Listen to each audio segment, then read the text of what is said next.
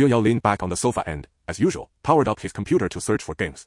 It was a habit he had maintained for 20 years, not because he loved playing games, for in truth, he held no interest in them. He went online in search of a game. After browsing around, he still could not find the one he was looking for. Another fruitless day. He wondered. In truth, he wasn't even sure what game he sought. It was compelled solely by his parents' words. At the age of 5, Xiao Yao had witnessed his parents being brutally murdered in their own home. His parents had died in a gruesome manner, leaving the house drenched in blood. Even the ceiling below was stained with vast patches of crimson, a volume that far exceeded that of 2 adults, as if it required a dozen victims. Yet the forensic report declared it a suicide, insisting there were no traces of a murder, and that all the blood belonged to his parents. Xiao Yao remained deeply aggrieved. After that fateful day, he developed an ability to see ghosts, though he had never encountered the specters of his deceased parents. A few days later, the police uncovered a charred diary of his father which bore one lingering phrase: "Do not approach the game." From that day on, Xiao Yao searched online for a game every day, hoping to uncover some clue, yet to this day he has found nothing. At that moment, having glanced around, he decided to shut down his computer. Just as he was about to close the browser, a pop-up suddenly sprang up on the screen. An intricate, eerie pattern formed a ghostly face, its expression neither fully smiling nor completely crying. Up close, one could almost hear a strange, mournful wail near the ear. Above the pop-up, a line of text appeared: "Welcome to registration for Guoyu Online.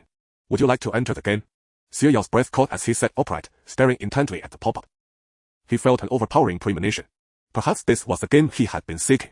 Xiao Yao clicked yes, and in an instant, darkness engulfed his surroundings. Then a message flashed in the darkness: "Welcome to Guoyu Online, the grand live-action game." Xiao Yao found himself alone in an abyss of darkness. Before him, a few flickers of eerie green light appeared, forming a pattern identical to that of the earlier pop-up. "Dear player, congratulations on being selected to join our live game," it announced. Xiao Yao observed the display impassively. Is this truly the game? A ripple of excitement stirred within him, yet caution prevented an immediate choice, prompting him to ask aloud. "What kind of game is this? Could you explain it?" he inquired. "Of course," came the reply as the game's pattern twisted into a contorted smile. "This game is a live-action horror escape experience imbued with supernatural elements. With a variety of scenarios, successfully escaping yields limitless rewards. The in-game benefits can be exchanged for real-world items such as money, power, and fame. Whatever you desire, the game can fulfill it." Supernatural. Xiao Yao fixed his gaze on the display and pressed on. So, can the ghosts within the game also manifest in reality? He sought to understand the distinction between the game's phantoms and those in the real world, and how they were connected to his parents' death. The game flickered briefly. "Sisa," it murmured. After several flickers, the game's pattern abruptly shifted from eerie green to blood red. The ghostly visage transformed into that of a weeping little girl. "Dear player, due to the overwhelming complexity of your inquiries, customer service representative Anan is now at your disposal." The once mechanical tone was now replaced by a crisp, childlike voice. "Your previous question was answered. The game itself is virtual. But where, then, does the game truly reside?" Xiao Yao shot a piercing look before he continued to ask. "Besides me, are there many players like this? How long has the game existed?" "There are many players. Sorry, your question cannot be answered. May I inquire about other players' information? For instance, players from over a decade ago, could my parents have been among them?" "Once you complete the first game session, all will be revealed." That was all the response he received. "So, how does one enter the game?" Xiao Yao asked. Xiao Yao inquired, "How do I enter?" "The system will transport you directly into the game, typically offering the option to remain anonymous or use your real name. Of course, novice players do not have the anonymous option, but Anan will make an exception and provide you with a disguise free of charge. Would you like to receive it?" After a moment's hesitation, Xiao Yao clicked yes. "The disguise has been issued. The live stream audience will not see your real name, and your appearance will be altered." Game connecting. In the dark space, screens resembling televisions began to flicker. Connection successful. Player loading. Xiao Yao felt a tug as he was drawn into a pure white room. Inside the room, several figures appeared one after another. Each time they saw Xiao Yao, their expressions grew strangely odd. He stood aside, calmly appraising them. One after another, the figures emerged. When the 13th person appeared, a mechanical system prompt resonated. "Ding dong, everyone has arrived. Welcome everyone to this session of Class 3 Year 1. Current participants: the set. Location: East Asia region. Main quest: survive for 7 days." Suddenly, anguished wails pierced the white space. "How can it be a survival game? I'm merely a bronze player."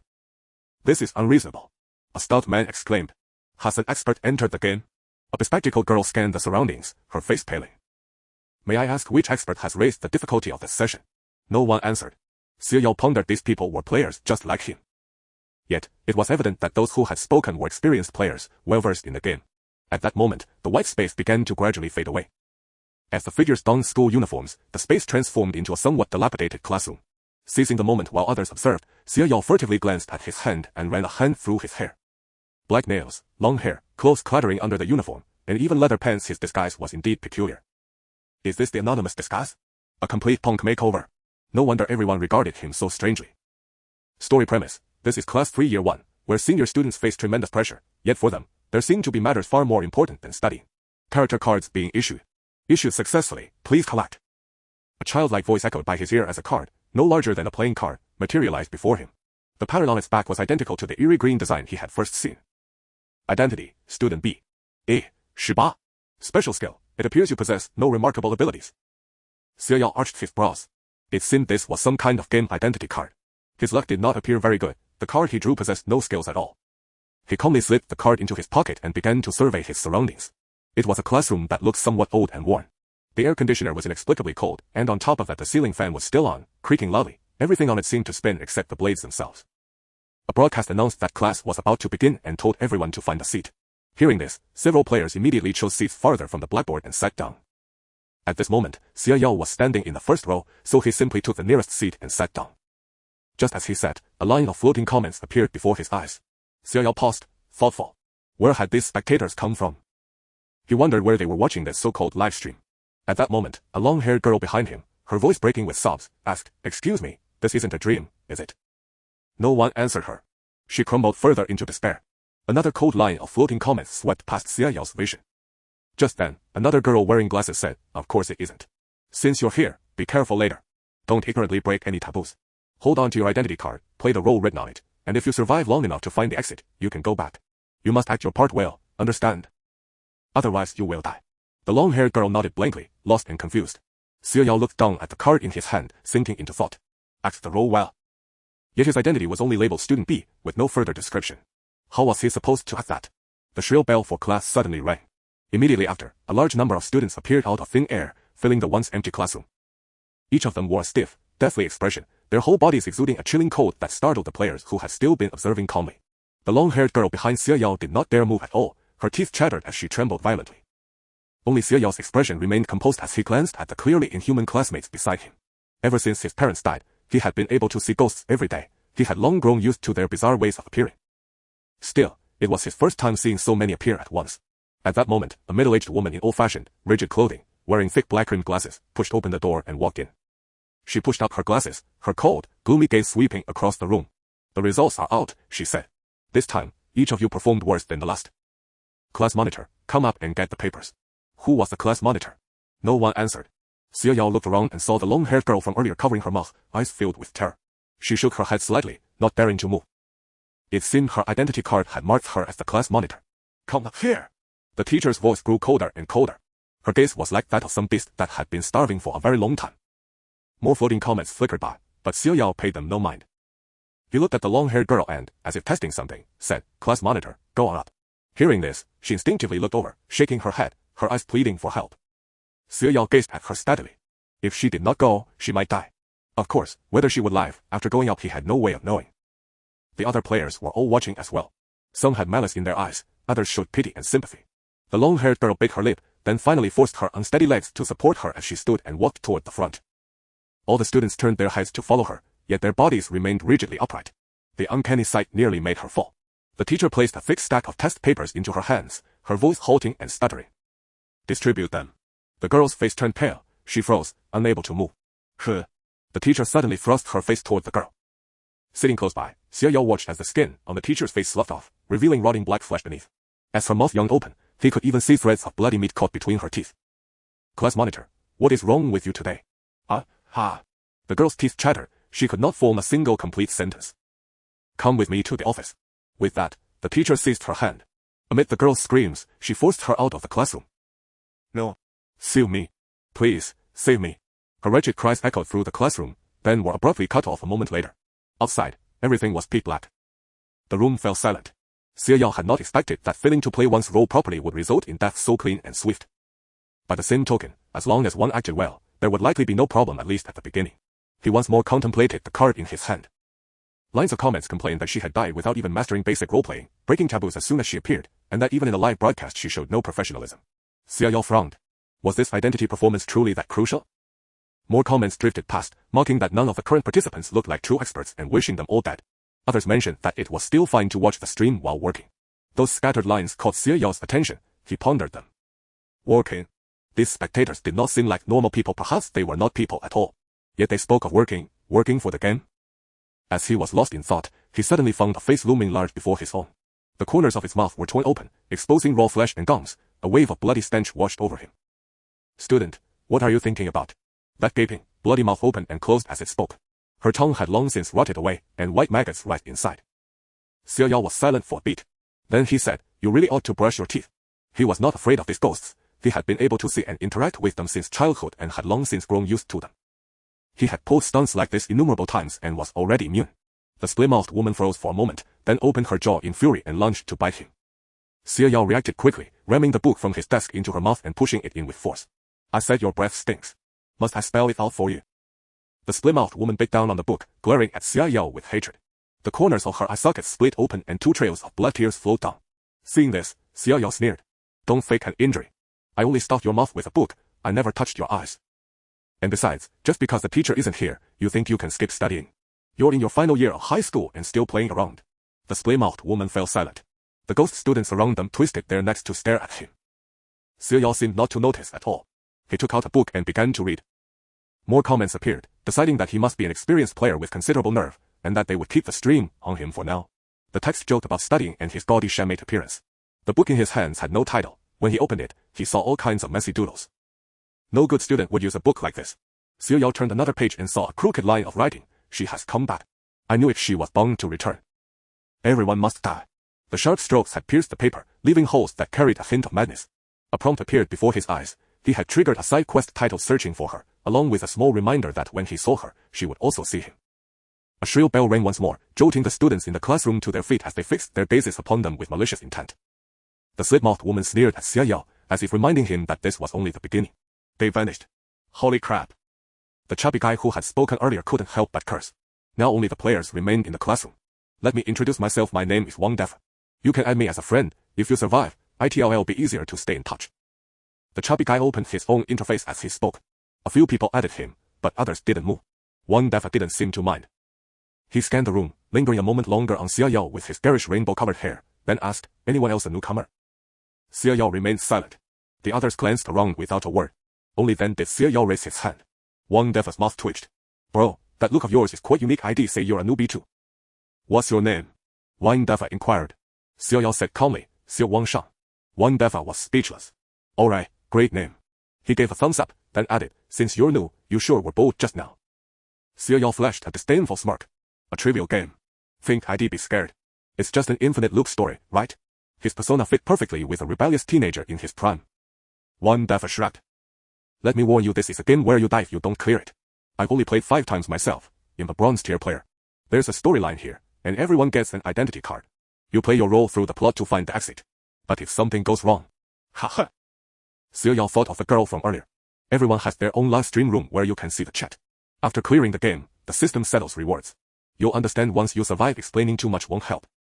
Wang Defa spread his hands and glanced outside at the dissipating black mist. Now, this should be our exploration time. Sure, playing it safe might work, but sometimes if you don't know the plot, it's hard to figure out the death triggers. Accidentally break a taboo, and you die. Especially since this is survival mode. Wang Defa stood up, offering a friendly smile. So, anyone want to explore with me? A few people stood up. Xie Yao didn't move. Wang Defa added another reminder, you should come with me, at least get familiar with the terrain. All games have a final battle royale phase, and survival mode's last day is said to be entirely that. We need to pinpoint exits and the lay of the land in advance. Xie Yao feigned disdain. I don't need to. Damn it, idiot. Wang Defa cursed inwardly and strode out. There was no point in bothering with such people. Had seen plenty of show-offs, and they all ended up dead anyway. The others gradually filed out. Only Xie Yao remained, head down, flipping through a book. He hadn't joined them simply because he was used to going it alone. Especially in a situation like this, a large group wasn't necessarily a good thing. He trusted himself more. Who knew what the veteran players, who had survived life and death scenarios, were really thinking? Besides, someone like Wang Defa, stepping up as a leader right away, who knew his true motives. By now, Xie Yao had skimmed through the books at his desk. They were mostly meaningless murmurs, but he could tell the owner's mood had been deteriorating. Many pages were torn and scratched. Still, he had a rough idea of what this student B was like. Timid, cowardly, often bullied, selfish. He had a crush on her. But when she met with trouble, he pretended not to see, or maybe he was even involved. Xie Yao got up, intending to head outside. Suddenly, a chill shot down his spine. Xia Yao paused. Who there? It's me. A girl appeared from behind him, her chin resting on his shoulder, beaming. She was strikingly beautiful, fair skin, though with an unhealthy pallor, flawless. Her dark eyes fixed on Xia Yao, and her black hair brushed against his neck. Cold, as if soaked in an icy lake during the dead of winter, a bone-piercing chill.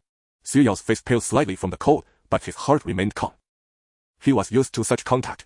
Xia Yao reached out, pinched her chin, and gently pushed her away. Men and women should keep their distance. We're both senior high students, early romance isn't good. The girl burst into laughter, revealing cute dimples on her cheeks. Even in the tacky fluorescent blue school uniform, she looked like Jay White's skin and a face as beautiful as a painting. Am I not pretty? She tilted her head, showing off her adorable fangs. Xia Yao's expression remained cold. You are dead. She suddenly leaned closer, a hint of red deep in her pupils. Do you like me? Focus on your studies, don't think about such things. Xia Yao took a half step back, refusing to answer. These entities usually didn't harm people directly, even here. As that older guy had said, death came only when taboos were broken. He knew well that dealing with them required neither a yes nor a no. Encountering them in reality was manageable, but in dreams was worse, too easy to let your guard down. The girl straightened up at his words, smiling. That doesn't sound like you. Didn't you say you were going to drop out? Xia Yao said impassively, I changed my mind. Nothing is more important than studying. I'm going to study hard, serve my country, and become a pillar of the nation. The girl fell silent for a moment, especially as she looked at his outlandish hairstyle. Then she burst into laughter again, this time doubling over. Her originally silvery, clear voice gradually turned hoarse, growing shrill. Her flawless face began to peel off in bloody strips, her eye socket hollow, weeping tears of blood. Then you'd better study hard. With those words, she lunged straight at Xia Yao. Xia Yao abruptly opened his eyes, finding himself still seated. In his hand was the last page of the last book he had just read. He touched his neck. Then he grasped something, cold and coiling around his fingers. Xia Yao looked down and saw a strand of black hair on his hand. Clearly, it was not his. Xia Yao raised an eyebrow, so this was how the card worked. He tossed the hair into the trash bin behind him and glanced at the blackboard newspaper. Countdown to the college entrance exam, 67 days. Faded chalk marks read, good luck on the exam. Above it were pasted many essays, all high-scoring ones. On the test papers were written the names of students from Class 1, Grade 3 of Changlin San Middle School.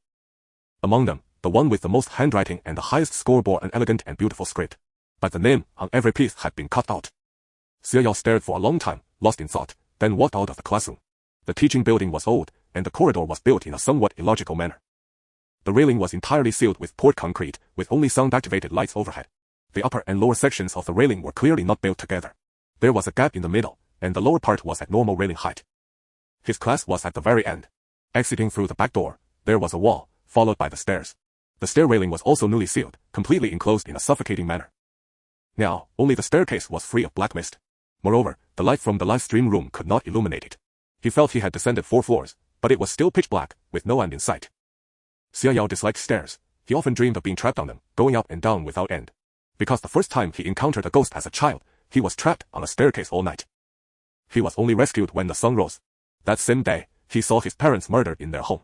Xia Yao's gaze turned icy as he descended step by step. 6 floors down. Below, an eerie, cold aura emanated, carrying extreme danger. Closing his eyes, he could hear countless faint whispers, as if calling out to him. Xia Yao leaned against the wall, pondering. Instantly, the face of a woman who died a miserable death by hanging materialized on the live stream screen, flashing by. Xia Yao. These special effects truly befitted an underworld game. Just then, a system mall suddenly popped out before his eyes. Xia Yao raised an eyebrow and took a look. System mall has been opened. The page displayed a dazzling array of items, a riot of colors. There was a search bar at the top, along with options to sort by price or newest. He pressed it, sorting from low to high price. The cheapest item, a danger warning device, cost 300 malice or 3 points. The most expensive, a bottle of life supplement, cost 3 million malice or 30,000 points. He only had the 100 malice given by that hanging ghost just now. After withdrawal, it was only 70. Clearly, the system deducted 30 of the malice value. He still didn't know what points were, but the scarcer items were likely of higher use, perhaps with other purposes. Sure. Maybe he could consider getting these viewers to give more malice. He stepped back, going up the stairs. In the darkness, below the floor where he had stopped, pairs of eyes stared at him, filled with frustration and greed. As Xia Yao turned the corner, he felt a weight on his shoulder, and his steps became difficult to lift. Without pausing, he continued retreating upward. The ghost clinging to his shoulder increased its force, trying to stop him. But no matter what it did, Xia Yao persisted in moving up. The vengeful spirit let out a shrill screech in fury. Xia Yao dug at his ear and kept walking. Just 1 more floor to go.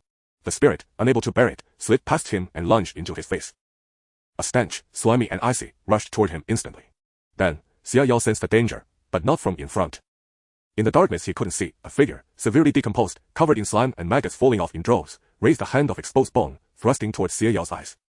But at that moment, a strand of jet black hair slid across Xiaoyao's back. The ghost froze. It retreated in terror, vanishing swiftly into the stairwell. Feeling the hair coiled around his neck, Xiaoyao instinctively raised his hand. But soon, he recalled something, withdrew his hand, and went upstairs again. When he felt a gust of cold wind, Xiaoyao had a momentary urge to open his eyes and look, because he sensed that the spot he had just stood on was off somehow. But it seemed he had come up. Xiaoyao opened his eyes, now standing at the stairhead. He touched his neck, a strand of black hair. Too bad, what a pity, others have died several times already. A ghostly hand appeared out of thin air, carrying a murderous intent, and struck towards Xiaoyao's neck. The special effects were quite frightening and realistic, but as long as one wasn't afraid, they seemed to cause no harm. Or perhaps they did, but he hadn't noticed yet. Xiaoyao paused, then said, "Thank you to Fengshan Shui Yue for the tip, and also to Xinyilu Daisegui from earlier, thanks for the tip." Then he walked to the door of Class 3, Grade 1, flashing a brilliant smile. "Look, everyone, I'm now at the famous haunted spot, Class 3, Grade 1. If you want to see exciting content, remember to follow, bookmark, and tip." How despicable. Just die already. The barrage suddenly became lively, and the viewer count rose. Congratulations, player, for achieving the first step of Ghost's Bane, Ghost's Annoyance 1. Rewarding 7 points. The system's voice rang out. Xiaoyao raised an eyebrow, then opened the shop again. He had just noticed that the cheapest item in the shop was a danger alarm, usable only 3 times. The tip withdrawal from the water ghost was 350, exactly enough to buy 1. After all, it was his first time playing, having some precautions was always good. He didn't plan to use his points, such rare currency likely had other uses. He bought 1. With the alarm in hand, Xiaoyao intended to return to the classroom, but found the door locked. Moreover, looking around, the black mist at the end of the corridor had dissipated, revealing the other classrooms. So Xiaoyao walked over. The glass of Class 2 was covered in a thick layer of dust, making it nearly impossible to see inside. The back door was also locked, with a seal affixed to it. The front door was the same, though unlocked, and the seal came off easily. The old wooden door creaked open, and dust rushed out, making it hard to breathe. The room was very empty, desks were piled up on both sides. The blackboard was thick with dust, and the countdown banner for the college entrance exam was still pasted on the side. Days until the exam, 60, 60, and 67. The times were different. So what had happened in these 7 days? Had it caused all the classes in this building to be vacated? Xiaoyao felt this should be the 7-day survival time of this game. Classes 3, 4, and 5 were the same. This floor only had 5 classes. The motion sensor lights on the ceiling were gone, and the emergency lights were covered in cobwebs. What's this? The surface world. No ghosts, no black mist, like a normal world. But what had he triggered to enter the surface world? Was it the stairs, or the classroom? Xiaoyao pondered as he walked back to Class 1. He glanced at the lock, then simply walked to the window and kicked it. The glass shattered, and the foul stench instantly gushed out. Xiaoyao couldn't help but drive it a few times. Holding his nose, he leaned in for a look. It was pitch black inside, with only a faint light from the window on the other side. The room stank absolutely foul. But judging by the shadows inside, the desks, though messy, were still roughly in place, not cleared away neatly like in the other classes. Xiaoyao's gaze fell on the windowsill. The glass shards had dried black blood stains, as did the sill itself. Thick, unimaginable layers of blood must have been spilled. No wonder it smelled so bad. Congratulations, player, for triggering the main storyline. Investigate the fate of Class 3, Grade 1. Why did this once harmonious and loving class suddenly undergo such a drastic change? Xiaoyao raised an eyebrow. Harmonious and loving? Really? A sound came from the stairwell, immediately putting Xiaoyao on alert. He saw several people scrambling up the stairs. Their faces were filled with terror, and a few were covered in blood. Xiaoyao raised an eyebrow, watching them impassively. They were also startled at the sight of him. In the dim light, Xiaoyao recognized them. Among them was the plain-looking, bespectacled girl who had spoken in the classroom earlier. She recognized him and let out a sigh of relief. Is she? Is it safe here? The bespectacled girl looked around warily and moved closer to Xiaoyao. The others quickly followed, trembling. One boy kept muttering, "Help! Don't kill me! Don't kill me! What other dangers does this game have?" "I don't know," Xiaoyao said, curious. "What did you encounter?" He had chosen to come upstairs because he felt a chilling aura from below. The bespectacled girl looked at him with a complex expression. This punk was so lucky. He hadn't encountered anything. One boy kept scratching his neck with his fingers, muttering, "Is it gone? Why is it still there? Why is it still there?" Another boy, seeing him scratching his neck raw, said reluctantly, "It's gone, it really fell off." "Stop scratching. Are you just scared out of your mind by what happened in the brush?" The bespectacled girl explained, "There are ghosts downstairs. We followed one deaf down at first, but after a turn, they disappeared. The stairwell was full of ghosts. One of our group was torn apart on the spot. Her expression turned grim. That scene was too shocking. Intestines and organs flew everywhere. When they ran back up, the boy with the most blood on him had intestines wrapped around his neck. That's why he kept scratching his neck, always feeling the intestines still clinging to him. I see. Xiao mused, not forgetting to keep up his punk persona, and switched to a disdainful tone. That's it. The bespectacled girl. She gave Xiao a deep look. She couldn't tell if this guy was genuinely brave or just putting on a show. She adjusted her glasses and said, "Let me introduce myself. My name is Shufen. Have you found any clues? Weren't you planning to stay in the classroom?" She eyed him suspiciously. Xiao shrugged and said, "You all left. I was bored." Shufen didn't say anything more and instead looked around. She quickly noticed something unusual, and her expression changed slightly. Shufen quickly scanned her surroundings and noticed that this was not the same place as before. This is the surface world, isn't it? Damn it, how did we get in? Xiao watched her quietly beside her, even shrugging to indicate he didn't know. Shufen glanced at him suspiciously and asked, "Are you really a newcomer?" As she spoke, she composed herself and said, "I've only played a few games myself. Theoretically, I'm also a novice. I don't know much. But if this is the surface world, we need to find the connection point between the surface world and the inner world, because no one can guarantee which world the exit is in. The main storyline of this game should be related to the class secret. What we need to do is find clues to survive.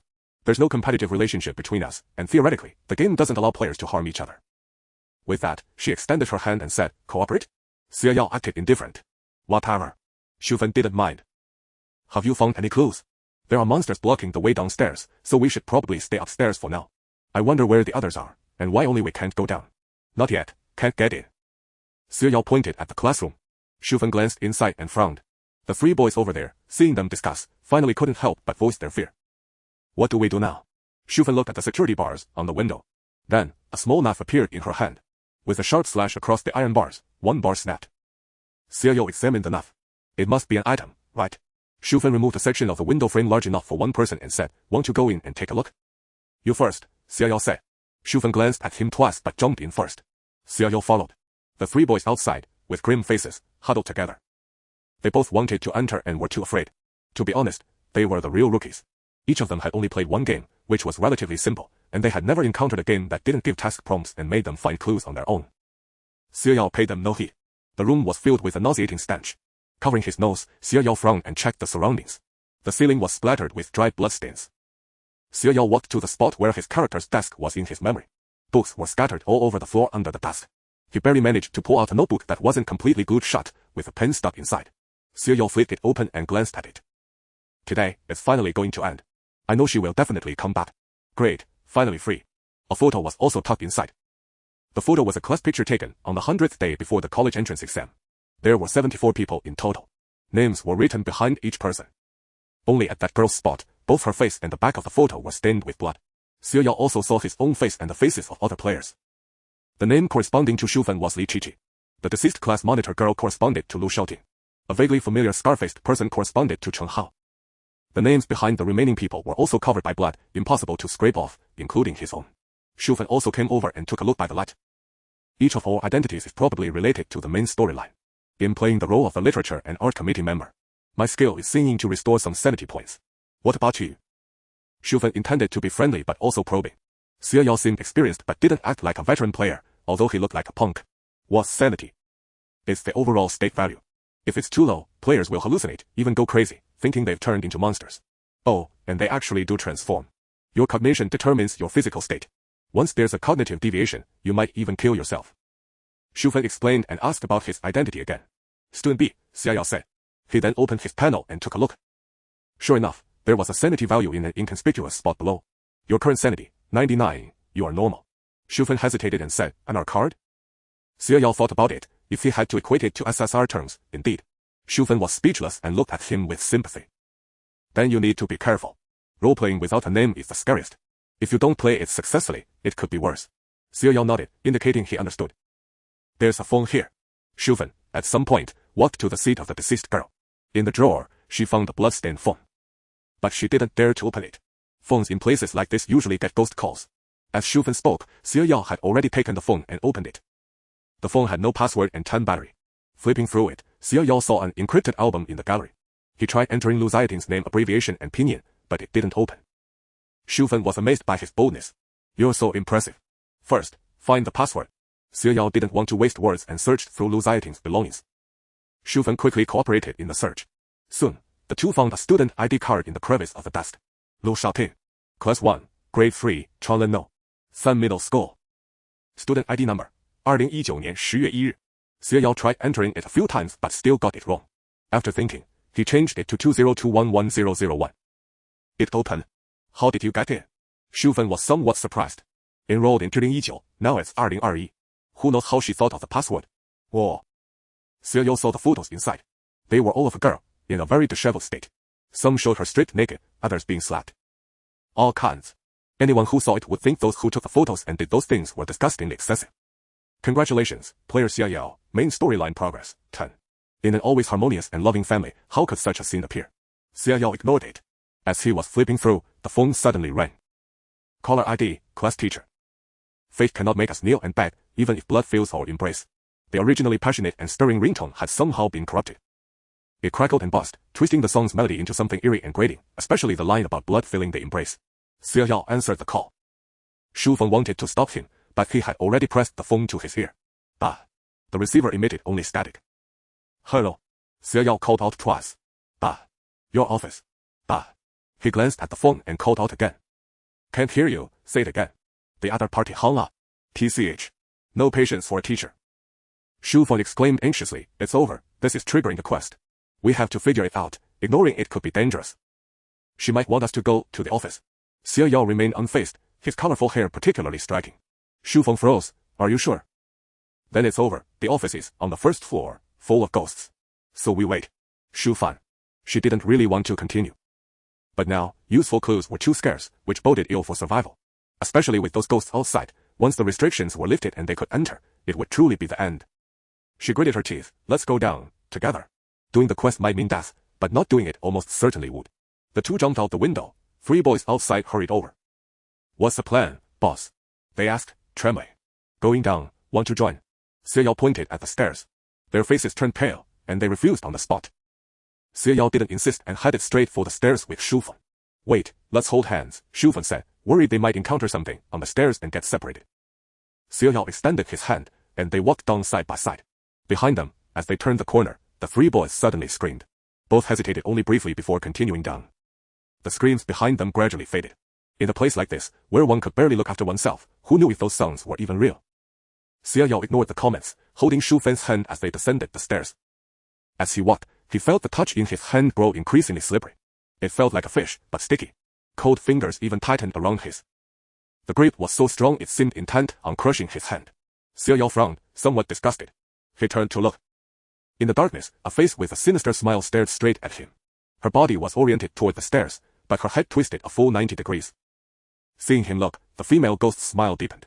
Her neck moved slightly with a crackling sound, leaning closer to Xie Yao. As for Shu Fen, she had vanished. Xie Yao was even more disgusted. He truly hated these ghosts' antics. They couldn't scare him, just nauseated him. He turned back, continuing down the stairs while gripping the railing, not letting go. The person beside him seemed quite heavy, moving slowly. Classmate, why aren't you talking? The female ghost's head stretched out as if it were about to rest on his shoulder. A foul stench of rot and blood mixed with something like disinfectant. Your Majesty, Xie Yao said. Whoa. The ghost was taken aback. I said, call me Your Majesty, not classmate, too distant. Just call me by my name, Xie Your Majesty. The female ghost. She didn't quite know how to respond. Your Majesty. Aren't you afraid of me? She diligently stuck to her script. Otherwise, she couldn't make a move to devour him. The process had to be followed, the plight of a minor actor. She needed to separate Xie Yao and Shu Fen to act. Xie Yao couldn't help but chuckle. Sorry, my heart is set on learning. Why should I fear ghosts and gods? The female ghost, unable to bear it any longer, transformed into an even more gruesome form and tried to press against Xie Yao. He was thoroughly disgusted but forced himself to ignore her. The ghost's hand began to fester, sticking slimy to Xie Yao's. Enough, stop wasting your energy. I won't let go. Xie Yao's expression twisted. He had a bit of a cleanliness obsession, made worse by years of this ghost's harassment. The ghost gritted her teeth, saw they had reached the first floor, snorted in frustration, and vanished. The feeling in his hand returned, and the person beside him was Shu Fen again. It was indeed a ghost's trick. Shu Fen, pale, had her eyes shut tight, murmuring incessantly. Prosperity, democracy, civility, harmony, freedom. All right, we're here. Xie Yao spoke and stopped. It looked like the exit, but it was pitch black. In the darkness, countless faint sounds arose. Murmurs or screams, surrounding them from all directions. Shu Fen almost screamed. She opened her mouth, used her skill to sing a song of 2 tigers. Her SAN value recovered by 10 points, reaching the passing line. She breathed a sigh of relief, her vision no longer completely filled with monsters. You're amazing. What's your SAN value now? Shufang looked at Xia Yao. She had nearly let go and run several times. She had experienced the same thing as Xia Yao but had endured it, knowing that being alone in a horror movie was far worse. 99. Xia Yao was puzzled about how he had even lost that 1 point. Shufang was stunned. Was this the power of a mohawk? Did being a rebellious teen have such an effect? Should she reconsider her own attitude? A cold wind blew from the exit, raising goosebumps on their skin. Shufang shivered. My SAN value is still dropping. We can't stay here long. How do we find the office? Those malevolent whispers kept murmuring in their ears, enough to drive anyone mad. Xia Yao took out his phone and opened the homeroom teacher's number. Why look for it? Just call her out. Bad. The homeroom teacher was clearly a minor boss with a background. Yet Xia Yao had already figured it out. Is this guy insane? I feel sorry for the teacher. Miss, I'm at the stairwell now. Could you come over? Bad. What did you say? You agreed. Great, come quickly. We can talk face to face. With that, Xia Yao hung up. Shufan shrank her neck and recited the 24-character mantra with her eyes closed. Crazy. After a moment, the sound of high heels clicking against the floor echoed. Shufan took a deep breath, pulled out a small knife, and swallowed nervously. A dark silhouette appeared at the stairwell.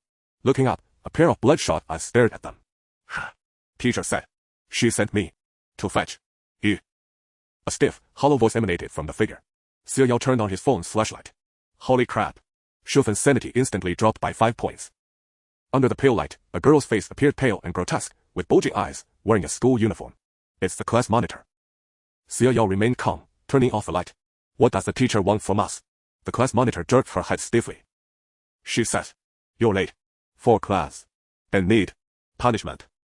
Congratulations, player Xia Yao, for triggering a temporary quest. Complete the homeroom teacher's trial. Hint, word has it the teacher's been worried about someone opening her locked drawer. Shufan grimaced. Did you get the quest? Xia Yao was already heading downstairs. With that hint, he couldn't pass it up. Boss. Shufan scrambled to follow. She'd never look down on punks again. Shufan swallowed hard, watching warily. But after descending, the surroundings felt eerily silent. Aside from the black mist, no monsters were visible, and she breathed a slight sigh of relief. The class monitor LED'd the way, but her body twisted while her head remained facing them. Her gaze locked onto Xia Yao, filled with hatred and malice. She seemed to blame Xia Yao for her death. He met her eyes for a second, then reached out. Shufan watched helplessly as he twisted the monitor's head all the way around. That's better. You might trip if you don't watch where you're going. Shufan. Are you trying to make her hate you even more, boss? The monitor's head creaked as she tried to twist it back, but Xia Yao relentlessly turned it again. This went on until her body finally rotated to face forward. How can anyone do that? If I were her, I'd kill that kid right now. Xia Yao looked curious. These ghosts are fascinating, everything's twistable. Shufan went from panic to numbness. If your sanity drops to 0 and you mutate, you'll be the same. She glanced at Xia Yao and saw his eager expression. Boss. No. Sanity hard to recover. She was lucky to have drawn a sanity restoring card in the game. And if sanity fell too low to the point of mutation, losing all reason, and you forgot to try to recover, no one could save you. I didn't say anything. As Xia Yao spoke, he saw the monitor turn into a door. Gay had arrived. He and Shufan followed her in. The room looked normal, with bright lights and a spacious layout. Except for the homeroom teacher sitting there, her eyes unnaturally fixed on them. Dried blood still clung to the corner of her mouth. She flashed a cold smile, revealing teeth caked with flesh. Shufan's eyelid twitched, and her sanity dropped by 1 point. Xia Yao's gaze fell on her desk, and he said politely, Miss, the class monitor doesn't look well. Shouldn't you take her to the infirmary? He gestured to the monitor, whose body faced away while her head turned toward him. She's fine. The teacher said darkly. No, miss, the college entrance exams are coming. Studies matter. The monitor's always done well. What if something happens? Besides, she looks terrifying and it's affecting my studies. The teacher's eyes flashed with fury, her expression twisting as she stood up. To Shufan's horror, she actually LED'd the monitor out. What the hell? Shufan was stunned. Xia Yao, however, confirmed his theory.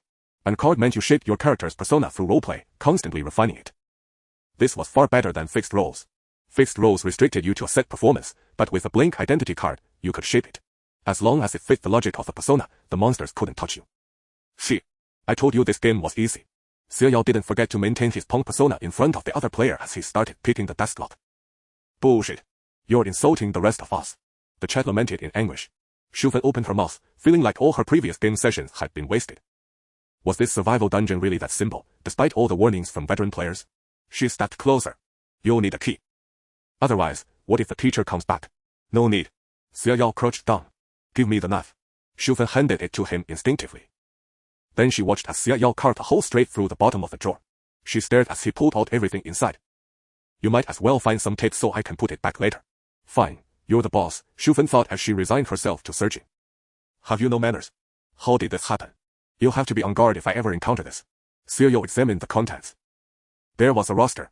It listed the names, student numbers, and dorm assignments for everyone in class 31. Except for his and that girl's, they were blurred out. Still, the girl's dorm number was visible, 607.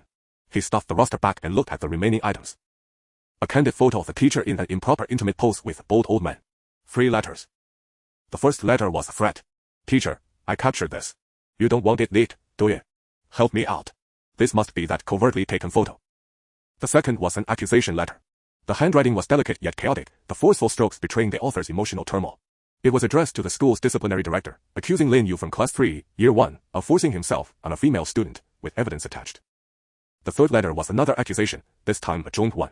It bore nearly the names of the entire class 3, year 1. Only 2 were missing. The female student and the identity of Xia Yao. The accusation stated that a certain classmate, name obscured by bloodstains, engaged in improper sexual transactions outside school, which extended into the campus, severely affecting academics, and requested the school's intervention. These 3 letters roughly outlined the main storyline. Congratulations, player Xia Yao, on exploring the main storyline. Current progress, 40-some things, once begun, can never be undone. Xia Yao stuffed the items back, took the tape Shufen found, and repaired the desk. As for whether they'd be discovered, they'd cross that bridge later. The homeroom teacher returned with the class monitor. Upon seeing Xia Yao and Shufen sitting there reading, a flicker of suspicion crossed her venomous eyes. She returned to her seat and pulled at the drawer. It was intact. The key was on her, only this one existed. Look under the desk, under the desk. They dug a hole. Ridiculous, truly ridiculous. So easily fooled. But the homeroom teacher found no evidence of their rummaging. Under the rules, she couldn't lash out, so she could only say in a sinister tone, "Why are you outside during class?" This was the beginning. Xia Yao didn't want to give her the initiative. He picked up a test paper from the desk and pointed earnestly at a problem. It's like this: the college entrance exam is near, but I still don't understand this type of question, so I wanted to ask you privately. The homeroom teacher's face twisted, yet she had no choice but to look at the problem. This one.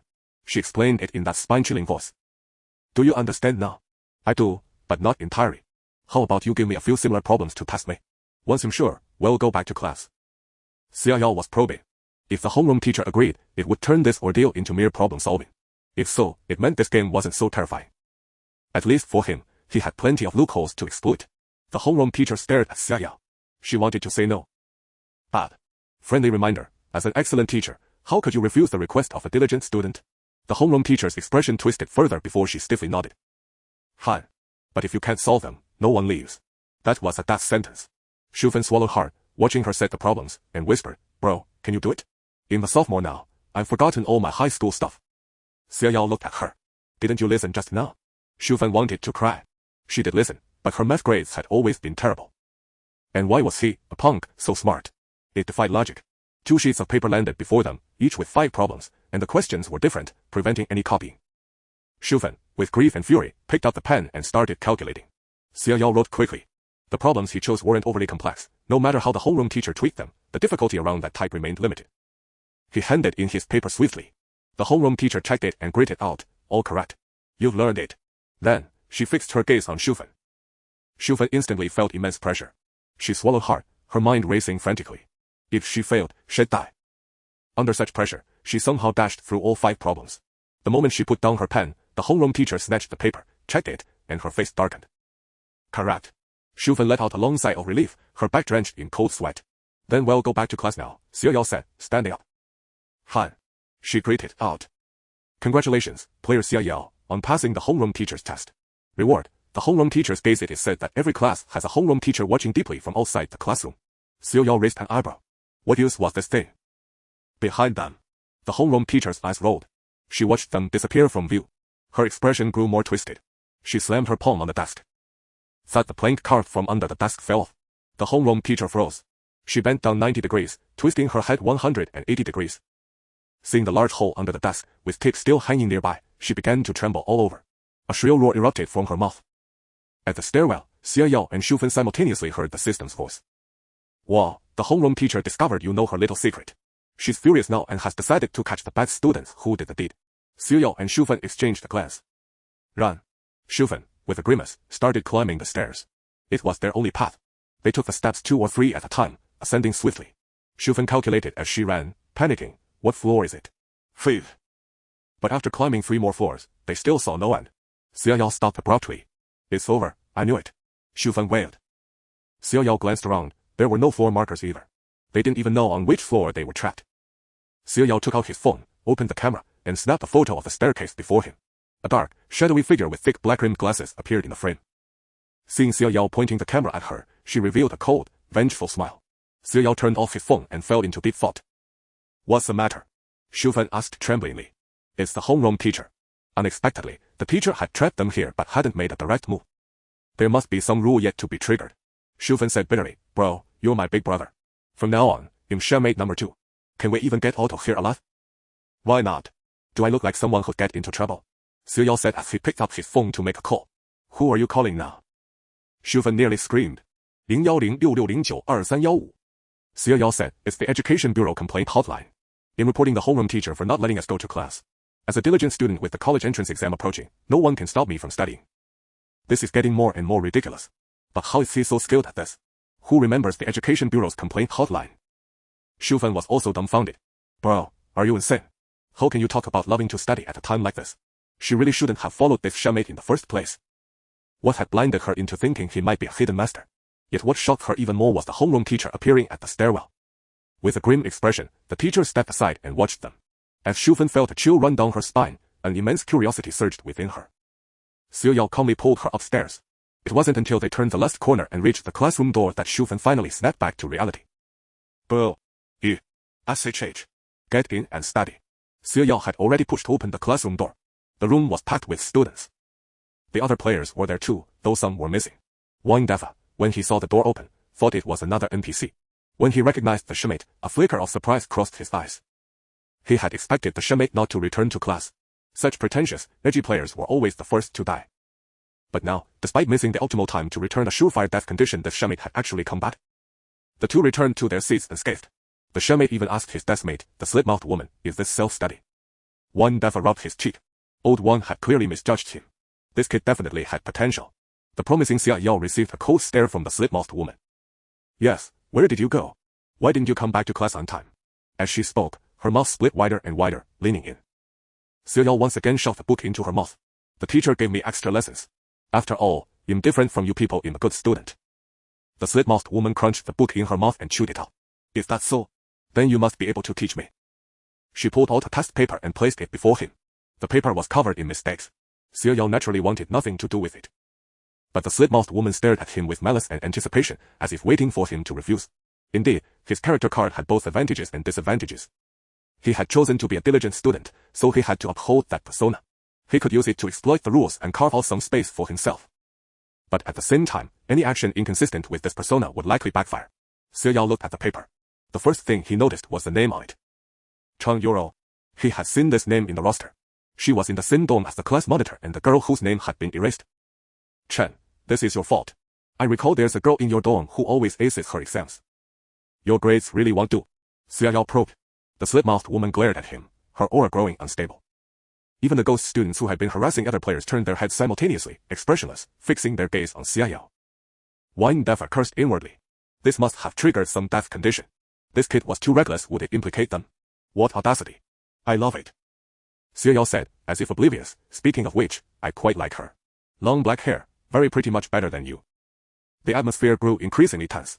Then Xiaoyao suddenly looked up at the slit-mouthed woman. But I can't remember her name. Do you? The slit-mouthed woman's expression twisted with a hint of fear.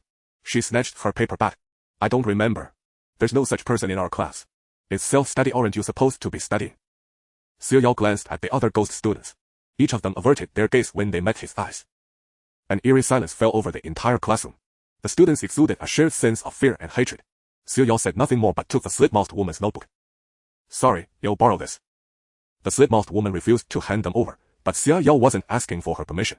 She watched helplessly as he rifled through all her books.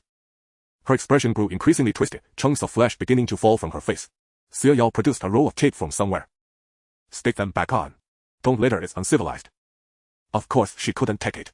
The slit-mouthed woman slammed the table, her body radiating malevolent energy.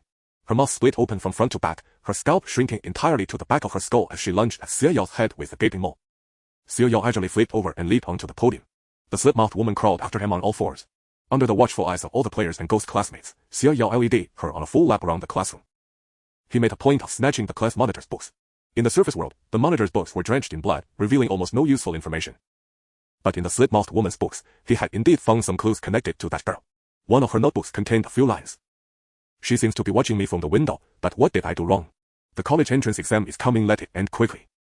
My insane desk mate is having another episode, saying she's coming back and no one can escape. Annoying. I think I saw her in the library today. I heard she died there.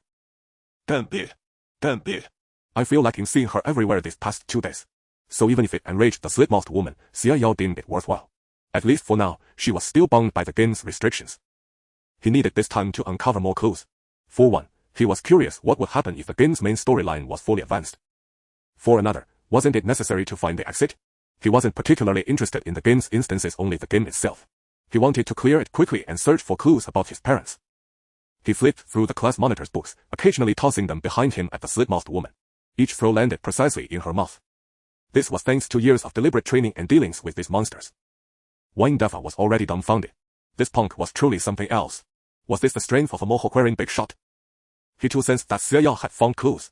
After a moment's hesitation, he decided to act, pulling out an item and hurling it at the slit-mouthed woman.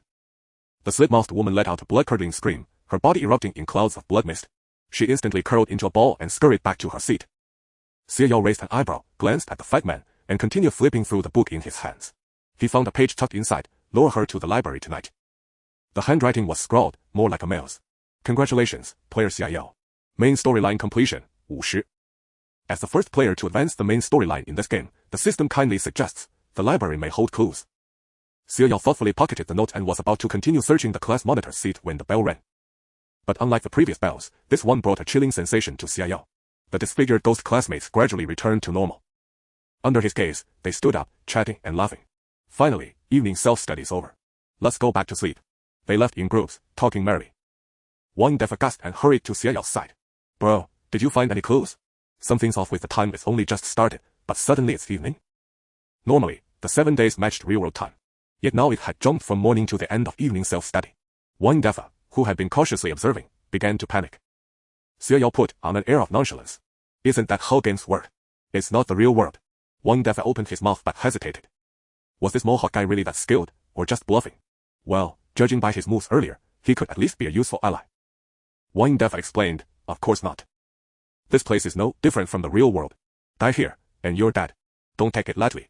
Time is supposed to follow the 24-hour cycle. A rapid time skip means only one thing. He stared intently at the note Xia Yao had taken. Someone pushed the main storyline too fast within a single day. If the story accelerates too quickly, the game will near its end. And if we haven't found the exit by then, we're dead for sure. Wang Defa locked eyes with Xia Yao, a smile spreading across his chubby face. So, can I take a look at the clue you just found? Xia Yao tossed his rainbow-colored hair. Of course. But what are you offering in exchange? The Zhang family never does a losing deal. Brother, you've crossed the line. Wang Defa wrapped his arm around his shoulder. I just used a spirit talisman for you, and that thing was expensive. Sharing a clue is the least you can do. You have to let me know why time is advancing. Some players nearby turned to watch. Wang Defa pointed at them and chuckled. See, everyone wants to know. Time moving too fast is no joke, it's a death sentence. Are you threatening me? Xia Yao arrogantly shoved his hand away. If you want the clue I have, fine, but only if you trade yours for it. I'm just a newbie, I don't even know what's driving the time shift, so don't try to pin this on me. Seeing how unyielding he was, Wang Defa grew slightly irritated. Still, he quickly said, then you'll have to prove you're a newbie first. Let me see your title. What title? Xia Yao raised an eyebrow. Whether Xia Yao truly didn't know or was pretending, Wang Defa explained anyway. Every player has a title. The lowest rank is Black Iron, and it's visible. You upgrade it by earning points. It's mandatory in this game and can't be faked. Hearing this, Xia Yao checked his personal panel and indeed found the title. He tapped it and set it to public. Black Iron 0. He really is a newbie. How is that possible? Does he have a special item to hide his title? Titles can't be hidden, there's no such rule. Interesting, this guy's caught my attention. I'm off to work, but you'll be back to see more. Wang Defa gave Xia Yao a long, hard look. This newbie truly had something about him. Whether he survived this game or not, the kid had guts and daring. Alright, I'll give you my clue. Wang Defa pulled out a newspaper. We found this downstairs, on the bulletin board. Xia Yao handed over the note had just found in exchange, asking with some confusion, then why can't we get down there? Shu Fan stepped forward too, adding, Yeah, why are ghosts blocking our path when we try to go down? Wang Defa spread his hands. I wouldn't know. When we went down, there was nothing. Shu Feng and Xiao Yao exchanged a glance. That meant they still had no idea what connected the surface world and the underworld. Both worlds must hold related clues. Xiao Yao had already finished reading the newspaper. It was their school's campus paper. One section featured a news article, response regarding a senior female student disrupting campus order. The response read, given that it's late in the senior year, with the college entrance exam imminent, a warning will suffice for now. If any further misconduct distracts students from their studies, she will face immediate expulsion. The date was exactly today. It seemed useless at first glance. The two exchanged their clues back. Wang Defa said, we should get out of here now. From what those students said, evening self-study is over, so we have to head to the dormitories. Shu Fen's expression shifted slightly. There were only 2 female players among them, and the class monitor was already dead, leaving just her. If they had to go back to the dorms, she'd be alone in the girls' building. And what awaited there? Naturally, the ghost students of this haunted school. Spending a night with those things, any fool knew what would happen. And she was all by herself. Damn it. Wang Defa's face also darkened. Frowning, he said, the problem is, we don't even know where the dorms are. It looks like we'll have to search for clues about them. As he spoke, he scanned the room again. Including himself, there were 6 players left, 3 of whom had gone downstairs with him. The bespectacled woman and that punk were together. Was the remaining person solo? He cast a worried glance at the man with a scar on his face. As everyone knew, lone wolves were either highly capable or utterly foolish. Let me say this again, everyone can see the situation now. Some big shot has pushed the game forward. Should we share clues with each other? This was directed at the scar-faced man, who knew he was being watched and let out a sinister chuckle. Why should I share my clues with you? His voice was hoarse, as if his vocal cords had been damaged. He got up and walked straight out of the classroom. The others stared after him, then exchanged glances. A bowl-cut-haired man spat. What a jerk. He's asking to die. In survival mode, sticking together was clearly more important. Don't say that. What if he's the big shot? We can't afford to offend him. Let's focus on finding clues and locating the exit so we can escape when time advances. The bespectacled, honest-looking man beside the bowl cut said. Wang Defa added, let's head down to search for clues. You two come in. Xiao Yao and Shu Feng exchanged a look. Shu Feng knew full well that Xiao Yao's mission progress was extremely high, hers was already at 28. In such a situation, one wrong move could make him a target for everyone. So she spread her hands, deferring to Xiao Yao's decision. Xiao Yao nodded and said, of course. He still wanted to extract clues from Wang Defa. Shu Feng was speechless. This man was truly bold. She hoped he could maintain this attitude, as he might just become a big shot in the future. As for her, she couldn't. She just wanted to survive this game. The remaining 5 of them went downstairs together. Outside, it was brightly lit, with groups of students passing by, looking perfectly normal. It seems that after the evening study bell, we're in the surface world, Wang Defa said. But normally, shouldn't it be the inner world at night? How can you be sure this is the surface world? Xiao Yao asked. If it were the daytime situation, he might have thought it possible. Because the environment had clearly changed, and there were no ghosts or monsters. But the homeroom teachers called summoning them down, seeing the deceased class monitor, and returning to the classroom only proved that during their descent down the stairs, they had somehow triggered the possibility of entering the inner world again. He believed the boundary between the surface and inner worlds lay in the staircase. Now that the environment hadn't changed, he had taken a special look at the time at the back of the classroom before leaving. It was still 67 days. He didn't think the game would have so many world divisions. Wang Defa pointed at the students who had returned to normal. They prove it. They've all become normal, and there's no more of that terrifying atmosphere around. That's the difference between the surface world and the inner world. Shu Fen instinctively glanced at Xiao Yao, maintaining a composed expression and saying nothing more. She also sensed something was wrong. She was also certain that before they went back, she and Xiao Yao had definitely entered the surface world. Then this place was absolutely not it. Xiao Yao shrugged and said, so what? How do we investigate the clues? You said time is speeding up, shouldn't we hurry and find the dormitory? Wang Defa said, of course, but it's fine. Before anyone finds the dormitory clue, the time flow should be normal. Just as he finished speaking, they saw the scar-faced man passing by. Wait! He instinctively called out to the scar-faced man. The scar-faced man turned back and glanced at them disdainfully, saying, what's up? I'm heading back to the dorm. The dormitory closes in 10 minutes. Don't even think about dragging me into this. With that, he strode off without stopping toward the dormitory building behind the teaching block. Wang Defa's expression changed, and he instinctively looked for the time. Sure enough, on the mirror above the code rack in the teaching building, the hands were pointing to 10:50. Whether 11 was the closing time or not, at least they were running out of time. How could this be? For the first time in the game, he was being forced to progress without finding almost any clues. The bowl-cut-haired man said anxiously, that guy must be a big shot. I suspect he's the one making the game harder. What do we do? Go back to the dorm. Wang Defa took a deep breath and said, talk as we walk. At least get back to the dorm first. As they walked, He didn't forget to ask Xie Yao, do you still have any clues hidden? Don't hold back at a time like this. Xie Yao remained unhurried. Since he didn't have a dorm number either, and it was the same for all of them, he certainly wouldn't easily reveal what the dorm numbers were. And besides, what identities do you all have? Xie Yao asked. Wang Defa hesitated for a moment and said, in the sports monitor. He didn't mention the skill card, but it was probably related to sports. The bow-cut-haired man said, in the top student. The bespectacled honest man was the model student. Shu Fen also stated her identity as the arts representative. Xie Yao directly took out his identity card. Student B. Wang Defa examined his card closely, shocked and speechless. There really is someone so unlucky to have such a useless card. It was his first time seeing one. Is this card completely useless? Xie Yao toyed with the card in his hand, curious. At least in his view, he had already gained many conveniences from this card. Could it be that only he had discovered the secret of this card? Wang Defa explained, not necessarily. I've heard that one advantage of this card is that the holder usually dies last. I don't know the specifics, since I've never seen it before.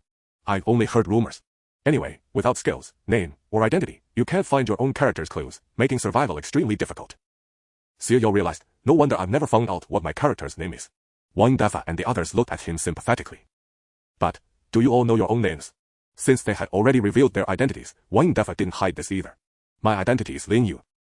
Xie Yao raised an eyebrow and exchanged a covert glance with Shu Fen. Wasn't Lin Yu the instigator who might have caused that girl's death? This fatty had drawn a deadly script. Would this identity as the culprit lead to a quicker death, or was it also workable? At least from what he could see now, this game seemed to have strong rules, with everything proceeding methodically. Surely such an identity must have some benefits. Xie Yao thought to himself, then looked at the others. My identity is Wang Houchen, the bow-cut-haired man said. The bespectacled honest man was called Lu Bo. These three were from the same dormitory, 401. Was this a coincidence? Xie Yao speculated inwardly about his possible dormitory number. Since 2 male dorms on the roster were triple rooms, he should be in one of them. And those 2 dorms were 401 and 404. Shu Fen parted ways with them at the entrance of the girls' dormitory. I hope to see you tomorrow, Xie Yao offered his sincere wishes. Shu Fen twitched the corner of her mouth and entered the dormitory building. Wang Defa narrowed his eyes and asked, does she even know her own dormitory number? Xie Yao shrugged. Who knows? I just ran into her on the way. After a moment of thought, he said, but I think I remember seeing in the class list that Lu Bo is in room 401. Though I only caught a glimpse and am not entirely sure. Having said that, he looked at Wang Defa. Wang Defa's eyes flickered. I see. That's worth a try. At least we have a range now. As they spoke, they had already arrived at the boys' dormitory. There was a clock at the entrance, and the dormitory matron was impatiently urging them to hurry. 5 more minutes until the doors close. Get back inside. The group quickly hurried upstairs. Wang Defa suggested, why don't we all go to room 401? That way, even if it's the wrong room, we can face the danger together. Seeing Xie Yao's questioning look, he explained, in this game, there are inevitable dangerous events, like refusing to roleplay, that is, going against the class monitor, or missing time limits like curfews and class schedules. These are the basics of survival. Xie Yao suddenly understood. No wonder we almost died when we missed the time. This served as an explanation for why they had rushed back to class midway. Wang Defa smiled. So, let's stick together. If there's danger, we can face it as a group. As he spoke, they arrived at room 401. The dormitory door was locked, and no one was inside. Perfect. There are 4 of us. This must be it, Wang Defa added. No thanks, Xie Yao replied. If we all bunch up, won't we just get taken out all at once? Xie Yao walked over to check the other rooms. But the other dorms had already turned off their lights. Room 404 was still lit. Xie Yao looked at the 3 standing by room 401 and said, looks like there's a spot open in there. I'll take it. Wang Defa forced a smile and agreed. After Xie Yao entered, he produced a key and unlocked the dormitory door. The crooked-haired guy asked in surprise, you have a key? I told you we're roommates, Wang Defa said, urging them to hurry inside before locking the door behind them.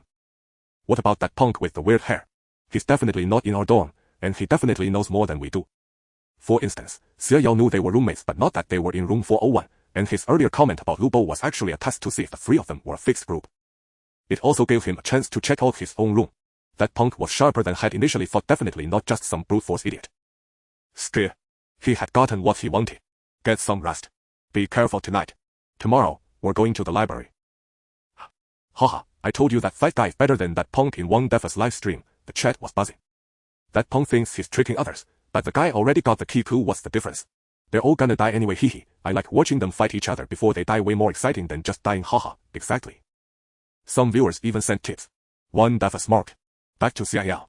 As he pushed open the door and entered, he saw 3 ordinary-looking classmates sitting there talking. When they saw him, one of them sneered with contempt.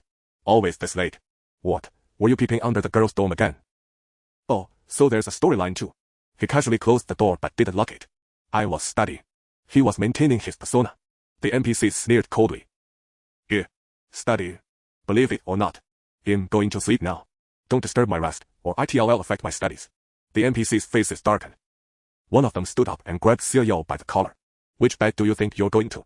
That pigsty over there is yours. He pointed at the bed at the far end of the room, cluttered with stuff. Xiao forced a smirk. I thought you were sitting there because you wanted to swap with me. I have sat. With that, he grabbed the guy's hand and shoved him aside. Consider this a warning. I need rest now. A regular schedule is essential for good studying. This bed is mine. He didn't care which bed was originally his. He had a thing about cleanliness, and this one looked the cleanest barely acceptable. Sleep in his assigned spot. No way. The NPCs glared darkly as he climbed onto the bed and lay down. At that moment, the dormitory lights went out. It was 11 o'clock. He's getting bolder and bolder, so arrogant. Someone needs to teach him a lesson. A few sparse comments flickered across the chat. He dares to challenge the rules. He's dead meat tonight, yeah. Being brave is one thing, but this is just stupid. Xiao smiled at the chat. He mouthed the words slowly and deliberately. Do you want to make a bet with me? What nerve? What's a bet? The chat exploded. The live stream's viewership was skyrocketing. Seeing this, Xiao's smile grew even more satisfied. Ever since he descended the stairs with Xiao and Shufen, he felt that his popularity had somewhat declined. The few bullet comments from before were still there, but there were no tips. He was not one to squander opportunities. The number of viewers in the live stream had surpassed 1,000, a breakthrough compared to the mere handful before. All of them had entered after seeing Xiao's bet with the audience in the game lobby. Congratulations. Your live stream has surged in popularity in a short time, earning a new star recommendation. Keep up the momentum and maintain your popularity. Xiao raised an eyebrow. So this was possible. He gazed at the screen filled with provocative bullet comments and smiled faintly. Want to know what the bet is? I bet you'll die tonight. Hurry up and say it. Stop wasting time. Let's see what gives a newbie the nerve to be so arrogant. He's holding a danger alarm. Does he think that can keep him safe? He didn't rest in the designated spot. He's doomed tonight. Don't waste words on him. Boring. I thought he was some kind of player, but a bronze zero? I'm bot. I bet on whether I'll die tonight. If I not only survive but win decisively, each of you will give me a tip. Alright. Hee. LOL. This newbie is so bold. I'm in. I bet you'll get hanged. Forget tips. If you really pull it off, I'll follow you until you die. Don't you know someone's watching you from behind? Xiao certainly knew. After the lights went out, he felt someone watching him from behind. But it was most likely the three NPCs. They hadn't made a move yet, probably waiting. Xiao turned over and met a pair of bloodshot eyes glaring in the darkness. The distance was extremely close, almost pressed against his face. Xiao remained calm, pulling out a pen he had grabbed earlier from his pocket and stabbed it straight in. The NPCs, perhaps never expecting such a player, were caught off guard, and one eye was burst. A hoarse voice came from below, and the eyeball floated back. At that moment, footsteps sounded from outside the door. The three NPCs quickly lay back on their beds, surprising Xiao slightly. Xiao lay in bed, covering his eyes with his garish long hair, staring at the door. The footsteps outside stopped. In the pitch-black room, pale moonlight seeped in through the window. By that faint light, a shadow could be seen crouching at the crack of the door. Their room was not locked. In fact, whether locking would help was uncertain, given the three NPCs inside. Creak in the silent darkness, the sound of the door slowly opening was especially jarring. A hunched, pitch-black figure shuffled in, dragging its steps. It carried a huge sack, which scraped along the floor with a faint rustle. With his hair in the way, Xiao couldn't make out its face, but he could see it had long hair. The intruder stopped at the first bed. Its head stretched out unnaturally long, coming face to face with the NPC lying stiffly on the top bunk. The NPC's eyes were shut, no breath, like a corpse. After what felt like an eternity, the figure retracted its head and moved to the next bed. After the same duration, it turned to the fourth bed opposite the second. The NPC on the bed had a momentary gasp of breath. In the dead of night, it was clearly audible. The figure's head leaned in closer. Wrong, it muttered, grabbing the NPC's head. The NPC screamed as it was yanked down from the bunk and stuffed into the sack. More agonizing cries came from the sack, struggling into various shapes, before falling completely silent. Xiao's fingers under the blanket stiffened. Scared nah. Break the rules, and you'll die horribly. No one can challenge the rules, you're doomed tonight. Bloody bullet comments scrolled by, dripping with mockery. Who says? A green comment stood out starkly among the blood-red text. Xiao spotted the glaring ID on that comment. Gold 231张幽灵. Was this a player? Xiao was somewhat surprised. He had thought only these ghosts were in the comments. Moreover, it seemed some in the chat recognized this player. Pissed, a mad woman. You think everyone's like you? That player named Zhang Yuning didn't reappear, as if she had just spoken that one line. The streamer is a newbie with no items and breaking the rules. Don't try to imitate that lunatic Sean. That thing is coming over. Eye contact. Xia Yao tensed up at that moment, not out of fear, but rather, with a hint of excitement. Under the rules, did both NPCs and players have to comply? If so, then the manipulability of the game was much greater. Through his thick hair, Xia Yao met a pair of parched eyes. It was a face that was entirely withered, with sunken sockets and eyeballs almost shriveled to nothing. Wrong, wrong. Kill him, kill him. Do it now, kill him. The bullet comments grew frenzied, a dense sea of blood-red text flooding the screen. A sharp ringing sound cut through the silence. The alarm on Xia Yao's wrist blared, warning him of the impending danger. Clearly, this alarm, which had never been triggered before, had now determined that Xia Yao's life was at risk. The withered figure before him grew increasingly frenzied. Wrong, wrong. His voice became hoarser and shriller, until his words were nearly unintelligible. His desiccated arm reached out, and black nails dug directly into Xia Yao's shoulder. Xia Yao raised his hand to grasp the figure's wrist, trying to move it, and realized the strength was far beyond that of any normal being. He composed himself and said calmly, "Why did you disturb my sleep?" "You're wrong." The figure shrieked sharply. "You're wrong." "I am not wrong." Xia Yao felt the pain in his shoulder and frowned slightly. Could those black nails be teeming with bacteria? Would injuries from the game carry over into reality? If they did, and his overly concerned childhood friend found out, he'd probably bring his entire family to see him. "You're wrong." Hearing the rebuttal, the gaunt figure, whose gender was impossible to discern, became even more deranged. "I am not wrong. They bullied me, messed up my bed. I couldn't rest well. For the college entrance exam, for my studies, I had to change seats." Xia Yao was, in fact, gambling. He was betting on three things. First, that the rules governed every existence within this game. Second, that the rules could be exploited and manipulated against each other. Third, that if the first two failed, whether that girl would let him die right then. The figure before him, if it was the entity that judged all, should itself be part of the rules. Xia Yao stared at it calmly. The figure's nails had sunk deep into his shoulder, and the scent of blood gradually filled the air. Does he think saying that will work? How ridiculous. Hurry up, I'm getting impatient. Why hasn't he made a move yet? What's he waiting for? It seems. It stopped. After Xia Yao finished speaking, the figure gradually calmed down. It lifted its head slightly, and a trace of bewilderment appeared on its face, half hidden by disheveled hair. Matt. It released its grip and withdrew its head. Dragging a large burlap sack, the figure shuffled toward the door. Was it Li Lin? How is that possible? Whoa. He just said one sentence. What was so special about that sentence? Why did the judge let him go? This isn't fair. I've explained myself before too. Xia Yao didn't have time to dwell on whether that last comment he glimpsed was from a former player. He sat up. Stop. You've done wrong, injured me, and disrupted my studies. Shouldn't you offer me compensation? Madman. Another madman. So everyone seen by Zhang Yuning is the same kind of lunatic. Daring to ask the judge for compensation. You're just asking for death. Haha, die already. Hurry up and die. The figure slowly turned its head, fixing its gaze on Xia Yao. The air was deathly still. Xia Yao stared back, calm and unyielding. They faced off for several minutes, until a piercing scream from some unknown dormitory outside shattered the frozen silence. The figure spoke, its voice hoarse. I was wrong. Yes. I was wrong. I was wrong. It drove its fingers into its own arm, muttering madly. After a long while, it dragged its sack and left the room. At the same time, Xia Yao received a notification. Congratulations, player. You have received compensation from the judge. Fragment of the judgment sword, orange, 1. A tiny stone fragment appeared in Xia Yao's in-game inventory. It wasn't the skill he had imagined, but it was still an item and a high-level fragment at that. He accepted it, albeit reluctantly. The barrage of comments, however, exploded. Whoa. He actually gave it. Is this rigged? Impossible. The game can't be rigged. This guy is crazy, and crazy people always get things others can't. Hehe, but I'm starting to like him. What now? Even the viewership in his live stream room had climbed to 2,000. Xia Yao, while checking his wounds, said to the chat, so, I win this round, right? Remember to send the tips before dawn. The audience gritted their teeth. But they had to admit, he had played it brilliantly, not only surviving but also obtaining an orange great item fragment. Orange items were the pinnacle of equipment, rare across the entire game. Even a fragment meant the possibility of acquiring the complete artifact. For a newcomer just entering the game, this was an astonishing stroke of luck. Fengshan water ghost tip go die quickly 2 Chaoyang no. 1 high school tip may you never be reborn 1 Linshan no. 99 tip may you die soon 1 Qi County no. 239 tip. The flurry of tips drowned Xia Yao in a cascade of special effects, making it look as if he were under attack by a horde of monsters. Of course, not everyone in the chat was tipping willingly. Wasn't tipping costing them money? Don't get too cocky, there are still 2 ghosts in your room.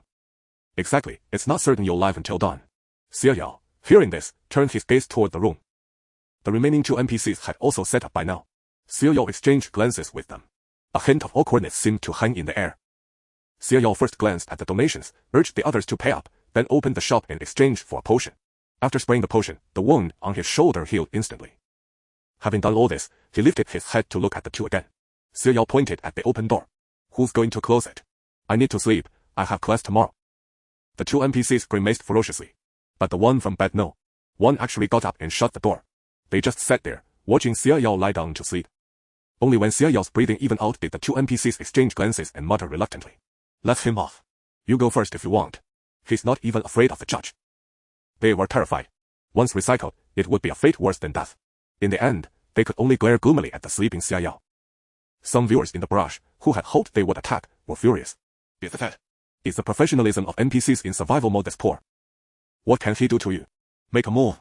But the NPCs couldn't see the barrage. And the night didn't last long either. Xie Yao felt he had slept at most 2 hours before dawn broke. Sitting up, he suddenly felt very hungry. Friendly reminder, due to the rapid progression of the main storyline in this game, starting from the second day, hunger and spirit values will be officially added. A drop in either will affect your SEN value. Players, please keep an eye on your panel. Xie Yao opened the panel. Beside his avatar, 2 new health bars had appeared. Hunger, 80, you feel hungry. Spirit, 100, you just woken up, not tired at all. As for the SEN value at the bottom, it had now become 90. It was probably due to the hunger value. Xie Yao was speechless. He still didn't know how he had lost that 1 point of SEN. Xie Yao got out of bed and immediately locked eyes with the 2 classmates whose faces were ulcerated. Xie Yao. No longer hungry, thank you. He wasn't in a hurry to leave and asked, so, do we have to go to class now? The 2 nodded stiffly. Oh, what happens if I don't go? They were silent. Is there food in the cafeteria? Xie Yao asked again. Yes. Is the food problematic?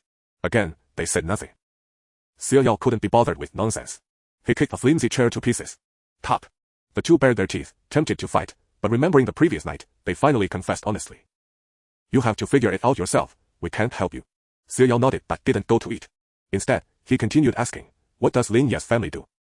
Why do you ask so many questions? The 2 were a bit irritated. You really think we're afraid of you? Don't you want to know how I threatened the judge? Xie Yao retorted. They were at a loss for words. Like the brush viewers, they didn't believe that just a few words could make the judge let him off. He must have used some unknown method. Perhaps it was some new item he got in the game. After all, not everything is publicly shown to the audience. If he could influence the judge, dealing with them would be a piece of cake. They weren't the main NPCs anyway. The 2 exchanged a glance and spoke. His family is well off. He's a rich 2nd generation. His uncle is the principal. Xie Yao was enlightened. No wonder he was so arrogant. And the homeroom teacher? Not sure. She's an old stick in the mud, nearly 40 and still single, with a weird temper. The complaint was so heartfelt that Xie Yao wondered if they were even role-playing. Have you heard any rumors about her and a certain school leader? One of the classmates with severe facial rot gave a sly grin, looking quite eerie. You mean the dean of discipline? Yeah, I've heard that the homeroom teacher never married because of him. Xie Yao looked at them, curious. So, in your normal state, you can actually communicate. The 2. Who wants to talk to you?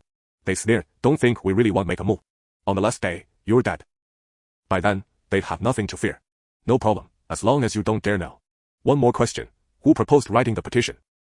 The rotting flesh on their faces almost couldn't hold. You know a lot. They stared deeply at Xie Yao. Who do you think it was? Xie Yao pondered and said, the class monitor. Definitely not Lin Yu. The 2 exchanged eerily identical smiles. Does the class monitor like Lin Yu? Xie Yao asked curiously. How is that possible? So it wasn't some love triangle that made the monitor hate that girl. Speaking of which, if the monitor was behind the petition, then both the monitor and Lin Yu were likely the main culprits. Too bad the monitor was a newbie who got the boss card and died right away. Otherwise, he might have gotten a lot of detailed info from that player. He only had the gist of things now, so he estimated the remaining 50% was just filling in the details. Was the monitor jealous of her? Xie Yao deliberately didn't mention the girl's name. He figured he'd have to find that out himself. The 2 nodded. What was her family background like? The 2 shook their heads in terror. How could they, mere underlings, dare to reveal anything about the core boss of this game? One last question. What's the relationship between the arts committee member and her? Frenemies, I'd say. That gave Xie Yao a clear picture. He stood up and began rummaging through the dorm, under the chilling gazes of his 2 roommates, until he finally found a suitable phone charger and plugged in his phone. He waited another half an hour before leaving the dorm. Descending the stairs, he ran into Wang Defa and his 2 companions. Or rather, they seemed to be deliberately waiting for him, given how long he had delayed. The 3 of them looked haggard, with the timid man especially shaken. The screams from last night were likely his. Wang Defa, seeing Xie Yao's radiant complexion, raised his estimation of him further. Are you okay? Last night was terrifying. We almost didn't make it. Xie Yao feigned surprise. Really? I went straight to sleep after returning last night and slept until dawn. I know nothing. Wang Dafa didn't believe him at all. Our door was forced open last night. Someone came in. Xiaolu couldn't hold it together, got scared badly, and was even injured. It's great that you're fine. Shall we go check on that girl? Xia Yao nodded. As they exited the dormitory building, they saw Shufan already waiting for them. Her expression was also grim. She hadn't slept well all night, and in the morning, she received a notification that the difficulty had increased. The SAN value she had restored through singing was now teetering on the edge of the passing line at 61 points. Finally, you're out. What took you so long?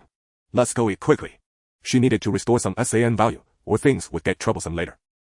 Xia Yao and the others thought the same. I wonder who pushed the progress forward. It's infuriating. The game was already hard enough to clear, and we still don't know the location of the exit or the connection between the surface world and the other world. And we got a negative buff. The bow-cut-haired man grated out. The cursed Xia Yao remained calm. What's there to fear? It's only the second day.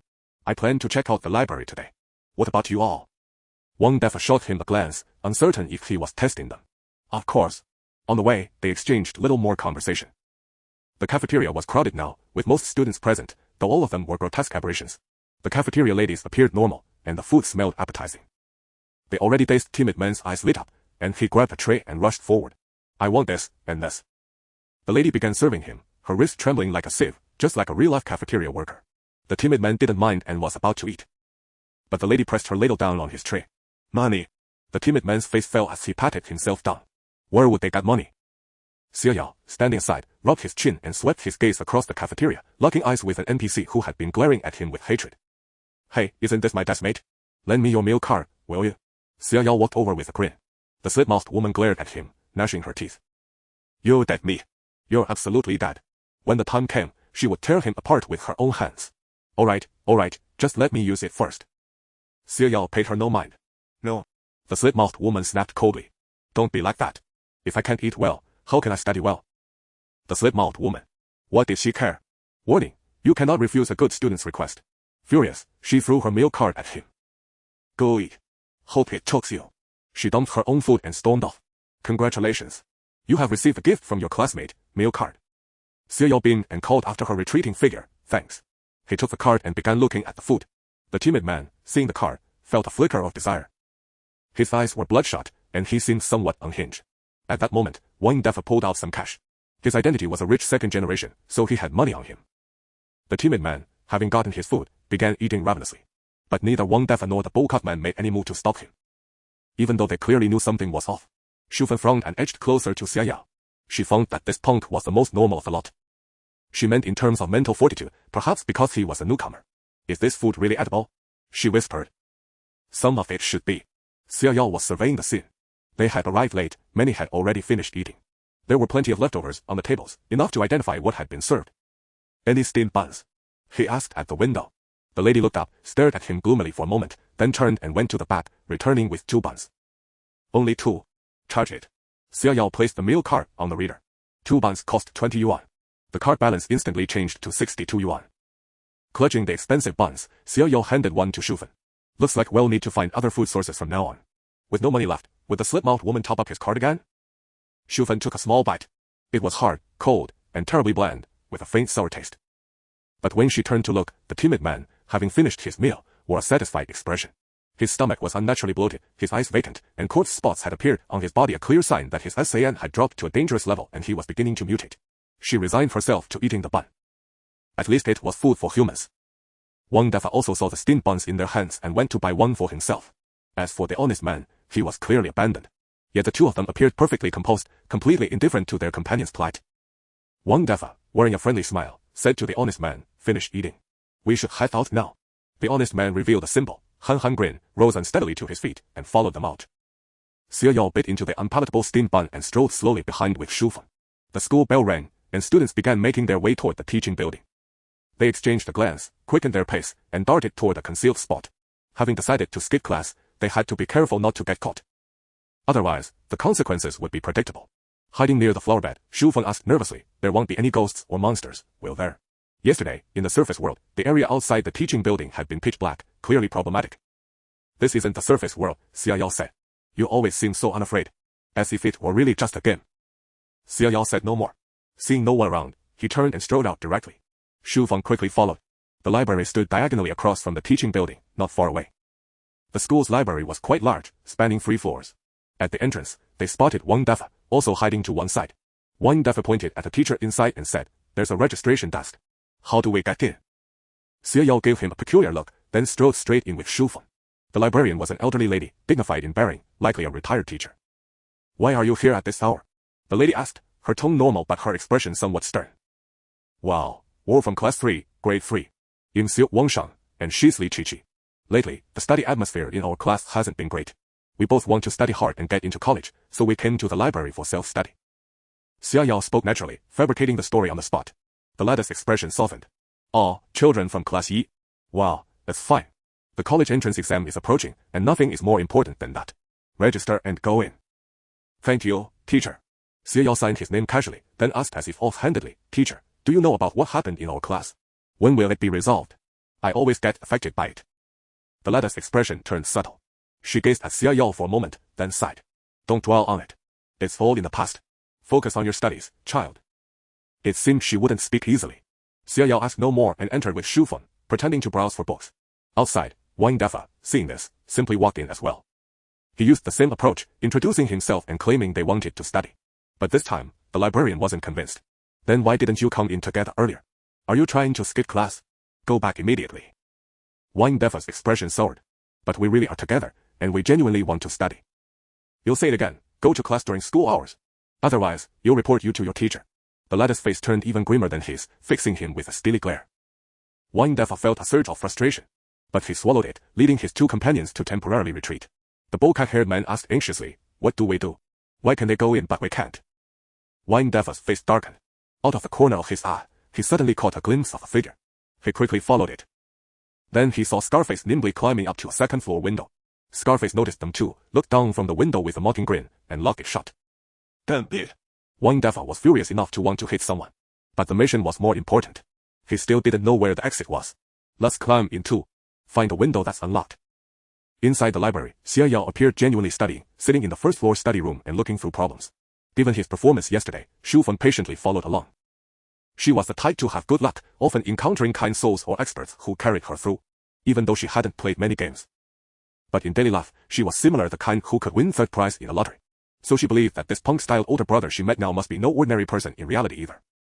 After all, who else would dare go out with hair and nails dyed like that? The mindset alone was a victory. So Shu Feng sat down and started reviewing problems too. To be fair, she hadn't looked at high school problems in ages.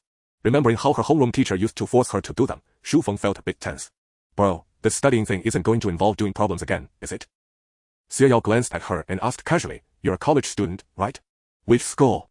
Shu Feng hesitated for a moment, looked around, and whispered, "I'm from Nanchung University." "And you, bro?" Xia Yao looked at her in surprise. "Me too." Shu Feng exclaimed joyfully, "Really?" Lowering her voice, she asked excitedly, "Which year are you? Which department? We could meet offline in dying of boredom. No one around me knows about this game, and I dare not say a word." "Architecture, graduated 3 years ago," Xia Yao said. "Oh, so you're a senior." Shu Feng gritted her teeth. "Hello, senior. Don't call me Shu Feng anymore. My name is Lu Qingjing.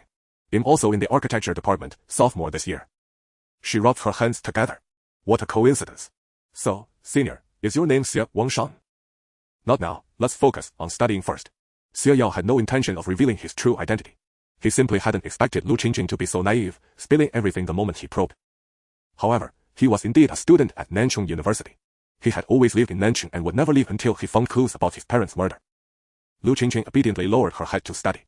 Perhaps because they were from the same school, she developed a sense of dependence and profound trust in Xia Yao, no longer overthinking his motives for asking her to do things. An hour passed. Just as Lu Qingjing was truly immersing herself in her studies, someone entered the study room. It was that aunt. Seeing them both engrossed in their books, the aunt revealed a gratified smile. She brought over a plate of cherries and placed it before them. "I bought these fresh by the roadside this morning. Eat up, study hard, you're both good kids." Lu Qingjing's eyes lit up, and she reached out to grab one and ate it. "Thank you, teacher." Xia Yao gave her a subtle glance, only eating after confirming she showed no adverse effects. That steamed bun earlier hadn't been enough to fill him. His hunger value had recovered to 90, and after eating this plate of cherries, it rose another 5. He hadn't expected such a pleasant surprise. Seeing the aunt about to leave, he called out to her. "Teacher, could you help me with this problem?" The aunt hesitated for a moment, then walked over and examined it carefully. She smiled. "It's math, and I can indeed teach you this. It's quite simple." Xia Yao studied earnestly, asking questions from time to time, eventually mastering it and applying the concept to other examples, which made the aunt beam with delight. You have excellent aptitude, just like that student in your class. She paused slightly and sighed. That child has had a tough fate. Finally, this was what Xia Yao had been waiting for. Xia Yao had chosen to study here partly because, when signing in, he noticed the math book by the teacher's hand. Even in retirement, she still read she must be a dedicated teacher. Moreover, she knew about Class 31's situation. So, of course, he wanted to extract information. Nothing pleases a teacher more than a diligent student. Teacher, speaking of our class. Well, to be honest, you can probably tell from my appearance that I wasn't a model student before. Actually, I liked her. The aunt was taken aback. But I was too cowardly back then. Now I don't know what to do, except that maybe if I study hard, I can avenge her in the future. Xia Yao's eyes reddened, his expression appearing deeply sincere. Lu Qingqing was inwardly stunned. This senior was truly impressive. The aunt, moved by his words, also had moist eyes and patted him on the shoulder. Child, don't dwell on these things. But you're right, only through hard study can you find a way out and prevent such tragedies. I understand why you don't want to go back to class. That Lin Yu in your class. Her face showed a hint of anger before returning to normal. You can come here to study as long as you like. If I'm around, feel free to ask me questions. For other subjects, I can arrange other teachers to help. Congratulations, player. You have obtained permission from the library teacher to enter the library at any time. Xia Yao smiled and said, Thank you, teacher. Although the teacher wasn't willing to speak further, he was already satisfied with these two gains. Alright, any more questions? Not for now, thank you, teacher. I'll come to you if I have any. The aunt nodded with a smile and left the study room. Lu Qingqing exclaimed in amazement, Senior.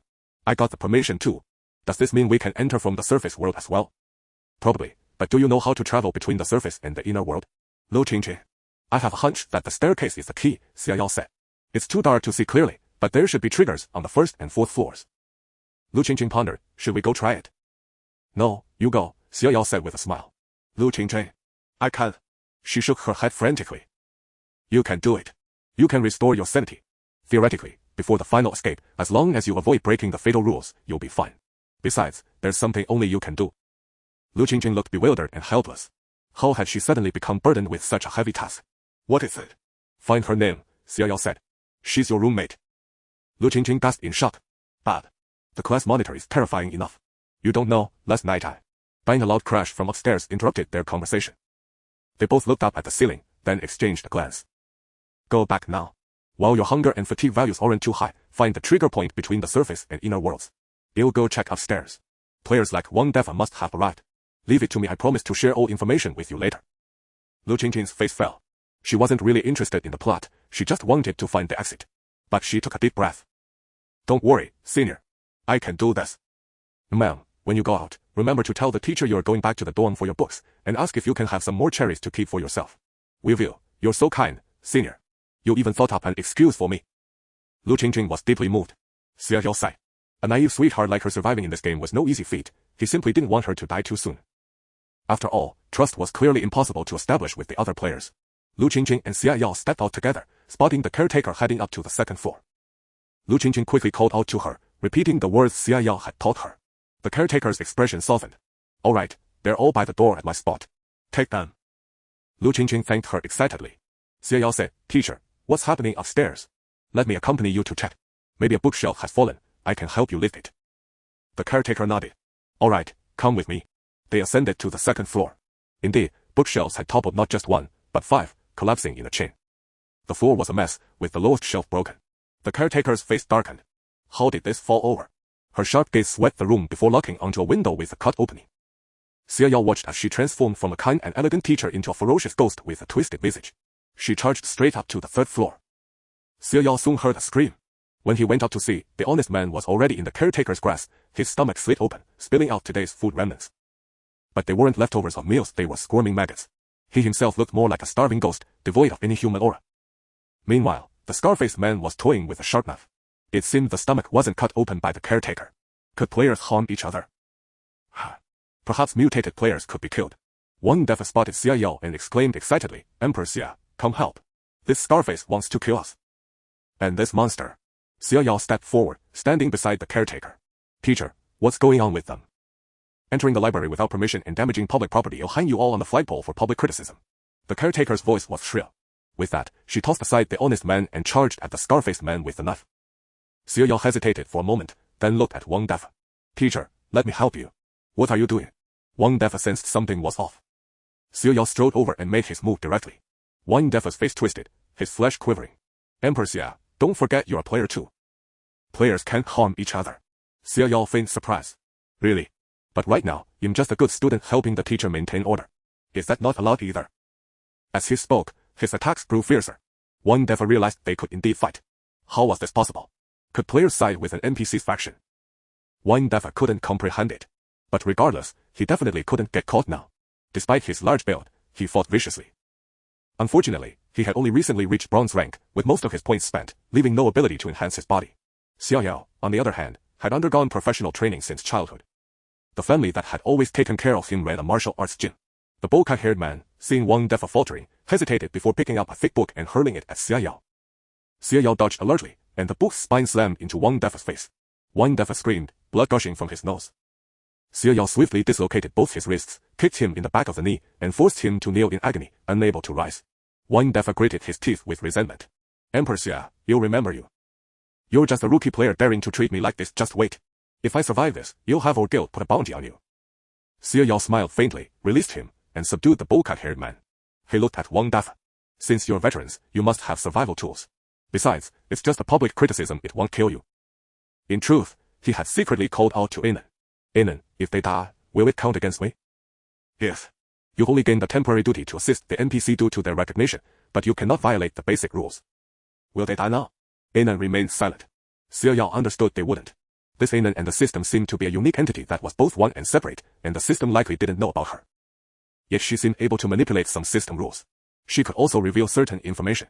But perhaps some things couldn't be said outright and required him to discover them. He glanced at the scar-faced man. This Scarface was indeed formidable, managing to grapple with the NPC for a long time while gradually edging toward the window. Noticing Xiao Yao's gaze, he flashed a provocative smile and leaped out the window.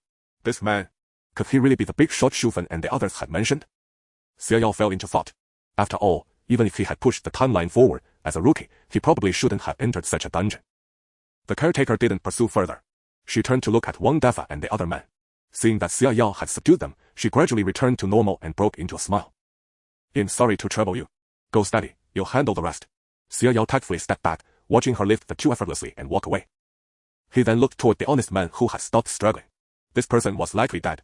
Xiao Yao examined his condition carefully. Apart from the visibly shriveled face, bulging eyes, and strange green scales covering many parts of the body, a reward notification suddenly popped up. Foshan Water Ghost rewarded, hope you die soon 1. You will end up like this too. Xiao Yao gave a faint, knowing smile and said, before that happens, thank you all for the rewards. He stepped over the corpse and surveyed the third floor. That group of people had broken into a conflict for some unknown reason. Ignoring the surrounding bookshelves, Xiao Yao noticed the wall. The back of the library was covered in ivy, completely obscuring the windows behind it. However, what caught his attention was that one window had been welded shut. The library windows were sliding ones, so Xiao Yao walked over to take a closer look. The ivy outside grew thickly, almost blocking out the view of the outside world, leaving only a stretch of verdant green. Yet it didn't appear vibrant, instead, it looked sickly pale, tinged with a hint of deathly stillness. The tips of the leaves were so bright red they seemed like dripping blood. Xiao Yao glanced around, found a chair, and smashed the window open with force. A blast of cold wind rushed in from outside, and the ivy leaves rustled as they collided. Xiao Yao reached out to part the ivy. A leaf slid across his palm, and a sharp sting made him pull back his hand to look. A small cut had appeared on his palm, and blood seeped out. Xiao Yao frowned, wondering if the thing carried any bacteria. He looked up at the ivy again, and a pale human face was suddenly pressed against the window. Her black hair seemed to intertwine with the ivy vines, almost as if they were the plant's own tendrils. Her bloodshot eyes were filled with malice and gloom, her lips twisted into a sneering and eerie smile, while bloody tears fell one by one onto the ivy leaves, staining them a vivid scarlet. Xiao Yao locked eyes with her for a moment. Did you die here? He broke the silence. He. She laughed, and a gust of chilling wind blew in from outside, carrying her hair towards Xiao Yao. Her soft, black hair, like writhing little snakes, instantly coiled around Xiao Yao. You like me so much, why not come and die with me? She crawled in slowly from outside, her arms like ivy branches, her body wrapped in leaves. Xiao Yao narrowed his eyes, reached out, and yanked her over. Why can't you come back to life for me instead? The girl stared at him coldly for a while, then let out a strange laugh. Her laughter grew louder. She suddenly pulled back. Who wouldn't want to live? If you want to clear this game, you need to give me a reason to spare you. As the words fell, the chilling wind around them intensified, blowing in fiercely from the window. Xiao Yao felt the cold and opened his eyes. His hand was still gripping a handful of ivy. He let go, revealing a pale wound on his palm, as if the blood around it had drained away. Xiao Yao glanced at the window in front of him and reached out again to part the ivy. Beyond the window was a grove of trees. From here, he could see the girls' dormitory on the other side of the woods. The chilling wind blew, rustling the leaves and carrying faint whispers that tugged at one's mind. He leaned out to look down. A figure was looking up. It was the same girl. She smiled at him. Xiao Yao paused, then waved at her. Hello. The girl gave him a cold glare and vanished. Xiao Yao leaned against the window, lost in thought. What exactly was the exit? Those players kept talking about finding clues to the exit. Clues? What are you doing? A voice came from behind. Xiao Yao paused, then turned around with an innocent smile. Teacher, you're back. I just saw someone flash by here, so I came to check. The auntie was standing in the shadow of a bookshelf, staring at him, though he didn't know when she had appeared. Upon hearing this, the auntie smiled, stepped out of the shadows, and said kindly, it must be that troublesome student again. Don't worry, those two have been locked in their archives room. That one will be dealt with soon enough. Xiao Yao nodded. But is the school's detention room in the archives? He asked curiously. The auntie smiled faintly and said, go downstairs and study first. Xiao Yao followed her toward the stairs. When they reached the staircase, the auntie suddenly asked, did you touch that ivy? Xiao Yao's guard went up. His mind raced. I think I brushed against it and got scratched. I was just trying to grab that person. The auntie turned, her face calm as she studied him for a moment. Then she sighed. Let me take a look. Be careful, there are snakes hiding in that ivy. Watch out for bites. Xiao Yao pretended to be frightened. Really? I won't touch it then. The auntie led him to the study room, found some alcohol, and disinfected and bandaged his wound. You should study now. Okay. Watching the auntie leave, Xiao Yao's brow gradually furrowed. Before, he hadn't sensed anything wrong with this library auntie. She seemed like a friendly NPC. But now, it didn't appear entirely so. Come to think of it, if she cared so much about that girl, why, as a retired teacher, couldn't she have helped her? Xiao Yao twirled his pen, when suddenly a pang of hunger struck him. He checked his hunger meter, it had indeed dropped to 80. He expressed his thanks and rose to his feet, intending to seek out Lu Qingqing. He wondered if she had found any clues yet. That girl wasn't particularly sharp, she seemed composed at first, but in essence. He planned to head to the teaching building to take a look, then grab something to eat to replenish his hunger points. More importantly, he wanted to enter the surface world and then return to the library for another look. He also intended to visit the woods out back. The auntie was reading there and, seeing him emerge, shot him a questioning glance. Xiao Yao said, I want to go find our homeroom teacher to pick up a test paper and then you'll be back. The auntie nodded. Xiao Yao left, and after walking a considerable distance, he doubled back from a side path, heading into the woods behind the library. He cautiously surveyed his surroundings, and once certain nothing was amiss, he crept closer to the library. The woods here were quite dense, and the cold wind blew in sharp, fine gusts, raising goosebumps on his skin. Xiao Yao spotted the ivy. From the outside, the lush ivy grew from the ground all the way up to the third-floor rooftop, covering the entire wall so densely that not a sliver of light could pass through. Normally, young ivy tends to be reddish, while fully grown ivy is a vibrant emerald green. But this patch of ivy, from top to bottom, grew progressively redder, a red so deep it verged on black. Just as Xiao Yao was about to move closer for a careful look, he suddenly sensed a dangerous aura and instinctively rolled aside. A dagger embedded itself into the tree trunk. Xiao Yao fixed a cold stare into the forest. The scar-faced man stood with his hands in his pockets, a mocking smile playing on his lips. Not bad. For a rookie, your reaction speed is impressive. Did you bring that in from the real world? Xiao Yao pulled out the dagger and examined it. A system prompt appeared. This dagger is a bound item. Current status, bound. Kick. He tossed the dagger back. The sharp blade grazed the scar-faced man's shoulder, slicing through his school uniform, before the man caught it deftly in his hand. Xiao Yao heard another prompt. Combat between players is prohibited. His expression remained cold and indifferent, paying it no mind. It was only forbidden, on the surface. But by exploiting the rules, it wasn't impossible to eliminate the other party. The scar-faced man didn't seem like a good person either. Good thing you got rid of that annoying fat guy. Found any clues? Why should I tell you? Xiao Yao crossed his arms. We can trade. Well, take turns asking each other questions. The scar-faced man was unfazed. Xiao Yao stared at him for a moment, then nodded. What ranked player are you?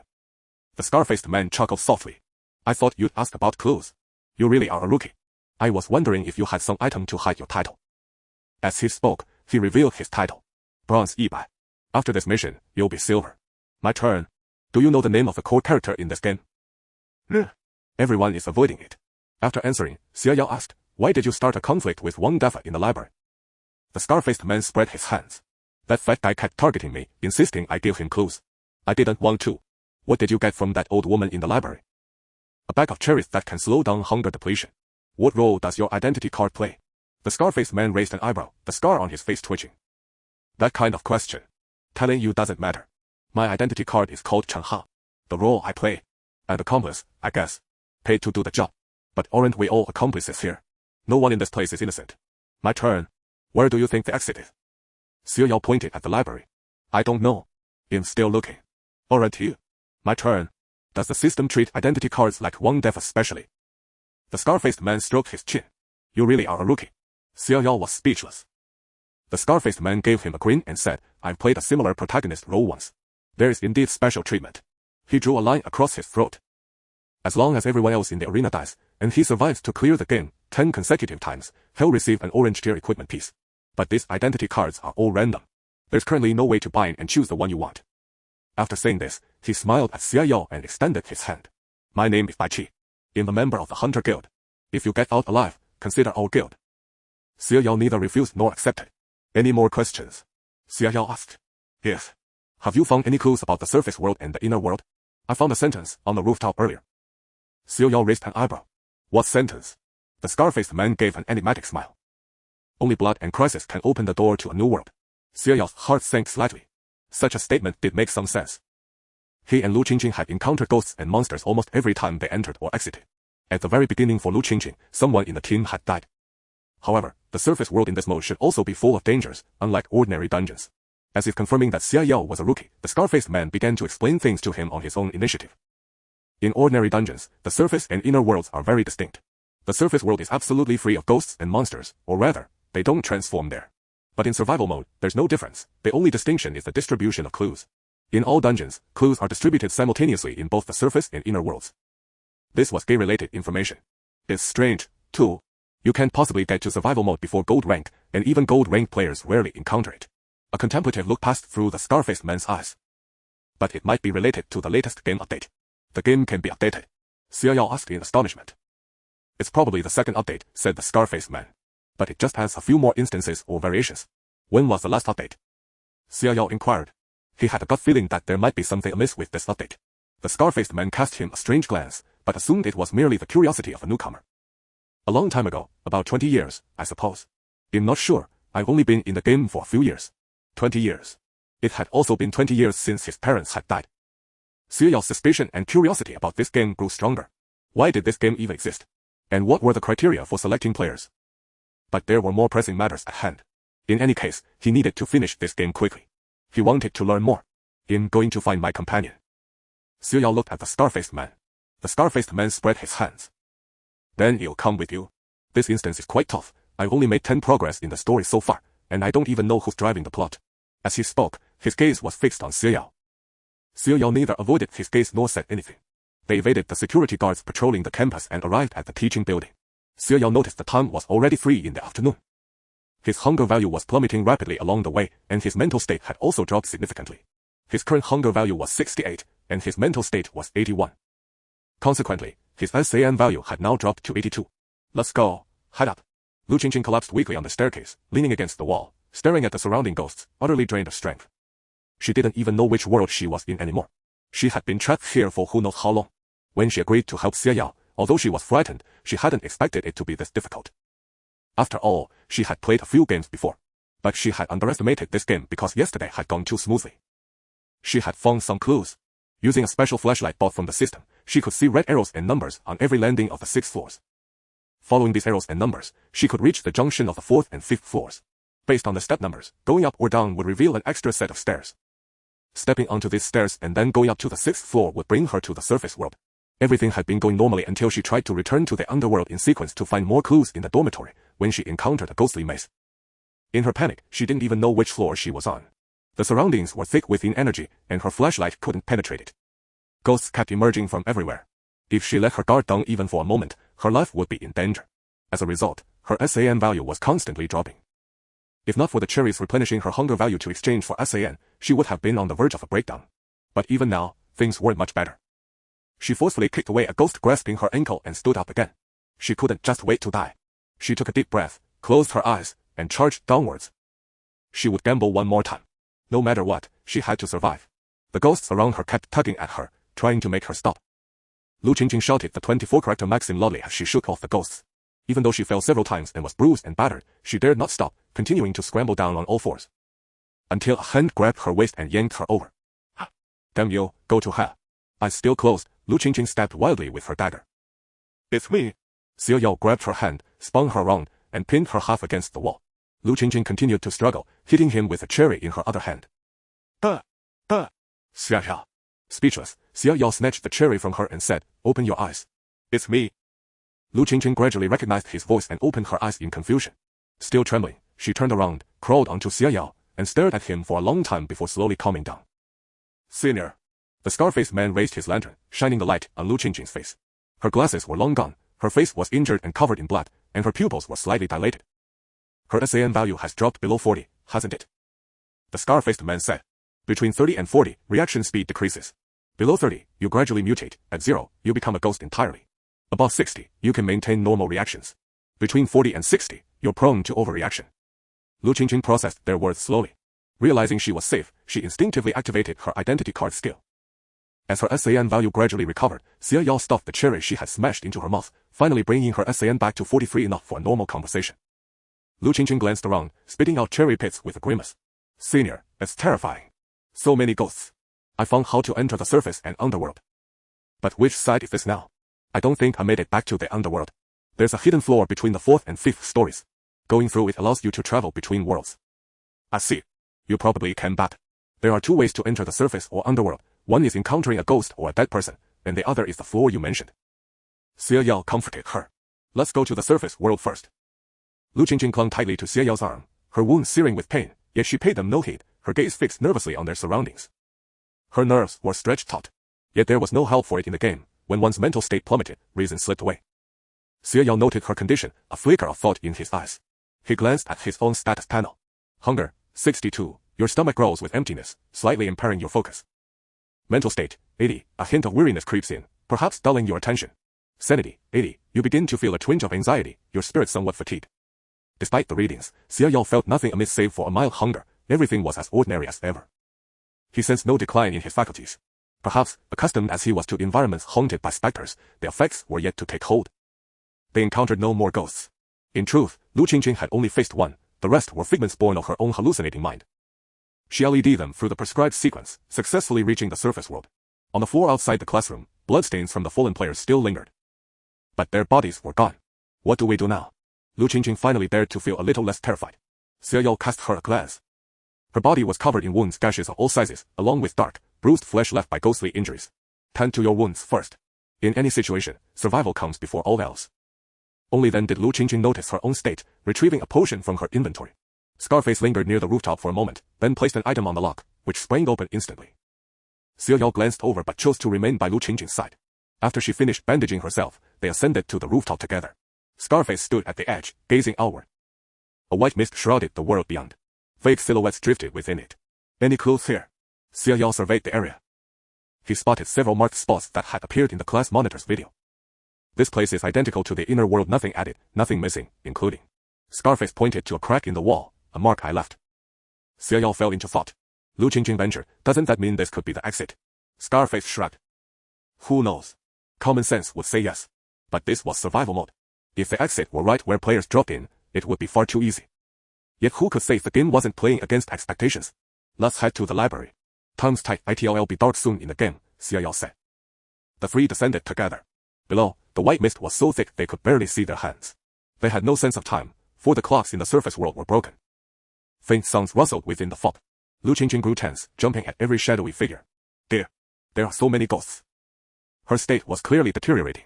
Xia Yao gripped her wrist and said calmly, the more you fear, the more they appear. It's not even the final day what's there to be afraid of. These ghosts could only act within the bounds of the rules. As long as rules existed, there was nothing to worry about. Lu Qingjing drew a deep breath, forcing herself to calm down. Unfortunately, her skill had a cooldown usable only once a day. She simply closed her eyes, surrendering entirely to Xia Yao, letting him guide her forward. The mist grew denser, tinged with gray. Scarface's voice drifted ethereally through the fog. It's almost dark. Xia Yao turned, seeing only a human-shaped silhouette in the haze. Shi. The shadow offered no reply. Xia Yao averted his gaze and continued along the planned path. Behind them, the shadow followed. It seemed to be Scarface. Xia Yao pretended not to notice, leading Lu Qingjing, whose wrist had grown cold and rigid as if oblivious, trudging through the seemingly endless mist. The fog grew darker and heavier. Xia Yao suddenly halted. Beside him, Lu Qingjing spoke in confusion. Have we arrived? Xia Yao neither turned nor released his grip, reaching out to grope through the mist. What are you looking for? Scarface's voice came. Xiao Yao took a few more steps, and in the blinding fog, his fingers found what he sought. He pulled. A great door swung open, and the surrounding mist dissipated. Xiao Yao led Lu Qingqing inside. Only then did he stop and turn back. Lu Qingqing's face was pale, her eyes still tightly shut. Her wrist remained cold, but with a normal chill. Beyond the door, two figures stood in the mist, watching him. Their gazes seemed steeped in profound reluctance. Xiao Yao closed the library door. As for why Scarface was absent, he gave it little thought. "We're here," Xiao Yao announced. Lu Qingqing's lips quivered, but she dared not speak. Xiao Yao released her hand and surveyed the library. The arrangement of the library is no different from that of the inner world. Even Xiao Yao noticed that the page of the book the ant had opened at the administrator's position was still the same one he saw when he left. He walked over and picked it up. It was indeed a mathematics book, a high school course. There were many detailed notes on it. However, the handwriting was different. Part of the handwriting was similar to that on the composition posted in the class, most likely belonging to that girl. Xiao Yao searched the area again. Aside from some draft paper, there was nothing else. Lu Qingqing approached and looked at it with him. "Hey, wasn't something torn out of this?" Lu Qingqing picked up a notebook. The notebook contained many formulas and calculations. However, the thick middle section, consisting of an unknown number of pages, had all been torn out. Xiao Yao took a look and shook his head. "I don't know if this is useful. Let's put everything back and go upstairs to take a look." Lu Qingqing nodded, carefully restoring everything to its original position as she followed Xiao Yao upstairs. After they left, an unknown breeze blew through. The mathematics book that had originally been placed there had its page flipped by the wind. Xiao Yao paused momentarily on the stairs. He turned to take a glance. A figure was sitting at the table, swinging their legs. She looked up and made eye contact with Xiao Yao, revealing a smile. Lu Qingqing instinctively glanced over but saw nothing, nervously asking, "What's wrong?" "Oh, it's nothing. Let's go upstairs first." The third floor appeared unchanged from when he left. The damaged window was still there, and a few vines seemed to have been blown inside.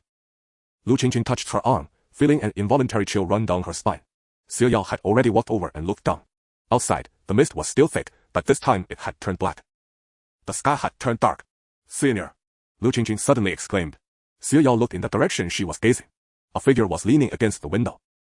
The alarm in his hand emitted a sharp sound for the second time. Lu Qingqing's face turned pale. "It's over. It's dark. What do we do now?" "How did it get dark so quickly?"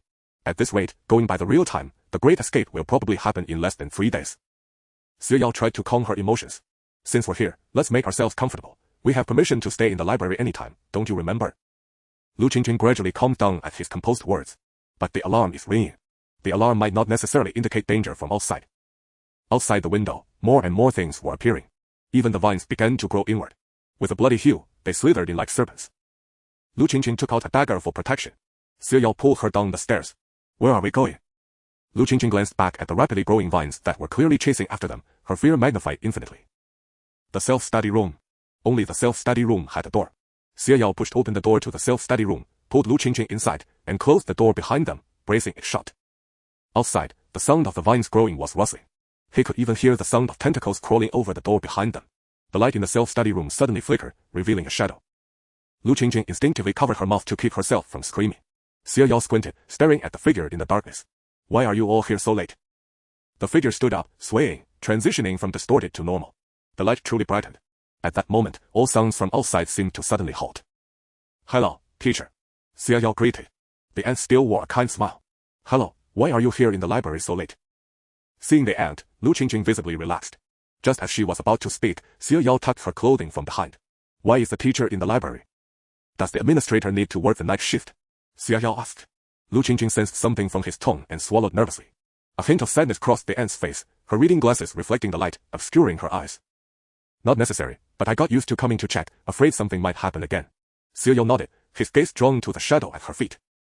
The shadow twisted into a mass, struggling as if trapped by something, clawing and reaching out. He calmly withdrew his gaze. "An incident? Are you referring to Class 3? Lu Qingqing's body tensed up, gripping the dagger tightly. "Is it appropriate to ask such a question?" The ant sighed, revealing a hint of sadness. "Yes, ever since that child died, I've felt worse day by day. If I had known she was going to commit suicide that day, how could I not stop her?" Xiao Yao silently noted this and asked, "So, did she die in the library?" The ant looked at him. The shadow behind her grew larger, towering over her, twisting into tentacles that waved in the air.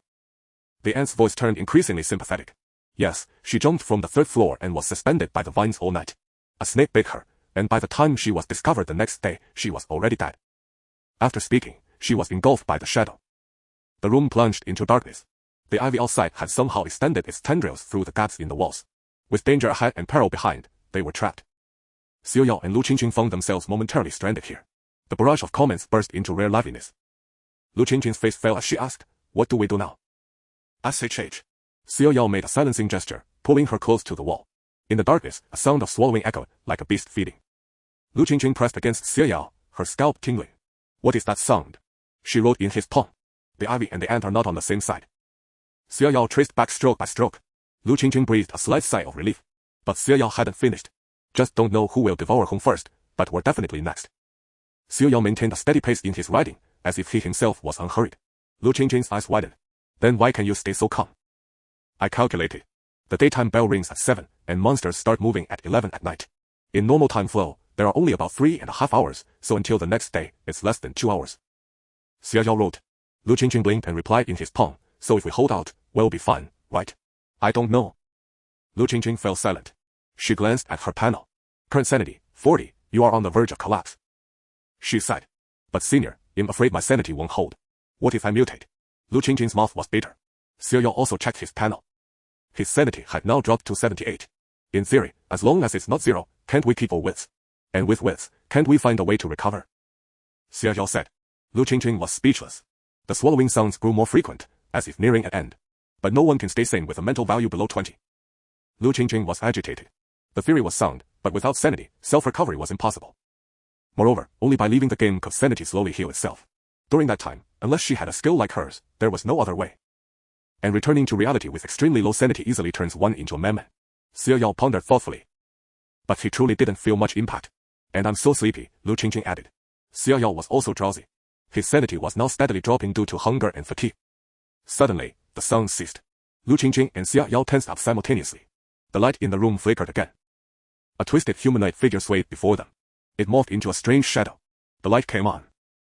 A long-haired girl in a school uniform appeared before them, her legs connected to ivy. This girl was different from the one Xiao Yao had encountered earlier. She seemed more like a resentful entity, devoid of reason or consciousness. A notification appeared. "Congratulations, player, you have triggered the monster, Ivy Demon. A plant tainted by a dead girl's resentment, growing wildly with endless hatred. Who can resolve its pain and bitterness?" Xiao Yao pulled a flamethrower from his backpack. He had bought it from the system shop while being chased by the ivy. It wasn't cheap, costing him 1,500 malice points, half of the tips he had received. The ivy demon stared at them with its white, pupilless eyes. The ivy growing from its body had already enveloped the entire study room. Xiao Yao tossed a black umbrella to Lu Qingqing. "You'll fire, you defend." With that, he pressed the trigger of the flamethrower. Resolving it was simple physical deliverance. Lu Qingqing felt the scorching heat and fumbled to open the umbrella Xiao Yao had given her. "These items cost over 2,000 each. Where did you get so many malice points?" Lu Qingqing asked, blocking the flames that had encircled them, unable to hide her astonishment. "Wasn't the senior a novice? As long as you dare to mess around and survive, you'll have them." Him cranking up the heat. Crimson flames surged like a dragon, engulfing the study room. The ivy demon writhed in agony, its branches continuously consumed by fire. "Head for the ivy-covered wall," Xiao Yao commanded. Lu Qingqing wielded the umbrella, arduously clearing a path for him. This umbrella was a popular defensive item from the shop, impervious to water and fire, but this was her first time using it this way. Flames still licked at their skin, but neither uttered a word. "War close," Lu Qingqing said, seeing the wall ahead. As if sensing their intent, a mass of ivy tendrils burst through the wall. One tendril coiled around Lu Qingqing's umbrella. "Senior," Xiao Yao sighed, pulled 2 bottles of water from his backpack, and poured them over themselves. "Hold on tight, we're charging." Xiao Yao charged toward the wall with Lu Qingqing. He opened the flamethrower to its maximum setting. Blazing flames instantly consumed them and the ivy. Lu Qingqing never imagined she would experience being burned alive in a supernatural instance. She could smell the aroma of roasting flesh emanating from her own body. Her throat was parched, breathing became difficult. She could only cover her mouth and nose with her school uniform, clutching Xiao Yao tightly as she followed him forward. Flames descended from all directions, painting the entire world a blazing red. Suddenly, their vision cleared. Had they made it out? Lu Qingqing instinctively turned to look back. The flames, following the ivy-covered wall, had already consumed the entire structure. The whole library was engulfed in flames. Pulled along by Xiao Yao, she stumbled forward for quite a while before they finally came to a halt. Xiao Yao handed her another bottle of water. It was a special drinking water from the system space, said to quench thirst more effectively than ordinary water. Indeed, they had managed to break through using just 2 bottles. His body was covered in burns, and his hair fell off at the slightest touch, nearly leaving him bald.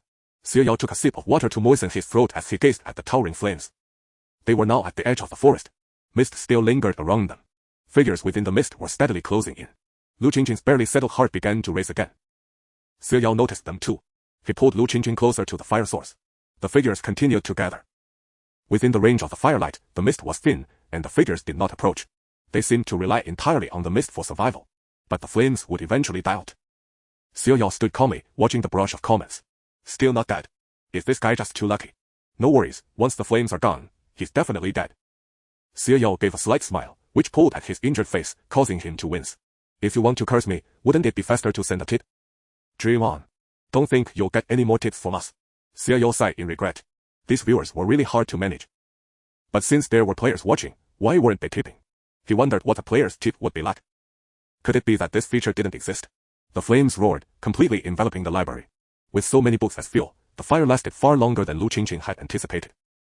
Watching Xiao Yao calmly dodge the figures from a safe distance, she felt a deep sense of security. Senior, how much SAN do you have left? Xiao Yao spoke first. Lu Qingqing opened her panel and said dazedly, seems like 32.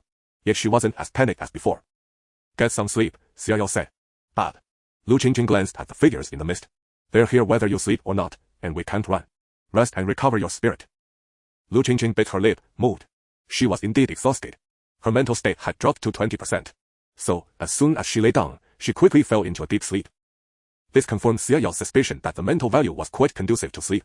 Too bad he didn't know if it would work in the real world. He usually had trouble sleeping. Xiao Yao stretched his stiff body. He was sleepy, hungry, and tired. The panel displayed it clearly. Current hunger, 36, you feel extremely hungry. Current mental state, 26, you feel extremely fatigued. Current SAN, 43, you are on the verge of collapse. Besides that, there was a red warning. You are injured. SAN decreases by ling R per minute. Please bandage your wounds. Yet Xiao Yao felt strangely exhilarated. He was tired, but his spirit was unnaturally high. It was somewhat like the excitement he felt the first time he toyed with a troublesome spirit, tricked it into revealing its grave's location, dug it up overnight, forced it to kneel and apologize, and even got it to hand over an inheritance. That thrill of power. It was the feeling of controlling strength. Xiao Yao didn't bandage his wounds. As time passed, his mental state and hunger dropped, and his SAN gradually fell below 40, continuing to decline. He felt an itch on his scalp and skin. Looking closely, it seemed as if something was trying to grow out of his skin. Was this the beginning of mutation? The pain from his injuries began to numb, barely perceptible. Instead, he felt his body growing stronger and his spirit more exhilarated. He could see the surroundings twisting like ghostly shadows, but he felt no fear.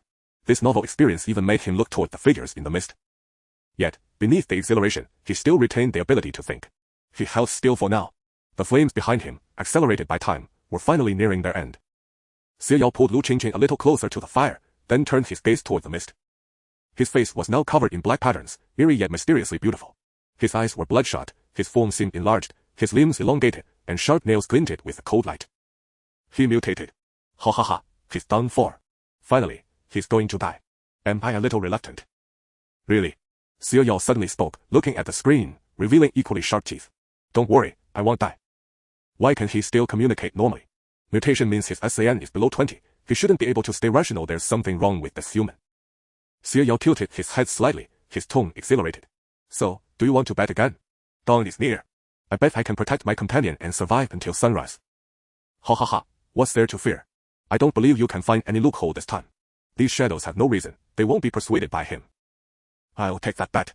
But he's still keeping his sanity now. So what? If his SAN keeps dropping, he'll die just the same. The live stream room's previously cooling popularity surged once more. Huh. This guy again. He dares to bet even after mutating. Interesting. Betting it all. First time seeing someone stay clear-headed in this state. He's got something. Not the first, though. You mean that one? That one's gone. This human isn't worthy of comparison. Xiao Yao dismissed the panel, standing beside Lu Qingqing. He licked his parched lips, watching the mist surge, his body slightly tensed. A shadow finally lunged forward impatiently. Xiao Yao clashed with the shadow. He was faster, circling behind it, thrusting one hand into its chest while grabbing its head with the other, twisting it off. The shadow screamed and dissipated into mist. But more shadows surged forward. A prompt echoed in Xiao Yao's ear.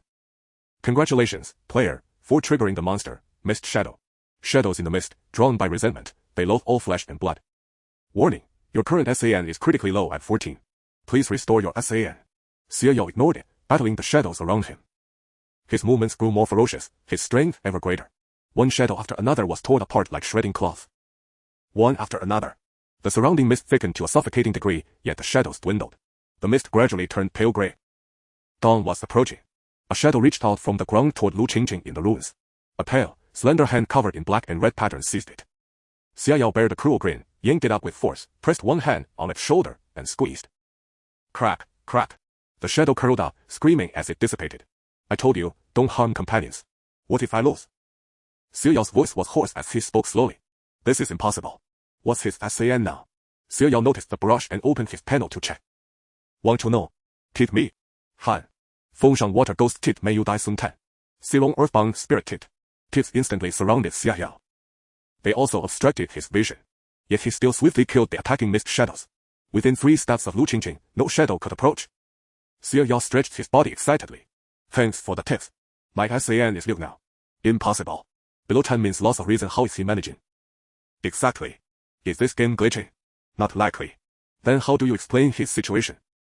Below 10 only means ordinary players absolutely lose reason.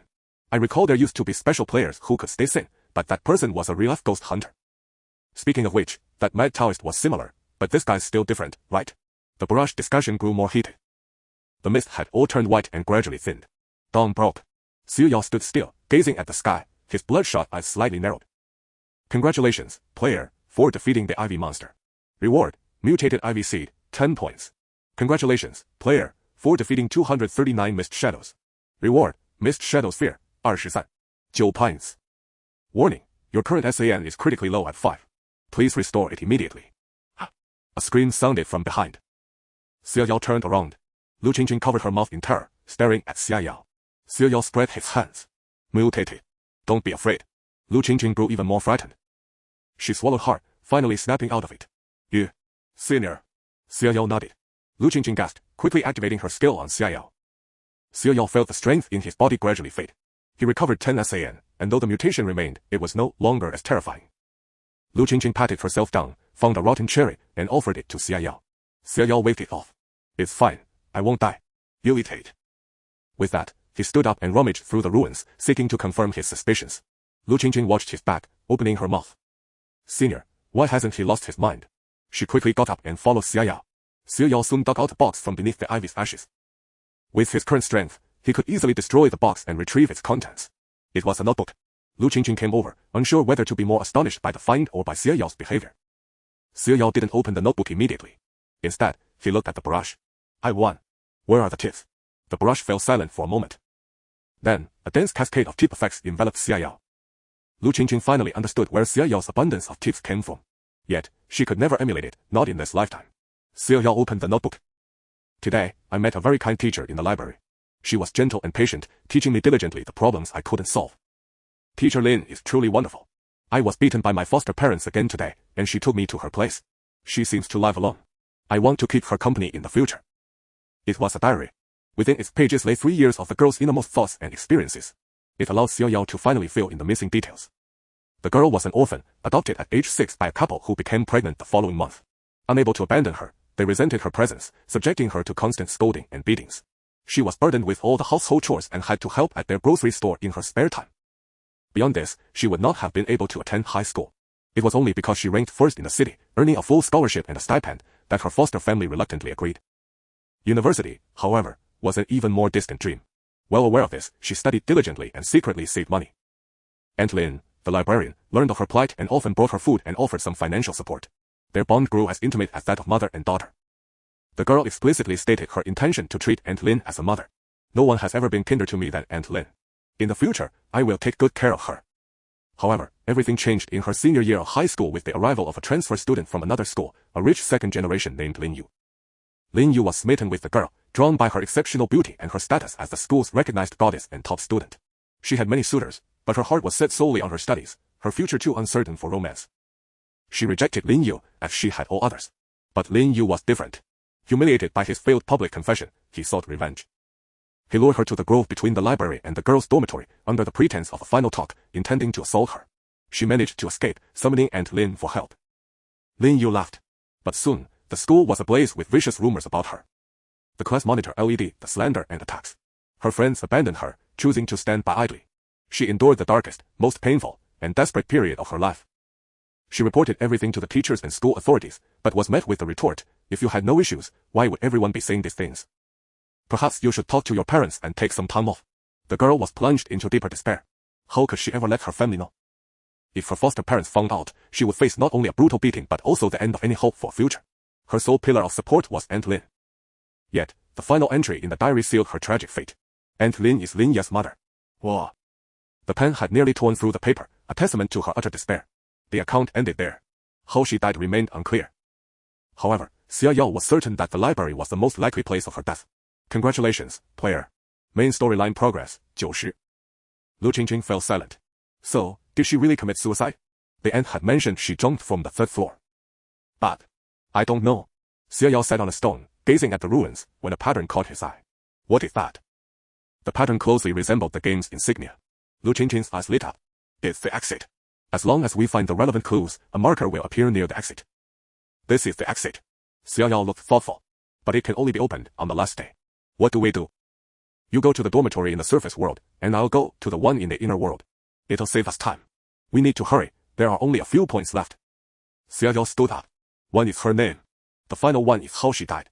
These 2 pieces should complete the entire story. Once the story ends, the exit will appear, right?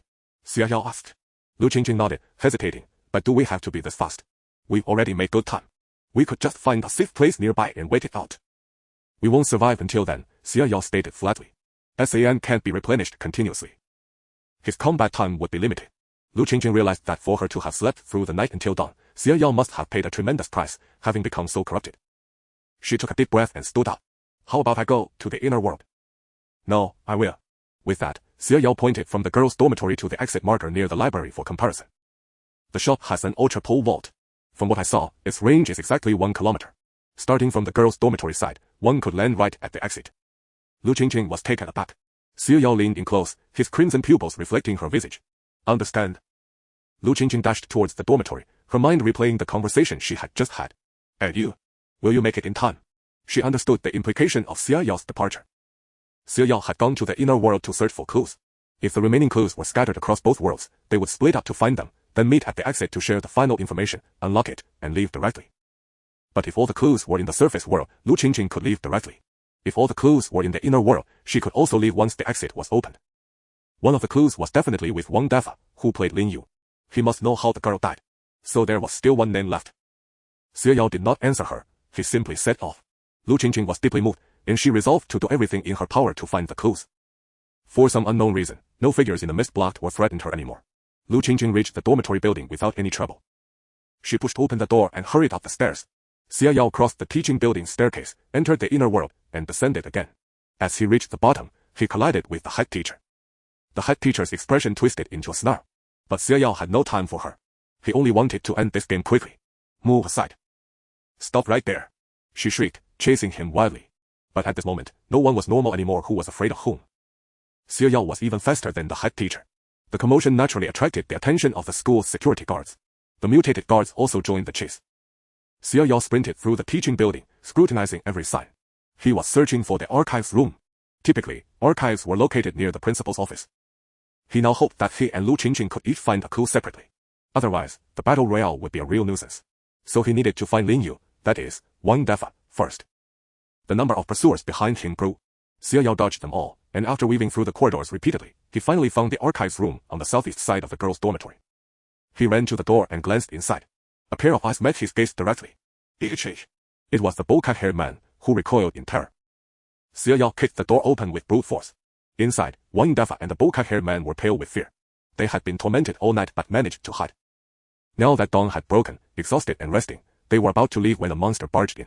Xia Yao grabbed Wang Dafa by the collar. How did she die? Wang Dafa froze, staring at this humanoid monster with suspicion and fear.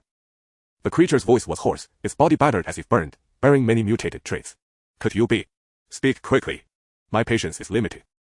Xia Yao leaned in, his eyes brimming with obvious impatience. The system hasn't forbidden me from harming anyone now. Indeed, players in a mutated state were no longer human. Wang Dafa had no idea how this newcomer managed to stay lucid while mutated, but he knew this was a real threat. I don't know. Xia Yao sliced a piece of flesh from his shoulder. Wang Dafa screamed in agony. I really don't know for sure. She seemed to be planning to commit suicide and report everything to the outside world. But that's all I know. Xia Yao still gripped his neck tightly. Really? I really don't know. I didn't kill her. Seeing Wang Dafa suffocating and nearing death, Xia Yao finally loosened his grip. He probably wasn't lying. If Xia Yao had to guess, the girl might have initially intended to commit suicide, but not so soon. She planned to expose everything first. But someone didn't want her to release that information. Who could it be? Only Aunt Lin. Aunt Lin pushed her off. Perhaps she didn't mean to kill the girl she had lived with for 3 years, but she didn't expect the girl to get caught on the ivy, encounter a snake, and die struggling. Congratulations, player. Main storyline progress, 98. So his deduction was correct. Deducing the plot could also serve as a way to fill in the gaps. Xie Yao turned and started walking towards the dormitory. Time had already descended into night. The flow was obviously accelerating rapidly. When the NPCs, led by the head teacher, saw him again, they rarely refrained from chasing him. They stood still, wearing eerie smiles, watching him leave. Xie Yao ignored them and charged straight into the girls' dormitory. It wasn't the designated return time, so the dormitory was empty. Lu Qingjing lived in room 302, and he broke the door open with force. Xie Yao immediately spotted an empty bed and desk. He stepped forward to search them. Huh! A voice emerged from the darkness. The scar-faced man appeared. Xie Yao looked up at him. The scar-faced man asked in astonishment, "You mutated?" Xie Yao remained silent, watching him warily. Being mutated meant he could kill players, but it also meant players could kill him. The scar-faced man seemed clearly intrigued. "I went to the library yesterday, but couldn't get in, so I found a place to hide. I just got here too." The scar-faced man explained, his eyes fixed on Xie Yao.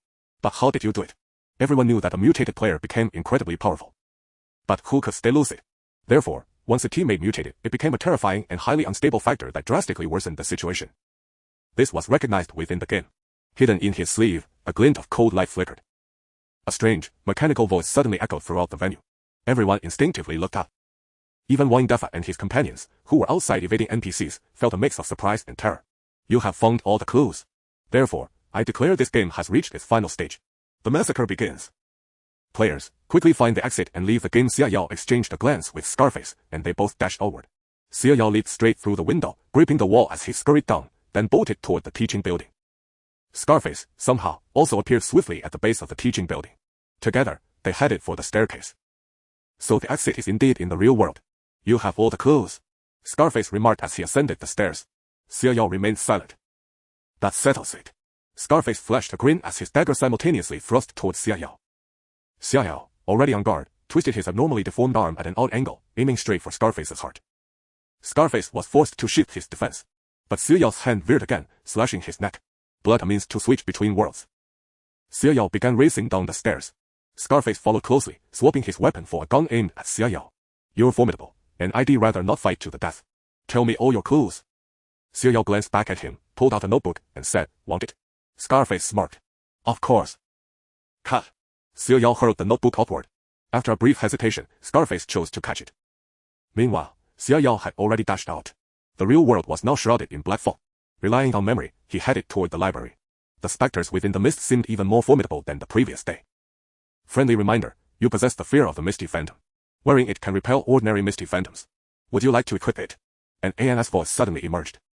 Xie Yao raised an eyebrow. Equipped. Equipped successfully. As the words fell, many nearby phantoms shrieked and fled. However, several massive phantoms within the mist were drawing closer to both him and another direction. That direction likely led to Lu Qingjing. Xie Yao slashed his own body. "Warning, your SAM value is 4. Please recover immediately. Please recover immediately." Feeling the surging power course through him once more, Xie Yao's speed increased. The man. He's crazier than the ghosts. Daring to deepen his own aberration through self-harm. Doesn't he know that if he loses his sanity even for a moment upon leaving, he'll be forever mutated? But somehow, I find myself hoping he survives. He's quite entertaining. Hope he ends up in my instance. I'm a bit curious too. Congratulations, player, for becoming the top of the newbie real-time leaderboard. Reward, 10 points. Congratulations, player, for triggering the ghostly Mist King. Where does the mist's origin lie? Messages and prompts rang out incessantly. Xie Yao ignored them all. His focus was fixed on a single direction. A colossal phantom in the black mist raised its hand to strike, leaving no room to dodge.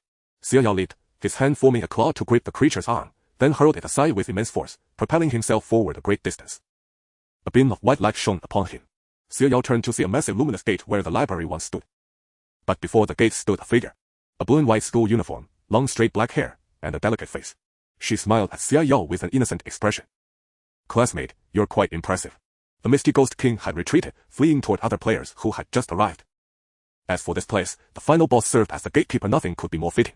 Xie Yao tilted his head slightly. His face no longer appeared human. Black and red patterns covered his skin. His upper body, ravaged by battle and burns, was nearly bare, but the exposed skin was etched with intricate lines. He now seemed tall and elongated. Bone spurs jutted from his elbows, and even his exposed ankles bore protrusions. Only the peace pendant hanging from a red string around his neck hinted at his ordinary origins. His SAN was now set. Are you looking for this? Seeing Xia Yao silent and scanning his surroundings, the girl pulled a stone from her pocket. This must have been the final clue Lu Qingqing left for him. Uninterested in collecting main quests, Lu Qingqing had already fled using a pole vault at the first opportunity. The girl's eyes curved as she tossed the stone up and down, her slender fingers appearing soft and harmless. Don't you want to know my name? Why not just ask? Hearing this, Xia Yao approached. The girl stood still, smiling, looking up to meet his gaze as he drew near. Between the two, she seemed more like a player confronting a fearsome monster. So, what's your name? Xia Yao's voice was hoarse, carrying an eerie, almost unsettling quality. It didn't sound like a human voice. The girl's gaze shifted from his crimson eyes to the peace talisman around his neck. She reached out to touch it, but Xia Yao suddenly grabbed her hand. You're hurting me, the girl said innocently. Don't touch other people's belongings, Xia Yao warned, not letting go. The girl suddenly laughed. Is it that important to you? She stood on tiptoe, gently kissing his chin. Don't mind it, dear model student. This is just the beginning. With that, she suddenly stepped back 2 paces. My name is Xiao Yiran. Xia Yao was taken aback, then gave her a deep look before rushing into the light gate. He glanced back one last time. The girl had transformed into a twisted, ghastly monster, drenched in vivid red, charging at the scar-faced man emerging from the mist. Congratulations, player Xia Yao, for completing your first game instance class 3, grade 1. Mission evaluation in progress. Xia Yao reappeared in that black space. A ghostly green face hovered before him. Mission evaluation, S rank. Reward points, 100 bonus points for collecting all story fragments, 10 successfully roleplayed loves learning character. Reward skill card, I love learning. Player topped the newcomer live streaming chart. Reward points, 100 live streaming tips this game, 5,035. Current balance, 3,019. Congratulations on obtaining item, female ghost's phone. All rewards distributed. Settling. Congratulations on leveling up. Lava. Lava. The ghostly face flickered, its voice stuttering like a broken tape. Soon, the ghostly face morphed into a little girl's visage. Inan at your service. Xia Yao showed no surprise. Detected an equipment on you. Activate. Xia Yao was startled. What equipment? Inan repeated the question, but it was still unclear. What equipment are you talking about? He asked. The peace talisman on his chest suddenly floated up, glowing with a faint green light. Xia Yao's mind wandered. This was a gift from his parents. Yao Yao, today is your 5th birthday. Wear this always, never lose it. It will protect you forever, even if mom and dad aren't by your side, it will guard you. His mother's voice seemed to echo in his ears. He remembered that day was there something else besides the talisman. But he couldn't recall. Activate. Inan's voice pulled him back to reality. Xia Yao pursed his lips and nodded. Equipment activated. Cost, 266 points. The talisman radiated a warm luster before returning to his chest. Xia Yao glanced down at it. How do I use it? It grants you an extra life in special instances. Xia Yao snapped his gaze to Inan. An extra life? That was practically a cheat. The little girl smiled at him, then flickered and reverted to the original green ghost. Congratulations on leveling up. Upgrading title. The voice stuttered again. System settlement error. Your current points, 0. 9. Cannot upgrade. Current title, Black Iron. Settlement complete. Proceed to game lobby. Xia Yao raised an eyebrow. He remembered Wang Dafa and the scar-faced man saying that once points were settled, they were used for title upgrades and wouldn't disappear even after spending. But what was up with his points? Was it because of the talisman? Xia Yao pondered for a moment, then nodded. Yes. Game lobby open. Go anonymous. Yes. Choose avatar customization. A panel appeared before him, with 2 options, one for free random generation, and another costing 1 point for custom data. Xia Yao stared helplessly at his 0. 9 points. Free 1. Alright, auto-generated. Have fun making friends in the game lobby. The black space around him gradually faded, and he stood in a resplendent, brightly lit hall. At the center of the hall was a golden screen displaying a list of names. Xia Yao immediately spotted the top 2. Xie Chenghua and Wang Meiwei. His pupils contracted sharply as he stepped forward quickly to the screen. The hero board. First place, Diamond Xie Chenghua, Pango Guild. Second place, Diamond Wang Meiwei, Pango Guild. No doubt these were his parents' names. Xia Yao exhaled a cloud of stale air, struggling to suppress his inner turmoil and calm himself. Since his parents' names were here, he had found the right place. Shi. You're looking at the hero board. Forget it. Those top 2 big shots are dead, but you'll never surpass them. Not just them, you can't beat these folks below either. A nearby person said. Xia Yao turned to look. A newbie. You must have used the system-generated avatar. Huh. Ha ha ha, I knew it. Here. They're dead. Xia Yao interrupted, asking again. The speaker was a youth with exceptionally handsome features, who seemed somewhat displeased with Xia Yao's attitude. He cast a scrutinizing glance over him. Yeah, what else? It's all grey now. These newbies have such terrible attitudes. TCH. He turned and walked away. Xiao Yao lowered his gaze. Indeed, he had seen his parents' corpses with his own eyes. How could they still be alive? Even seeing their names here, what could it signify? Xiao Yao took a deep look at the two names above before shifting his gaze elsewhere. Flanking the golden hero board were other rankings. To the right was the scoreboard, stretching from top to bottom, with reduced page numbers at its lower right corner spanning over 1,000 pages. The topmost entries were uniformly players bearing the diamond title. Xiao Yao glanced at his own panel and tapped his title. Score title, based on player identity, divided into the newcomer board and the scoreboard. Players who clear 3 or more games transition from the newcomer board to the scoreboard. Score ranking divisions: Iron, 0-10 points, Bronze, 11,100 points, Silver, 101200, Gold, 201300, Platinum, 301400, Palladium, 401500, Diamond, 501 Unlimited. Xiao Yao closed the panel and looked to the left. That was the newcomer board. He could scan it directly with his panel and tap to view. He opened the last page and, unsurprisingly, saw himself at the very bottom. Iron Xiao Yao, no guild, current score, 0. Jill. The player above him had a score of 1. Xiao Yao tapped on the score section. Scores were only displayed for newcomers. They vanished on the scoreboard. Upon tapping the score, the system prompted a notification. Score, earned through various channels such as game performance and achievements during gameplay. Players may explore on their own. Score mechanism for game evaluations, divided into 6 grades as A, B, C, D, F corresponding to 100 points, 50 points, 30 points, 5 points, 7 points, and E point respectively. Xiao Yao raised an eyebrow. So, what's hitting? Joe really alright? Fortunately, being dead last probably wouldn't draw much attention.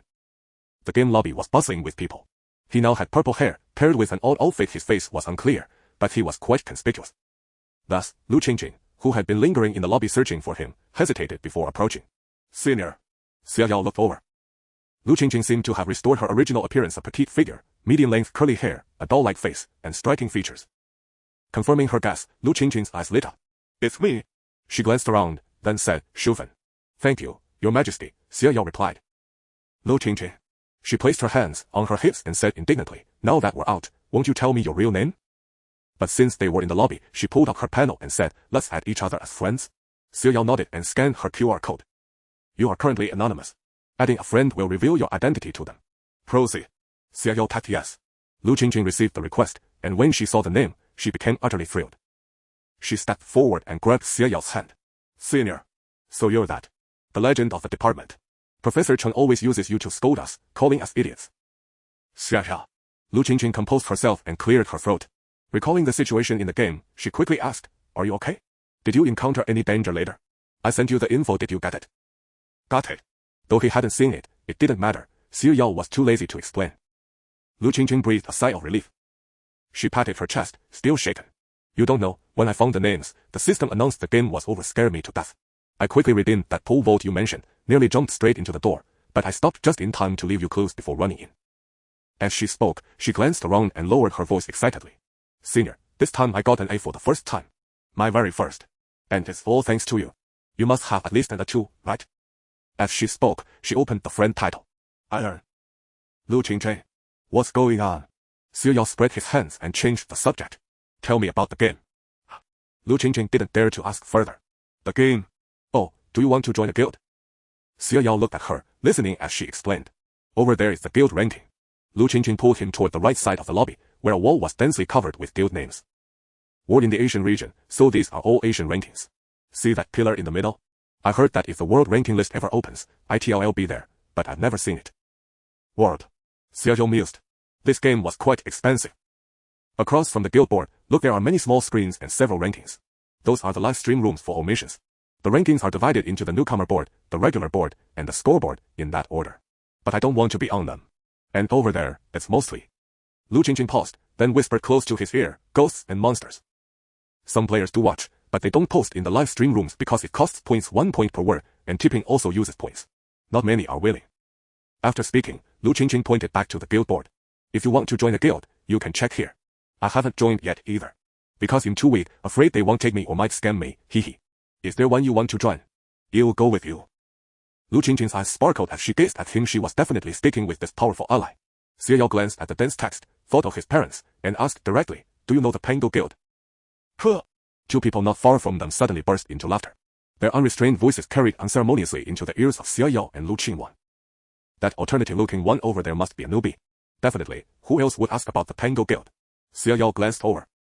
Lu Qinwang quickly tapped at him. But Xia Yao had already spoken. What? Can't I ask? The two exchanged a look and laughed again. You can, of course you can. But don't tell me you're thinking of joining the Pango Guild. Xia Yao replied coldly, is that not allowed? Ha ha ha. Their laughter grew even more unbridled. They rocked back and forth, clutching their sides, and finally wiped away mock tears as they sneered at the pair. Do you even know what the Pango Guild is? It was founded by the pioneers who entered the game at the very beginning. Did you see the hero rankings and think you could waltz right in? Exactly. Besides, the members of the Pango Guild are long dead or missing. The guild doesn't even exist anymore. Lu Qinwang couldn't stand it any longer. She stepped forward, placing herself in front of Xia Yao. Who says it's gone? It was never disbanded, just handed over to a mysterious figure. They simply haven't activated it yet. The two laughed again, amused. Little girl, that's what they say, but you don't actually think you'll find that mysterious person and join, do you? With that, they pointed at the rankings board. See that? Even the top players up there couldn't find them. And you think you can? As someone who's been around, I'd advise you newbies not to reach too high. Better to know your place.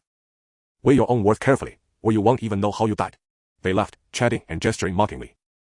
Lu Qinwang rolled her eyes. What kind of people are they? Everyone was a newbie once. Why flaunt their superiority?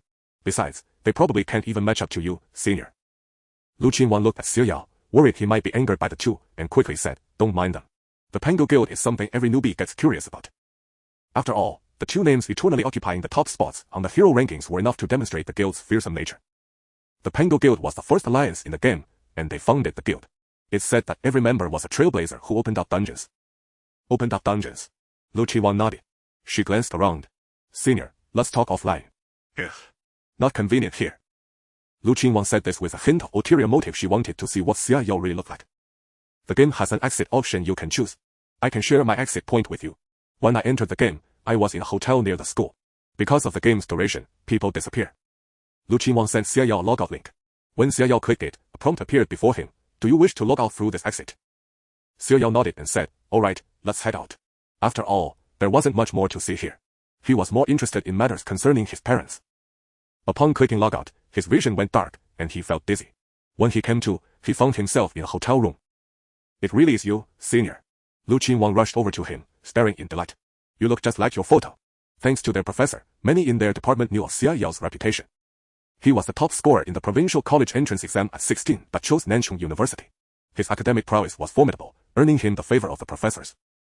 A pity he left after graduating and no one knew where he went to work. Lu Qinwang gazed at Xia Yao's cool, refined features, feeling he was even more charismatic and handsome than in his photos. Senior, where did you go after graduation? The professor always shakes his head regretfully whenever he brings it up. Xia Yao said flatly, tell me about the game. As he spoke, he felt his pocket and found his phone.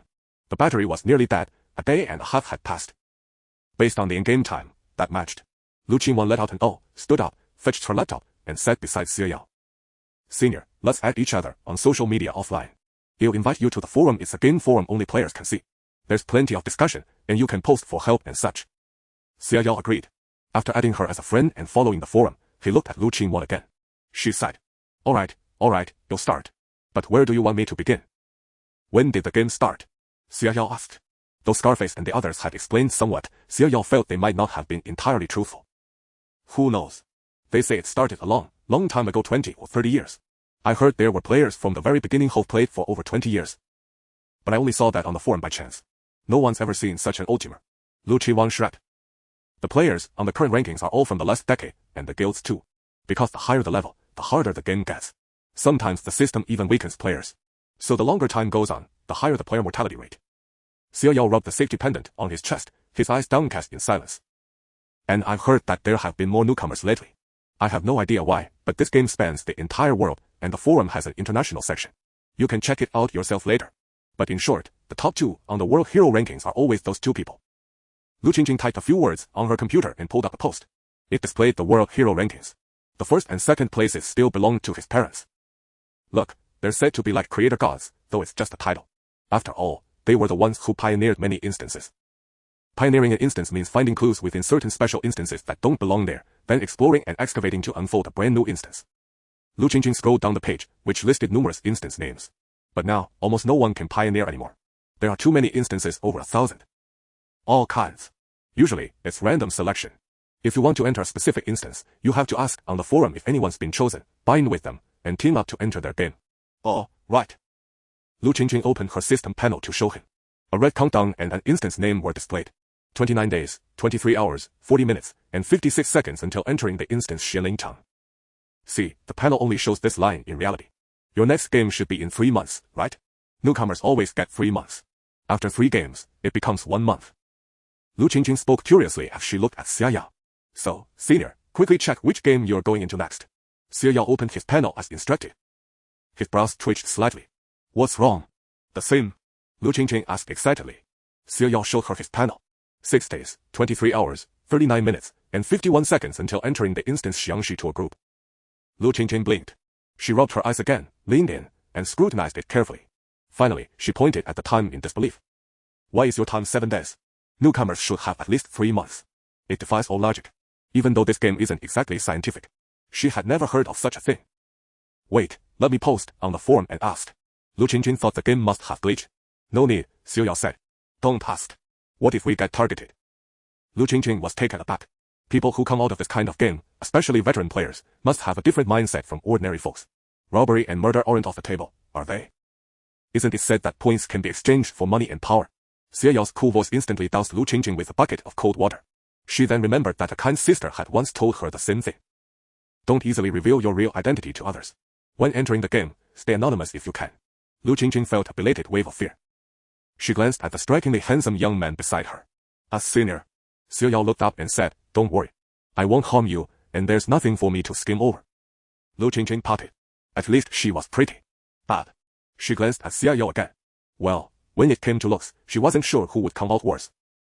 Then I won't post it, but this is so strange. Lu Qingjing was still fixated on the time. After all, having such a tight schedule for entering the game meant a faster path to death. How about we buy a binding item and go in together? Lu Qingjing suggested.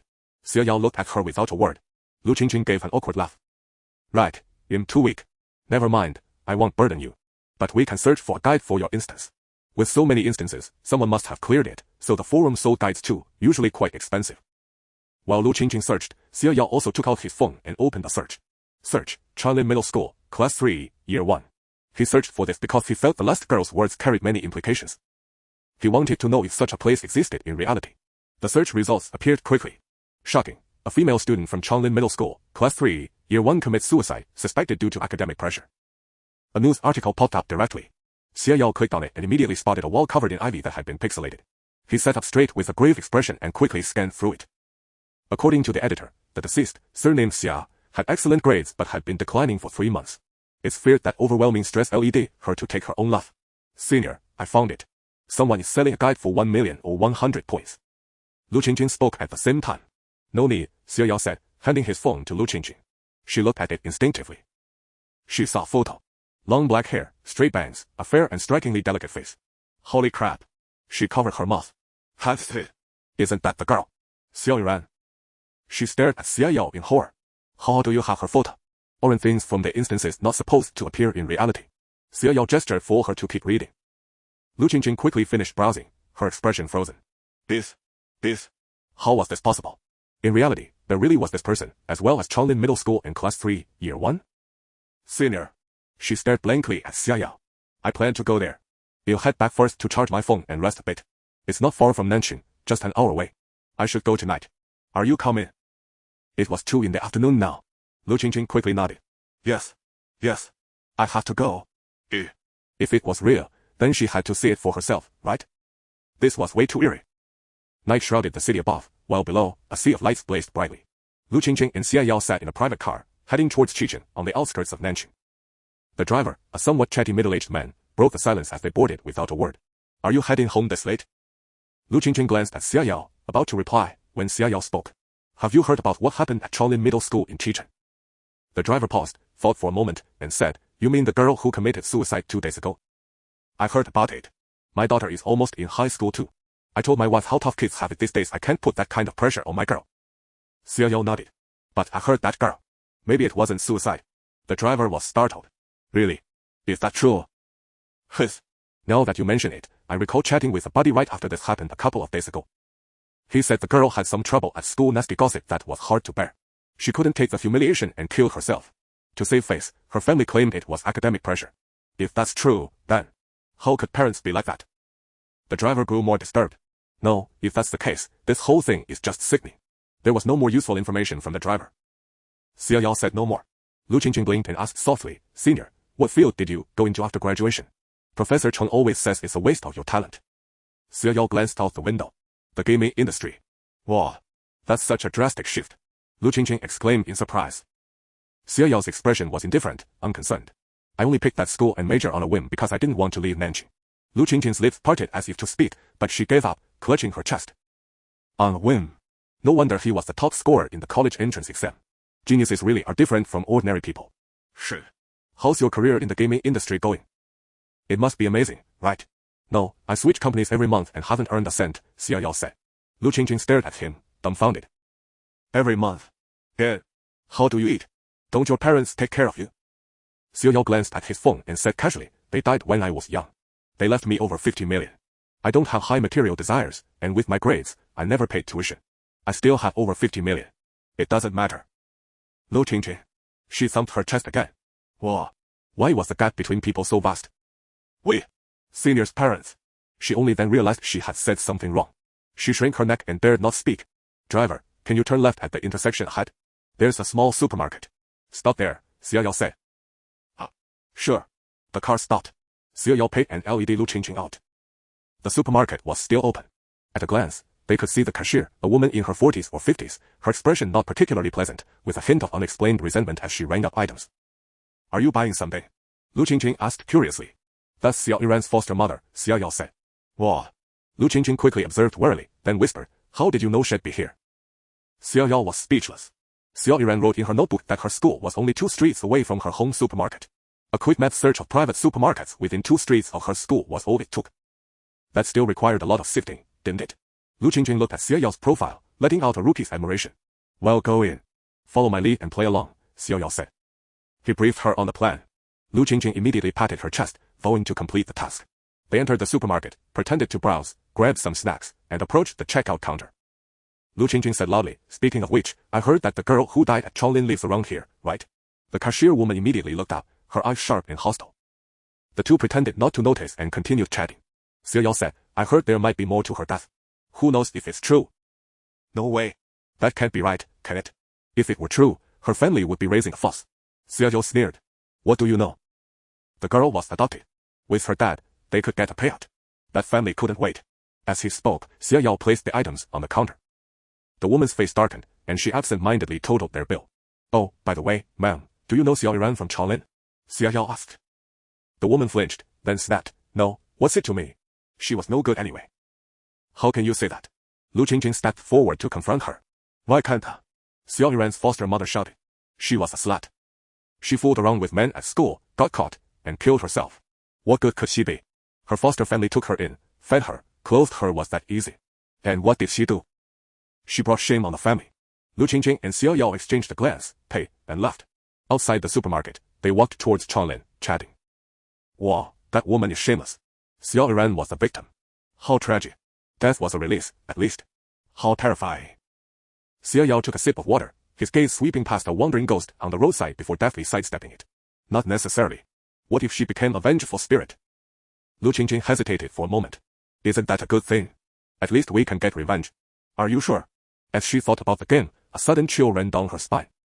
Forget it, forget it. Let's leave that kind of thing in the game. It shouldn't happen in reality. Xia Yao pulled her with a cold expression, helping her dodge a wandering spirit's passing. Lu Qingjing looked at him with confusion. Xia Yao pointed at the traffic light and said, it's green. They arrived at Chonglin Middle School. High school students were still in evening classes, so they couldn't just walk in.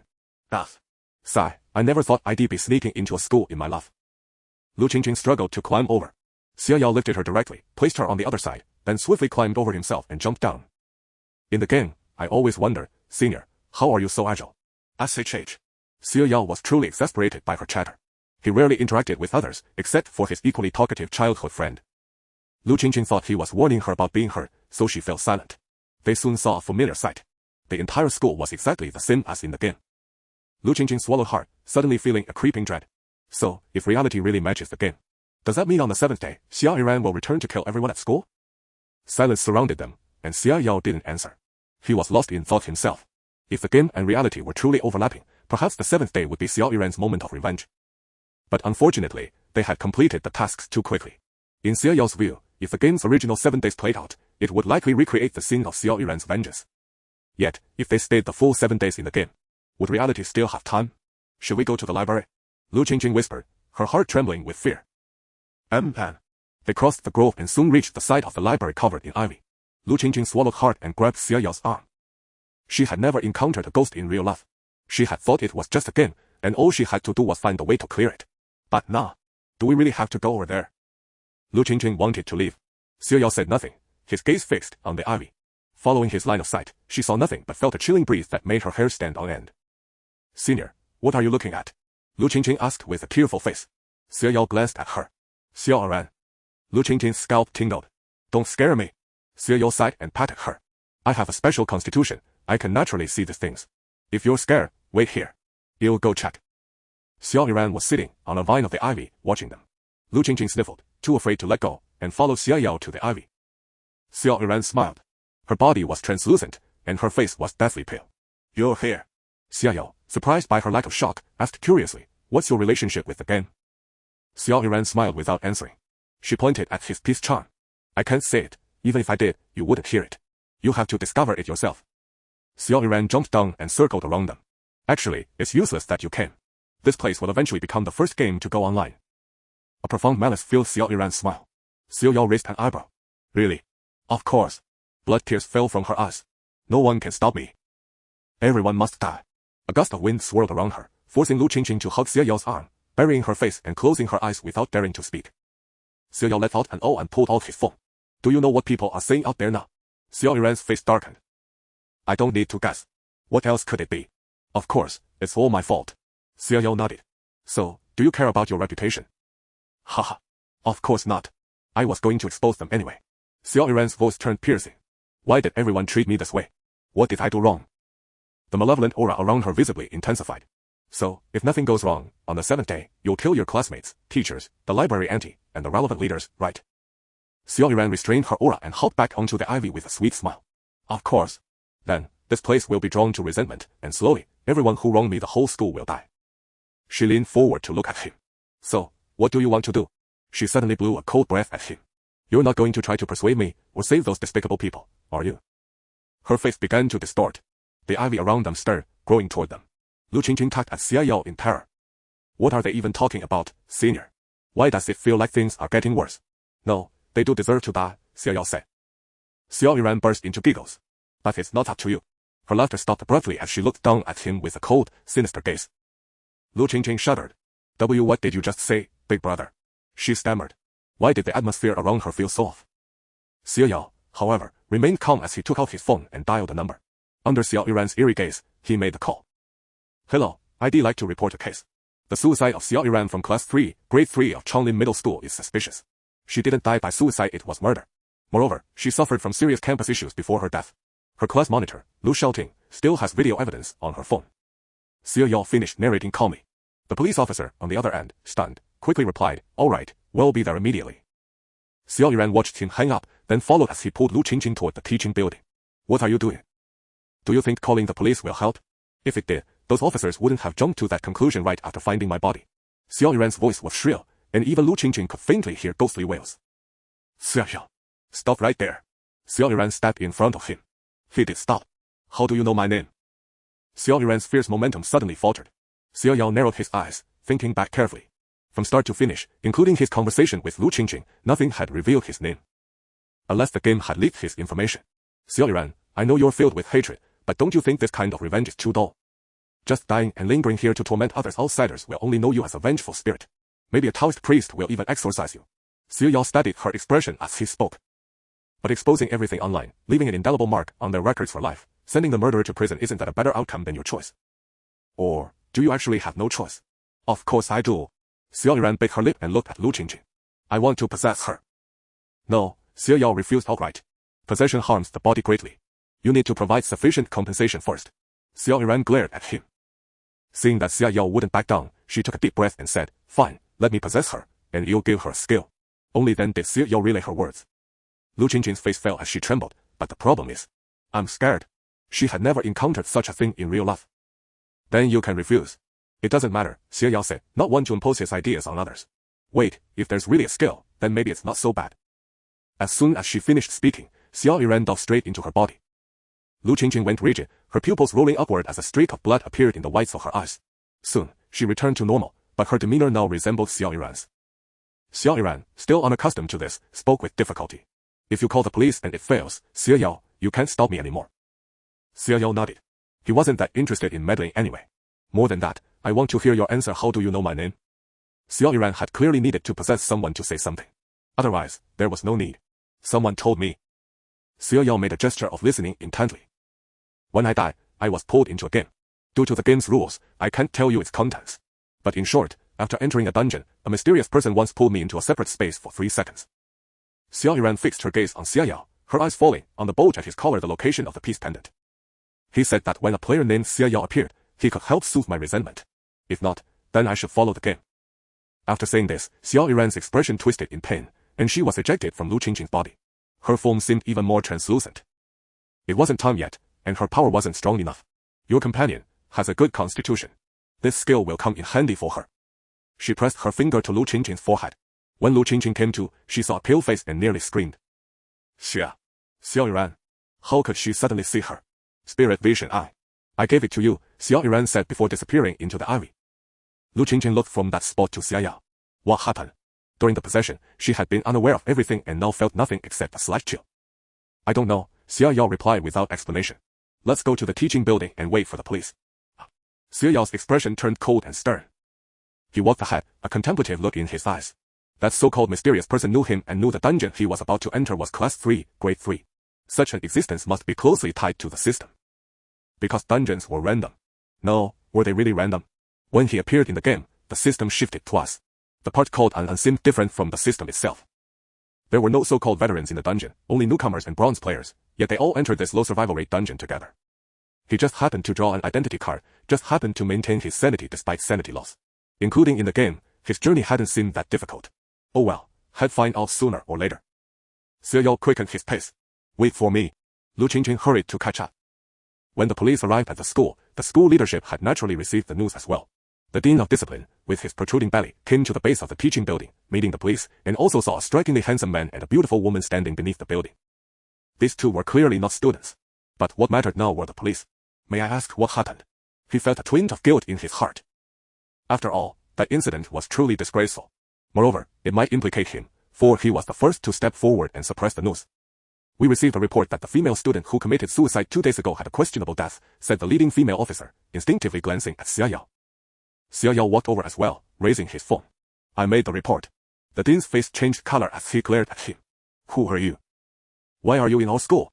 Are you trying to cause trouble? Comrade officer, wasn't that case already thoroughly investigated? She did commit suicide, what could be wrong? Xia Yao paid him no mind. Please follow me. The police then followed Xia Yao upstairs. At this moment, the stairway and corridor had not yet been sealed off, perhaps because the bloody incident had not yet occurred. The scenes and characters in the game now seemed more like a prophecy of what this place would become. Xie Yao felt that perhaps the identities and relationships of others in that game were not so important, simply because this was the first game tailor-made for him alone. He ascended the stairs step by step, heading directly to Class 3, Grade 1. The class was in the middle of evening self-study. His appearance naturally drew attention, especially with the police following closely behind. Xie Yao walked straight to the class monitor seat. The monitor appeared in her original form, not as a player. Your phone. Whoa. Lu Shaoting was somewhat slow to react. The police approached as well. You're the class monitor, right? Please hand over your phone. Lu Shaoting sensed something was wrong, growing flustered, her face pale as she instinctively reached into her desk. What phone?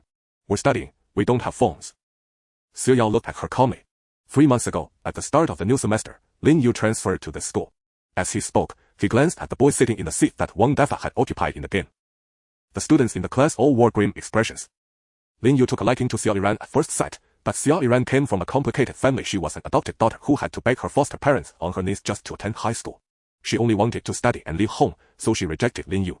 After that, Lin Yu harassed her repeatedly without success, grew furious, and tried to take her to the woods too. What the hell are you talking about?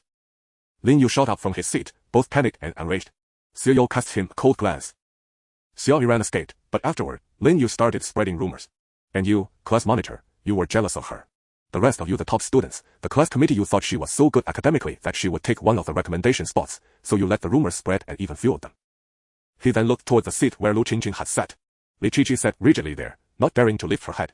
You were her close friend, but you didn't dare speak up for her, even fearing you'd get caught in the crossfire, so you stood by and did nothing. Li Qiqi jerked her head up, shaking it, and tried to defend herself. No. Xie Yao had already turned his gaze to the rest of the class, especially the boys around Lin Yu. You, including the sports commissioner and others, all laid hands on her at the rooftop, didn't you? The class even wrote a joint petition to expel her. I don't know if you were bribed, threatened, or simply malicious, but there's evidence in the left drawer of the homeroom teacher's desk. The homeroom teacher was also involved, because she's in cahoots with the dean. Shut up. The dean could no longer bear it, but the police immediately restrained him. The female officer looked at Xia Yao seriously. Go on. Meanwhile, she sent someone to find the homeroom teacher and collect evidence. Lu Zaiting's phone contains many videos, but not all were taken by her. So, some others also secretly filmed. With every word Xia Yao spoke, the atmosphere in the class grew more terrifying. The physics teacher, who had barely been noticeable, stared at the students in shock. No one dared to lift their heads. All were consumed by guilt. So what? Why did you call the police? Are you her lover? She killed herself. It's got nothing to do with us. We bullied her, but we didn't kill her. Lin Yu shouted loudly. Xie Yao curled his lips in a faint, sardonic smile. True, because the one who killed her is your mother, who lives alone after divorce and now works as a librarian. Lin Ya's face turned pale. The female officer frowned deeply, glanced at the class, and waved her hand. Take statements one by one. You, come with me. The last sentence was directed at Xia Yao.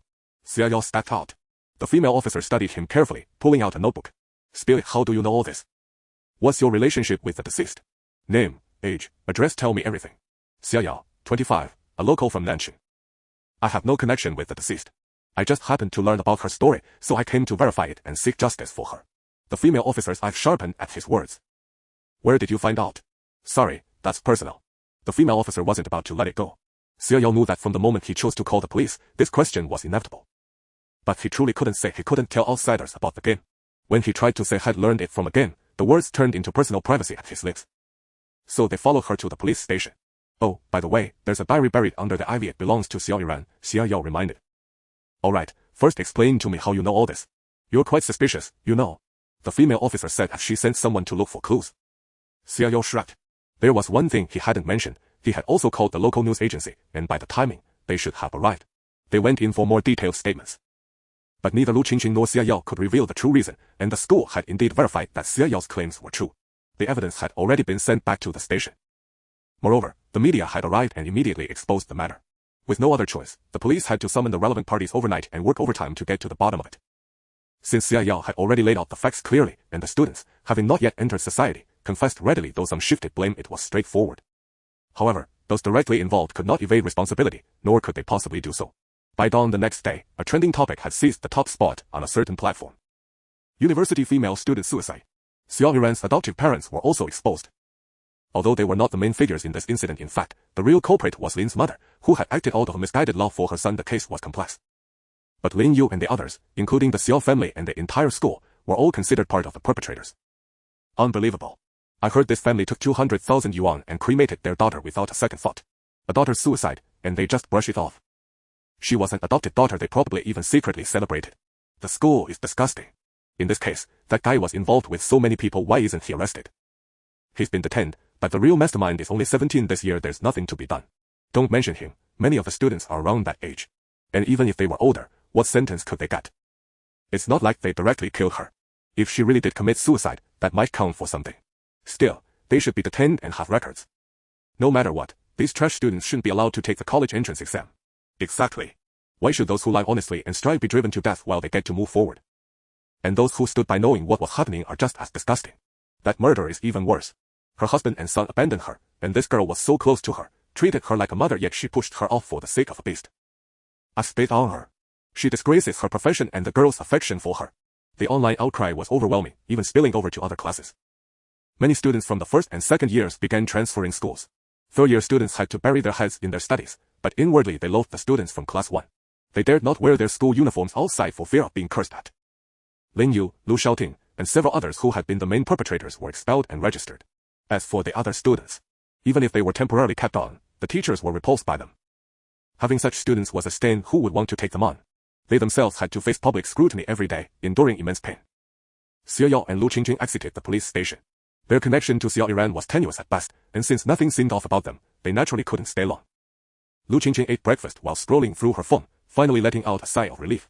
I wonder what Xiao Yiran was thinking. In the game, she hadn't known it was real, so it hadn't hit her hard. Now, she ached with sorrow. Let's go see her later, Xia Yao said. Lu Qingqing, recalling the skill she had obtained, fell silent. You'll be able to see those things from now on, she asked cautiously. Isn't that good? Xia Yao replied, puzzled. You saw it too. The game is trying to set up copies in reality. Then the spirit seeing eye was truly important, at least to avoid danger. Lu Qingqing swallowed a bite of her bun, her expression complex. That was true, but this was the first time she knew ghosts and monsters existed in the real world. Was this world so terrifying? Reality was no longer safe. Xiao Yiran still sat on the ivy, watching the two approach with a complicated look. You really did call the police? Xiao Yao stuck the incense he had bought on the ground for her. What are you doing? Xiao Yiran's mouth twitched. Don't ghosts need incense? You don't want it. Xiao Yiran sighed. No need, I'm going into the game. Seeing Xiao Yao frown, she explained, I've given up on this ghost domain. The game had originally arranged. Well, I can't say.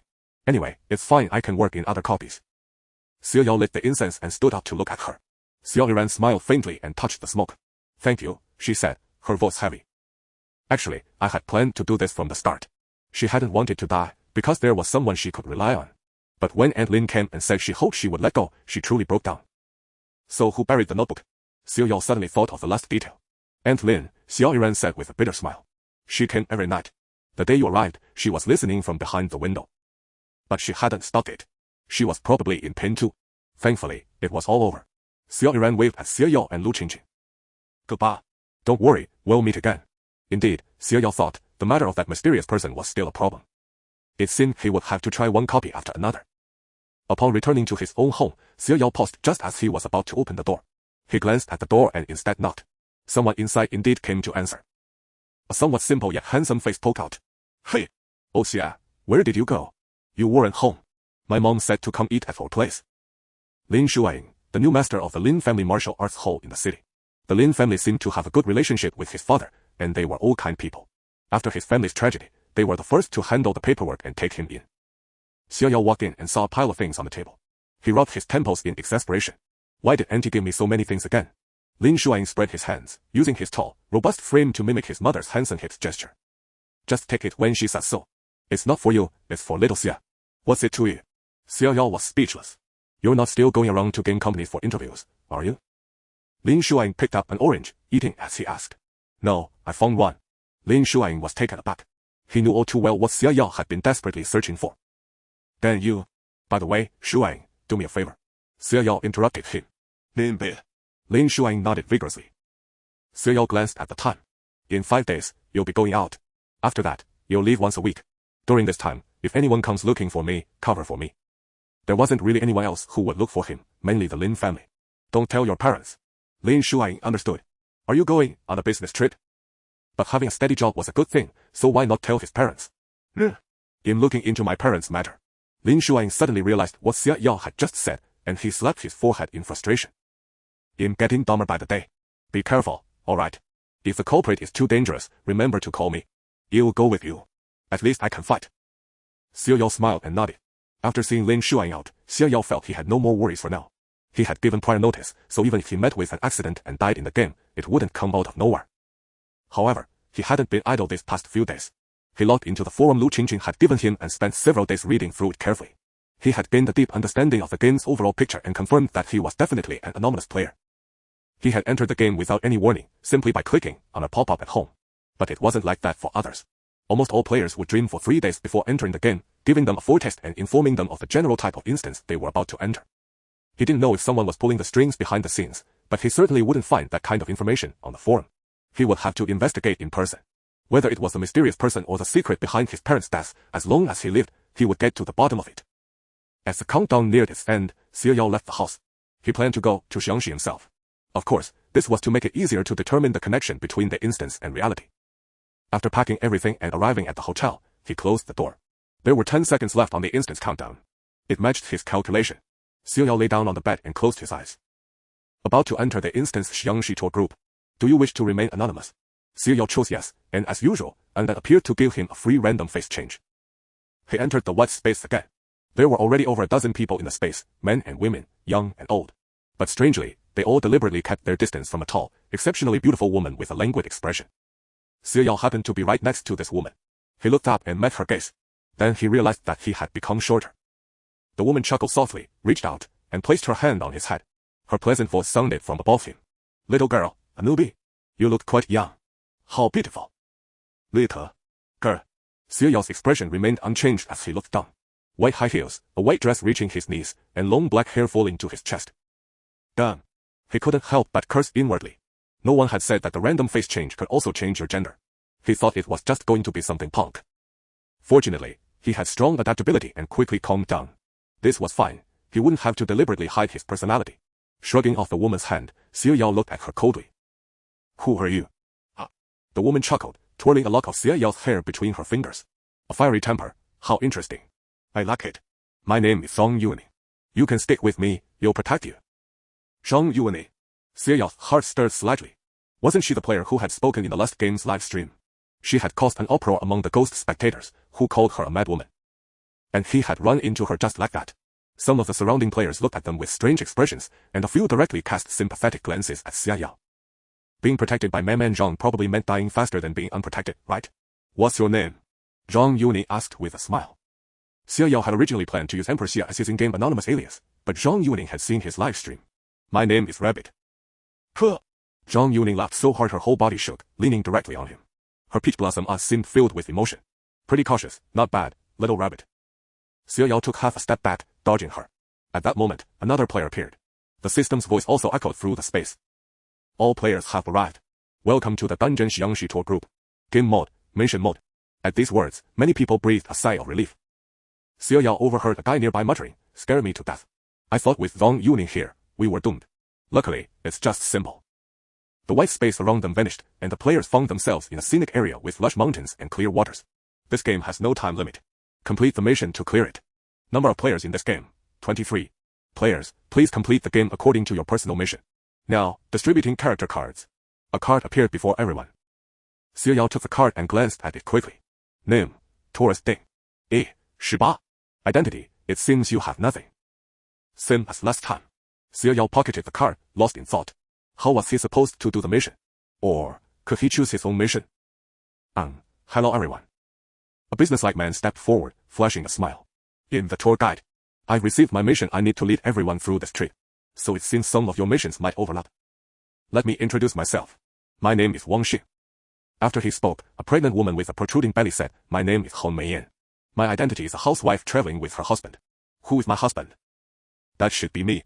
A young man raised his hand. In Lin Shao, a programmer traveling with my wife. Since she's pregnant, I brought her to Xiangxi to see the sights and relax. Zhang Yuning couldn't help but laugh. This is the first time I've heard of taking a pregnant wife on a trip. Aren't you afraid something might happen? Lin Shao gave a dry laugh. Well, the system arranged it. Besides, I've never even been in a relationship. Going straight to having a wife and child, how absurd. So, are you really pregnant, or is it the system's doing? Zhang Yuning looked at Hong Meiyan. Clearly, everyone present knew Zhang Yuning's reputation, and no tactless newcomers were around. If there were, they kept silent. The system. Hong Meiyan rubbed her waist in exasperation. I never thought I'd get pregnant in a game before even trying in real life. The others felt a twinge of sympathy. This was a character card designed to weaken physical abilities. Zhang Yuning held her own character card. Zhang Yuning, identity, a local of Xiangxi. I'm hitching a ride with the tour group to go home since I live in a remote area with no easy access. Seeing the big shot reveal her identity, the others gradually shared their own character cards. Xiao Yao noted each one down. Aside from the married couple, there was a dorm group traveling together, 2 couples on a trip, a family of 4, and a group of 8 classmates, both male and female.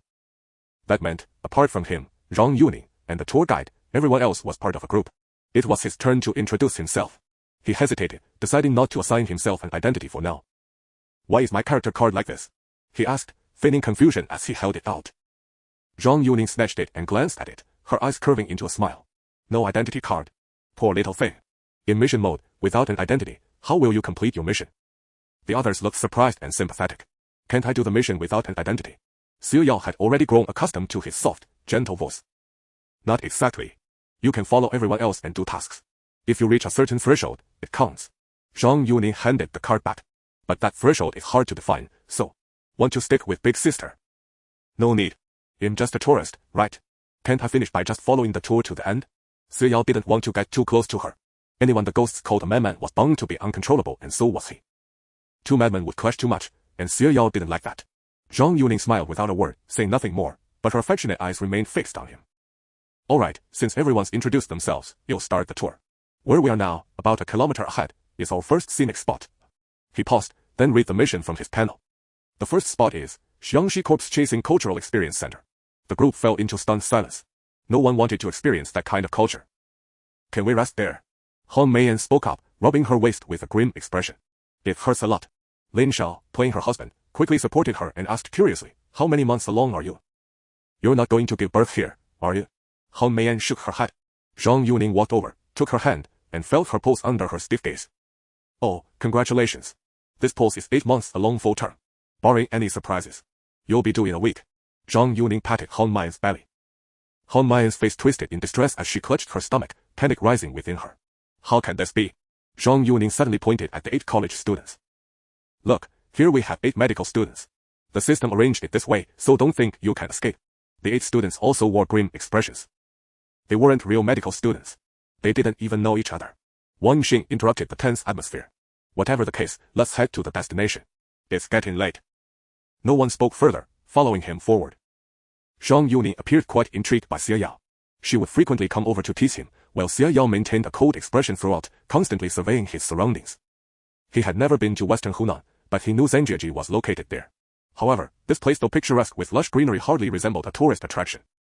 A kilometer was not far, and they soon spotted their destination, an ancient inn styled like a traditional hostel. Wang Xingyao indeed received a notification. We have now arrived at the local Folkestone Hotel, where we will spend the first night of this tour and begin experiencing the local culture of corpse driving. With that, they entered the hotel. At the front desk stood a stiff female attendant, so rigid she seemed like a mannequin. If not for her forced smile, one might have doubted she was alive. Welcome, she said in a monotone, utterly devoid of emotion. Given the theme of this fuban, no one doubted she was a corpse. Wang Xing stepped forward and said, we are the Ghost Realm Tourism Cultural Group, here to lodge. The female attendant turned her neck stiffly, her joints creaking as she picked up a register and pen from the desk. Please register. Wang Xing took the paper and pen, hesitating. How were they supposed to register? And it was handwritten. What are your room options? He asked. We have a communal bunk for 8, a suite for 4, 5 double rooms, and 1 single room. Wang Xing's expression darkened. Would that single room be his? After all, only 3 were left without groups, him, Zhang Yuning, and the young girl. The 2 women would likely share a room. He had no choice but to press on. Do we all need to register our names? Write the names of those staying in each room. The attendant finished speaking, and Wang Xing noticed the form was already categorized. He turned to the others and said, you go first. Everyone understood the categories. Those in groups filled in their names first, leaving Zhang Yuning, Xie Yao, and Wang Xing to exchange glances. Zhang Yuning curled her lips, wrapped an arm around Xie Yao's waist, and said, I'm definitely sleeping with my little bunny. Any objections? Xie Yao's face darkened as he removed her hand. You'll sleep alone, Xie Yao said. No way. Wang Xing blurted out instinctively. He glanced at Zhang Yuning and swallowed nervously. No one wanted to room with a lunatic. He quickly wrote his name in the single room. Zhang Yuning smiled, signed her name, and handed the pen to Xie Yao. Xie Yao didn't want to share a room with her, and besides he had secretly checked earlier, he still had male characteristics, he hadn't truly become a girl. Hurry up, you're the only one left. It's getting dark, Zhang Yuning urged. Xie Yao had no choice but to write his name. The attendant then produced the room cards. Please pay a deposit of 1,000. Wang Xing was taken aback, patting his pockets. He had no money. What payment methods do you accept? He asked. The attendant maintained her stiff, eerie smile as she stared at Wang Xing. Currency, of course. If you have none, you'll need to work for us. They all exchanged looks and checked their pockets. No one had any money. The game left them no choice. Then well work, Wang Xing conceded. With a clatter, the attendant tossed the room cards onto the counter. They each took their cards and headed upstairs. Zhang Yuning and Xie Yao's room was room 208, at the far end of the second floor. It was likely left vacant because of its remote location, making escape difficult. But neither Zhang Yuning nor Xie Yao seemed concerned. What bothered Xie Yao was being confined with this woman, who exuded a palpable sense of danger. The room contained a double bed. Xie Yao's expression grew even colder. You'll sleep on the floor, he stated flatly. Whoa. Zhang Yuning leaned against him, unfazed by his rejection. We're both girls, isn't it fine? She insisted, as Xie Yao began inspecting the room. The room was decorated in a distinctly folkloric style. That is to say, the wall bore a bizarre row of black human statues, all facing sideways, each with an arm resting on the one in front. This wall faced the bed directly. Above the headboard, red paint formed talismanic symbols. The room's light was white, the wall near the window was lined with lush greenery, and the bedsheet was yellow instead of the usual hotel white. Such an arrangement made anyone uneasy. That's a court-stabilizing talisman, Zhang Yuning exclaimed, pointing at the symbols above the bed. She sat down, studying the room with interest. Western Hunan court drivers, I knew this would be fun, she said excitedly, turning to Xia Yao. I've met a descendant of a court driving family in real life. Guess what kind of experience we'll have? Xia Yao raised an eyebrow. In real life? Of course. Zhang Yuning sat cross-legged on the bed, patting the yellowish bedspread. The colors in this room follow the 5 elements. Without a doubt, tonight we'll get our first taste of something new. Xia Yao pondered this and asked, what is your identity in real life? Zhang Yuning let out a soft laugh. Shouldn't you introduce yourself first before asking others, little bunny? Xia Yao ceased his inquiries and began searching the room for clues. Zhang Yuning lay on the bed, watching him rummage. Aren't you going to keep asking? It's not like I can't tell you. You're so annoying. Xia Yao was pulling a poster from a drawer, a promotional poster for the hotel, themed around food culture experience. He paid no attention to Zhang Yuning beside him. Zhang Yuning sighed deeply. In from the Heavenly Master residence, you know. Aren't you going to ask? Xia Yao looked up at her upon hearing this. Mount Longhu. So you're originally a Taoist priest. What do you think of this game? Huh. Zhang Yuning rolled on the bed, laughing uncontrollably. You're so amusing, adorably serious. Once she had laughed enough, she spoke. What is there to think? If anything, I hope this game goes on forever, it's so much fun. She propped her chin on one hand, her eyes curving as she gazed at him. Don't you think so? Reality is too dull. If this game could become real, how fascinating would that be? She spoke earnestly, her eyes burning with a fervor that seemed to devour everything. Xia Yao finally understood why the ghosts called her a mad woman. There was a difference between them. Xia Yao felt indifferent to such things, he only wanted to know how his parents died. If it was a game, he would dismantle it. If it was certain players, he would repay them in kind. Xia Yao averted his gaze and continued examining the poster. The poster held little content, but the illustration was terrifying. A group of corpses in traditional Chinese attire stood shoulder to shoulder at the center of the image, while a dark silhouette in front shook a bell. Each corpse had a yellow talisman pasted on its forehead. As Xia Yao scrutinized their positions, one corpse in the painting slowly turned its head. Xia Yao raised an eyebrow. The corpse grinned at him, then quickly returned to normal, with no further change. Zhang Yuning appeared beside him without warning, crouching down and pointing at the corpse that had just moved. It set its sights on you, it's going to take you back as its bride. Xia Yao. Sorry to disappoint, but he was male unexpected, wasn't it? Aren't you going to keep asking me questions? Zhang Yuning snatched the poster from his hand. Stop looking at this, what use is it? Just face it hidden. In here, remember? In Heavenly Master. Xia Yao was speechless. He simply sat down on the floor and looked at Zhang Yuning. Let me ask you, then, Heavenly Master Zhang. You mentioned the game becoming reality.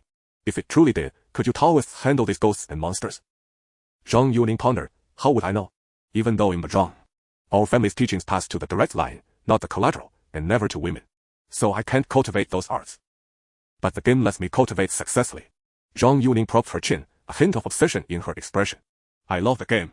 Whether I can handle them or not, what does it matter? Don't you think overturning all the rules and establishing new order is wonderful? She leaned close to Xia Yao, murmuring softly, I hate those rules, all of them. Xia Yao pushed her away by pressing on her forehead. Many people will die, he said coldly. Zhang Yuning looked at him innocently. But what does that have to do with me? Xia Yao gave her a deep look and changed the subject. How long have you been in the game? Does your identity grant you any special advantages? Zhang Yuning suddenly got up and lay down on the bed. No, I'm hungry. Is there any food here? The hotel service is terrible, no meals included, no drinks or instant noodles in the room. Bad review. Xia Yao hesitated. He knew he shouldn't have engaged with someone of this temperament. He stood up and walked to the table, where a complaint mailbox sat. He casually opened it. There were indeed a few letters inside. The service at this hotel is terrible, the staff always wear fake smiles and ignore you. I said I heard voices in my room, and she didn't even respond. That was the first letter. Xia Yao asked in astonishment, do people actually come here for tourism? Zhang Yuning was still on the bed, complaining about the lack of food. Xia Yao opened the second complaint letter.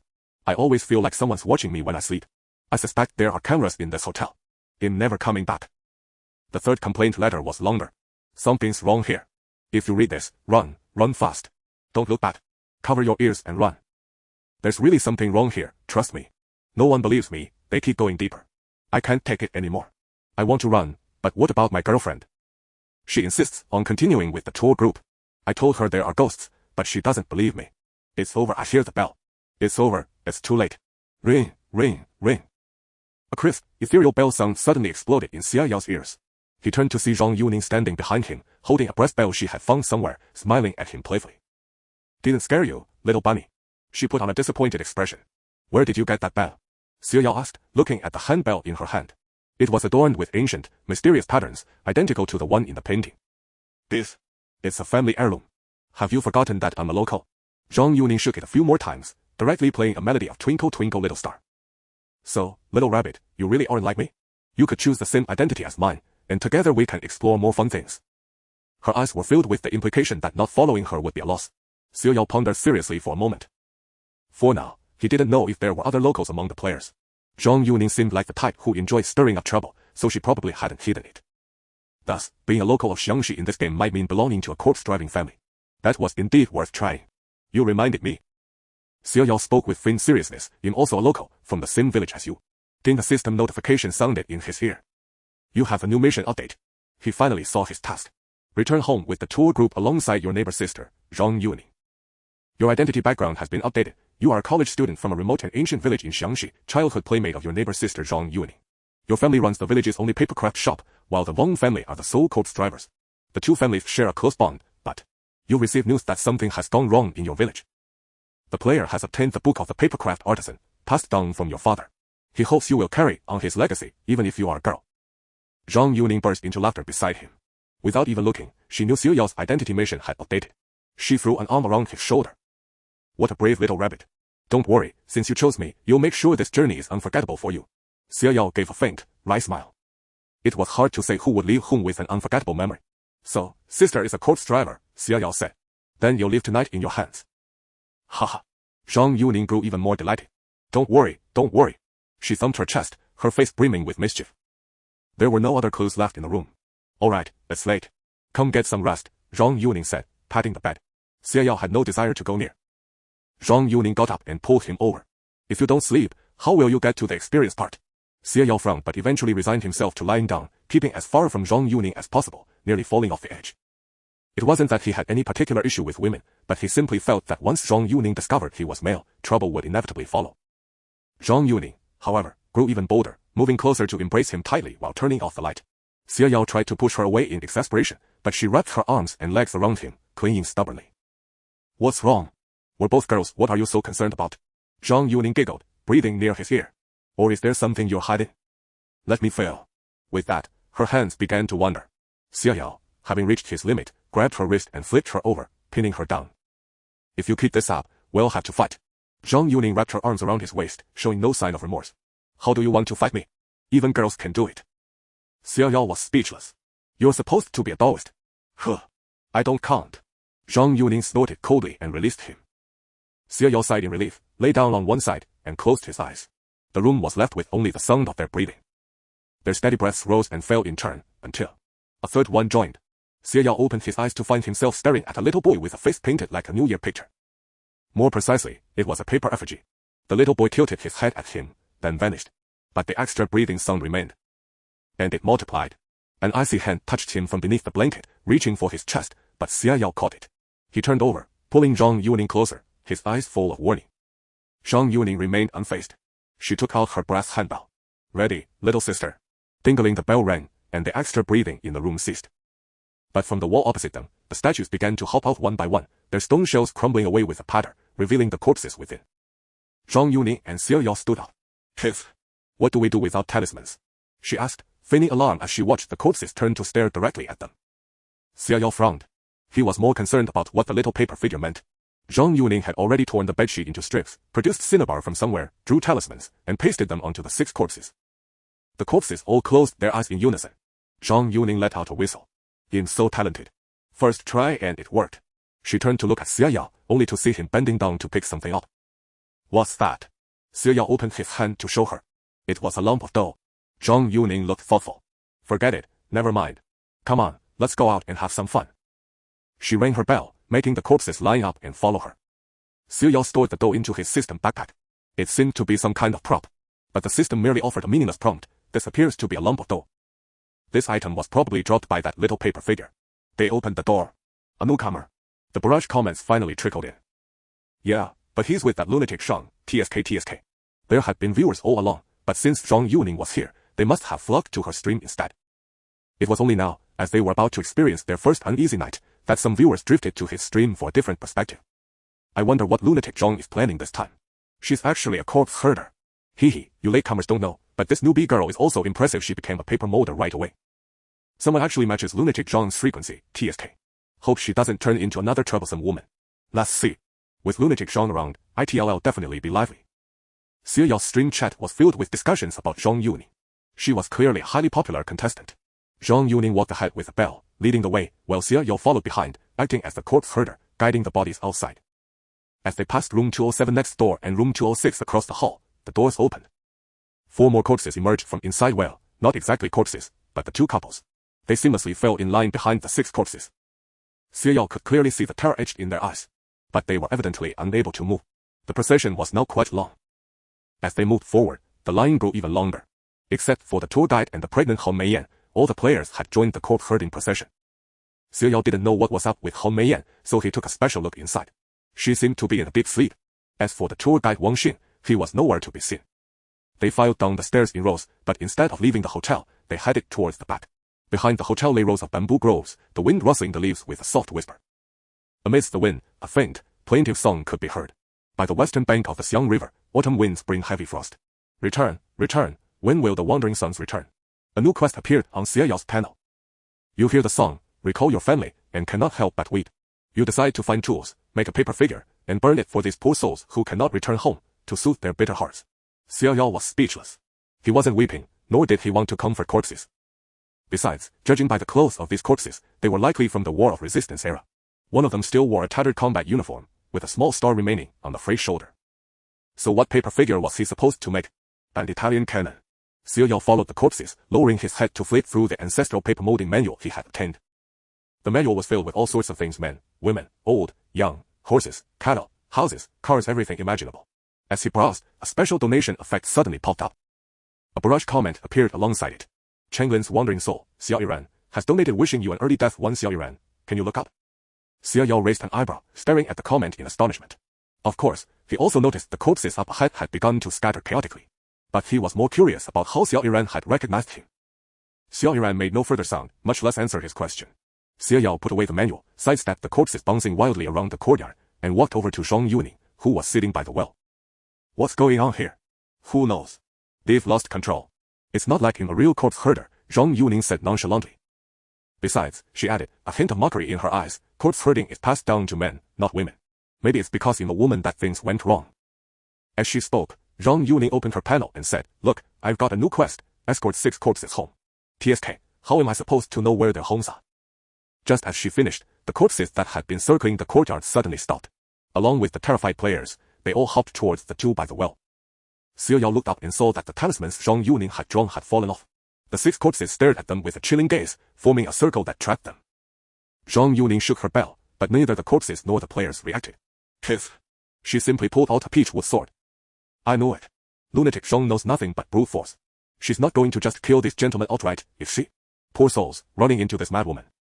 Xie Yao saw his own brush comments and asked in surprise, you're going to kill them all? What else? They're clearly up to no good. Just kill them. Escort the corpses. You'll just cremate them right now and see if they can still be so troublesome. Zhang Yuning hated anything involving rules. Especially this taboo about touching men being permissible while touching women is not. Xie Yao's mouth twitched. Hold on. I still need to burn some paper figures for them. Wait until I'm done before you cremate them. Is this something a human would say? Hey, you're dead meat. A newbie trying to copy lunatic fun. Look in the mirror first. But what are these corpses doing? The corpses slowly raised their hands, their index fingers pointing toward the well beneath Zhang Yuning and Xie Yao. The 2 exchanged a glance and peered into the well. As expected, a ghastly pale face flickered past. Yet neither of them feared such things. What do you suppose is down there? Zhang Yuning asked, stirring the water with her peachwood sword. Corpses, I'd wager. What I'm curious about is how to get them out. Xie Yao then noticed the well was octagonal. Upon closer inspection, talismans adorned the exposed outer walls. Zhang Yuning kicked the well, and a chunk of the rim crumbled away. Xie Yao fell silent. Was she always this brutal?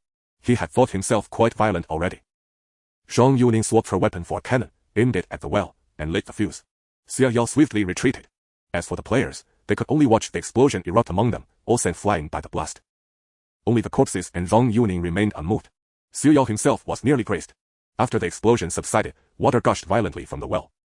Zhang Yuning was drenched, her clothes clinging to her body. She wiped her face carelessly, hoisted her voltigeur cannon once more, and prepared to fire again at the well. No, no, no. Xie Yao hastily interjected. What if you blow it up and still find nothing? Let's drain the water first. Zhang Yuning reluctantly stowed her cannon, took a half step back, and eyed the geyser-like well. The 6 corpses still encircled the well, soaked but motionless. Xie Yao frowned and examined one of them more closely. The corpse was in a state of decay, though preservation had slowed the process. He stepped back slightly and said, corpses rot faster when wet. You're the corpse herder, this is your responsibility. A crack appeared in Zhang Yuning's composure, fleeting as it was. But Xie Yao had already begun chiseling at the well. Watching him, a strange expression crossed her face before she joined him. But this was too slow. She shook her bell. Everyone, get to work. The players involuntarily hopped over. Without the corpse's control, they could only obey Zhang Yuning. She ordered them to dig up the ground one by one. Finally, amidst the mud, they carved a trench to divert the well water away. Fortunately, the well's flow was not endless. The shaft was now mostly empty, deep, with a shallow layer of water still obscuring what lay below. Zhang Yuning pushed Xie Yao. Rabbit, go down and take a look. Xie Yao was reluctant. He picked up his booklet and said, I'm still studying the mission. This is your job. Zhang Yuning gave him a long, hard look. Are you sure? Xie Yao nodded calmly. With a cold snort, she leaped down. Xie Yao waited above with the corpse-like players. The night was only half over, the moon at its zenith. It was nearly full. Xie Yao glanced up, then looked away, but a flicker in his peripheral vision caught his attention. He focused on the paper boy with the garishly red cheeks. The bull waved stiffly at him. Xie Yao cast a look at the well, then ultimately followed. Beyond lay a vast bamboo grove. The boy led him through it to another structure. It was a dilapidated funeral parlor. In modern times, such places were mostly tourist attractions, no longer needed. Nowadays, bodies were kept in morgues and cremated in a streamlined process. The paper figure vanished here, clearly an invitation to enter. Xie Yao did not hesitate. He strode inside. This newcomer has some nerve. Quite bold. Involved to watch Mad Dong. This is boring. Mad Dong is always the same routine. I'd rather see what the newcomer does. This batch of viewers was distinctly different from those during Xie Yao's last live stream. If there was a difference, it was that they seemed like genuine viewers enjoying the show, having come specifically to see Zhang Yuning. Some might even be her fans. Xie Yao pushed open the door to the funeral parlor. Inside was pitch black, dilapidated, with white curtains and cobwebs swaying. Rows of decayed wooden beds lay empty in the room. At the center stood a vermilion coffin. Few ever made coffins in such a pure shade of red. 7 long nails sealed it shut. Xie Yao touched it. Those nails would be difficult to remove. There was nothing else in the room, so he focused on the coffin, preparing to pry it open. He suddenly thought that Zhang Yuning's cannon approach might have been better. These nails were a nightmare. As he worked diligently to dislodge them with a stone, the coffin shifted. But someone knocked from inside. Xie Yao tapped the coffin with his stone. Behave, or I won't open it. Bang, bang, bang. The response came as more violent pounding. The funeral parlor's door slammed shut from the wind. Moonlight was blocked, plunging the room into complete darkness. The commotion inside the coffin ceased. A hoarse, aged cough echoed through the room. Cough. The cough grew more intense with each fate, sounding utterly agonizing. If you keep this up, you might need some loquat cough syrup. Xie Yao finally interjected, unable to bear it any longer. The coughing abruptly ceased. A sigh sounded from behind his neck. Xie Yao tensed, turning his gaze backward. On his shoulder sat an old man with a grayish complexion, his murky eyes rotating as they met Xie Yao's. Who are you? Xie Yao tried to move but found his body unresponsive, his weariness deepening. Take me home, the old man rasped, his voice grating like a saw. You've got the wrong person. The one outside is the corpse herder. She's the one who sends people home. The old man chuckled, revealing yellowed, gap-toothed teeth. But you're the young lad. Then the old man vanished. Moonlight streamed back through the window. The last nail on the coffin dropped to the ground. Xie Yao picked it up and received a system notification. Congratulations, player. You have obtained an item, 7 soul nails. The coffin slid open with a push. Inside lay a corpse identical to the old man. A foul stench assaulted his senses, and Xie Yao frowned deeply. Was he supposed to take this thing away? He glanced at his task panel, where a new mission had indeed appeared. You encountered a lonely old man lying in a coffin, isolated in this desolate wilderness.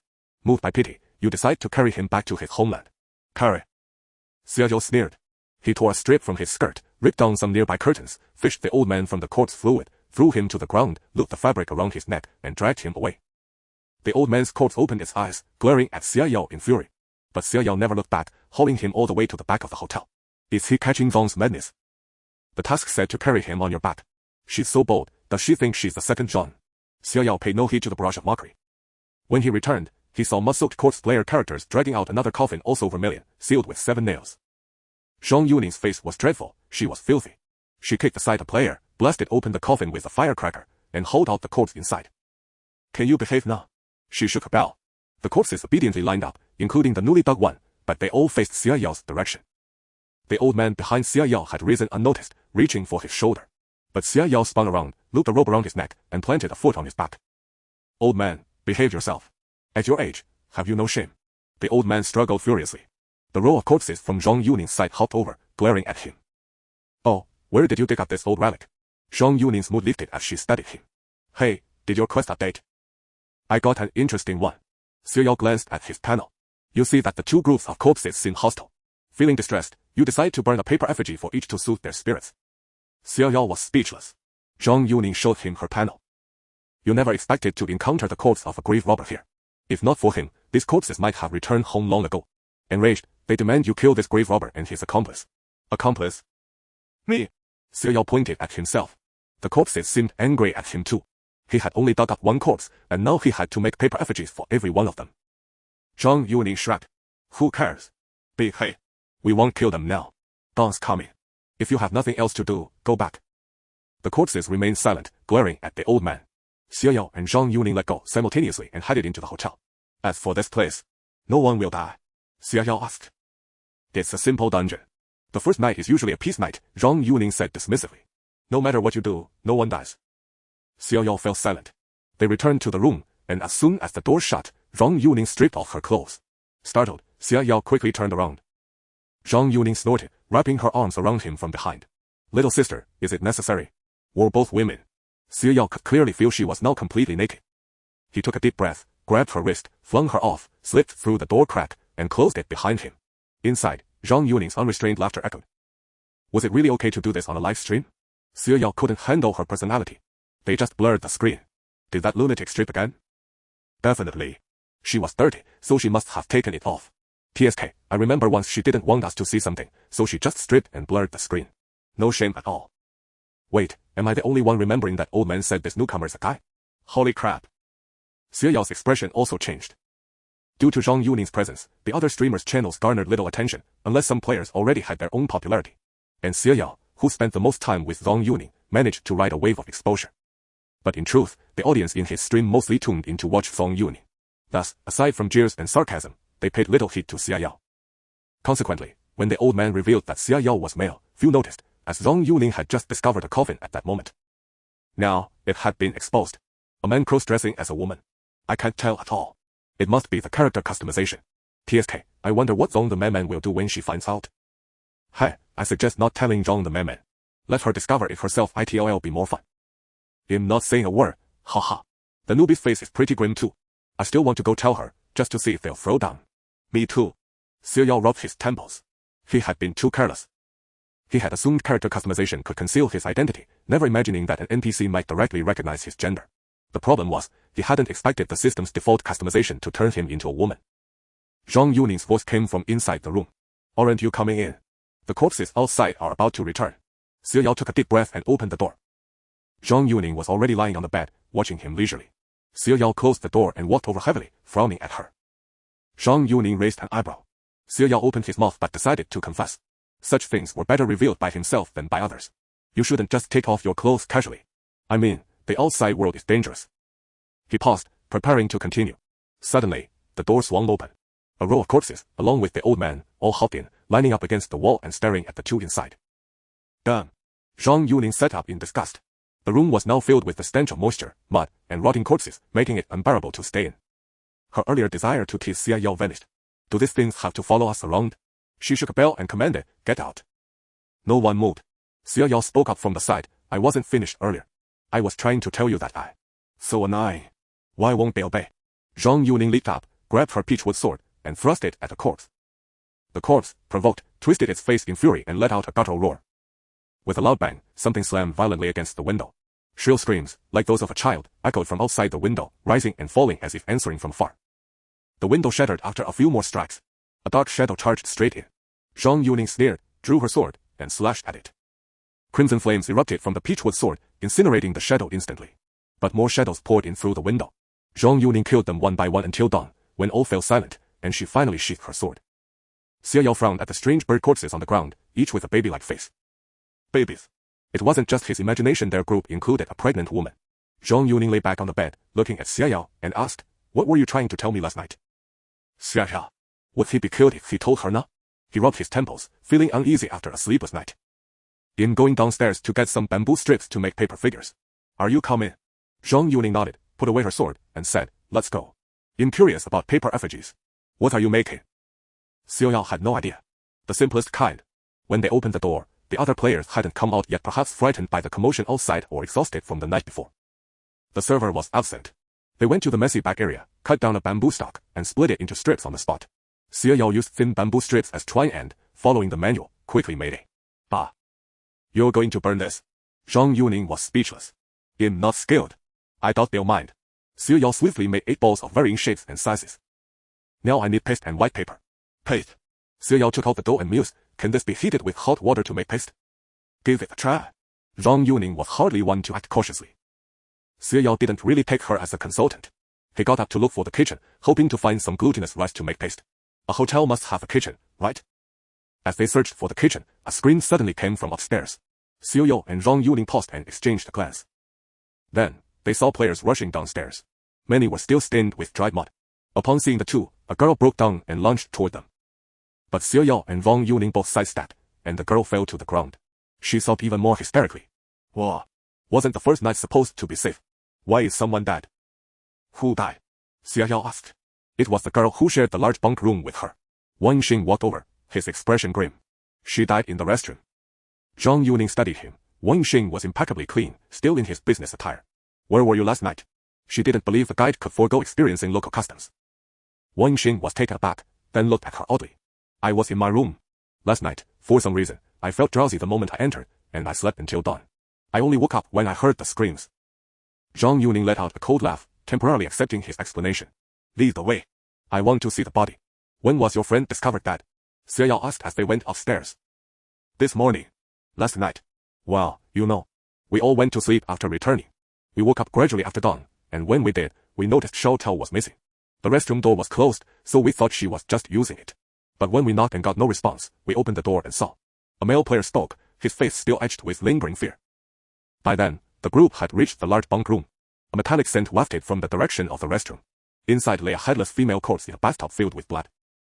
The 4 walls and the door of the restroom were splattered with blood. With so much blood, why didn't it flow out? Xiao Yao asked, puzzled. We don't know. We were also surprised. The bloodstains were invisible on the door initially. We only saw them after opening it. The players staying in that room looked uneasy. Such a silent death likely meant they could be next. Zhang Yuning poked Wang Xing with her sword. Go, fish out the head. Wang Xing pointed at himself. Me? Bad. You're the guide. Last night, aside from the pregnant woman, you were the only one who didn't go out. We saw her lying in bed. Your door never opened, so who knows if you were really asleep. Zhang Yuning didn't believe the guide's task was merely to lead them around. Just from comparing her and Xiao Yao's missions, it was clear this instance was far more complex than it appeared. Simply escorting a corpse home. What was the significance of the paper effigies? And the Tomb Raider's corpse? Wang Xing could only steel himself and reach into the bloody water. Xiao Yao noticed the footprints his blood-soaked shoes left on the floor, carrying a sticky residue. Soon, Wang Xing straightened up and shook his head. Couldn't find it. Zhang Yuning snorted coldly, then turned to the other players. As you can see, I initially thought this was just a game of experiencing the Xiangxi corpse driving ritual, but it seems there's more to it. Is anyone hiding their identity? The players exchanged glances, unsure of her meaning. To be blunt, I've played a high-difficulty game before with all silver-tier players, where there were competitive elements. That means some of you might have identities different from the tour group. For instance, I'm supposed to go home. Zhang Yuning swept her gaze across the room, speaking nonchalantly. But you don't need to tell me, I'm not interested. I'm just warning you, if this isn't a simple game, then more people will die. With that, she left the room in disgust.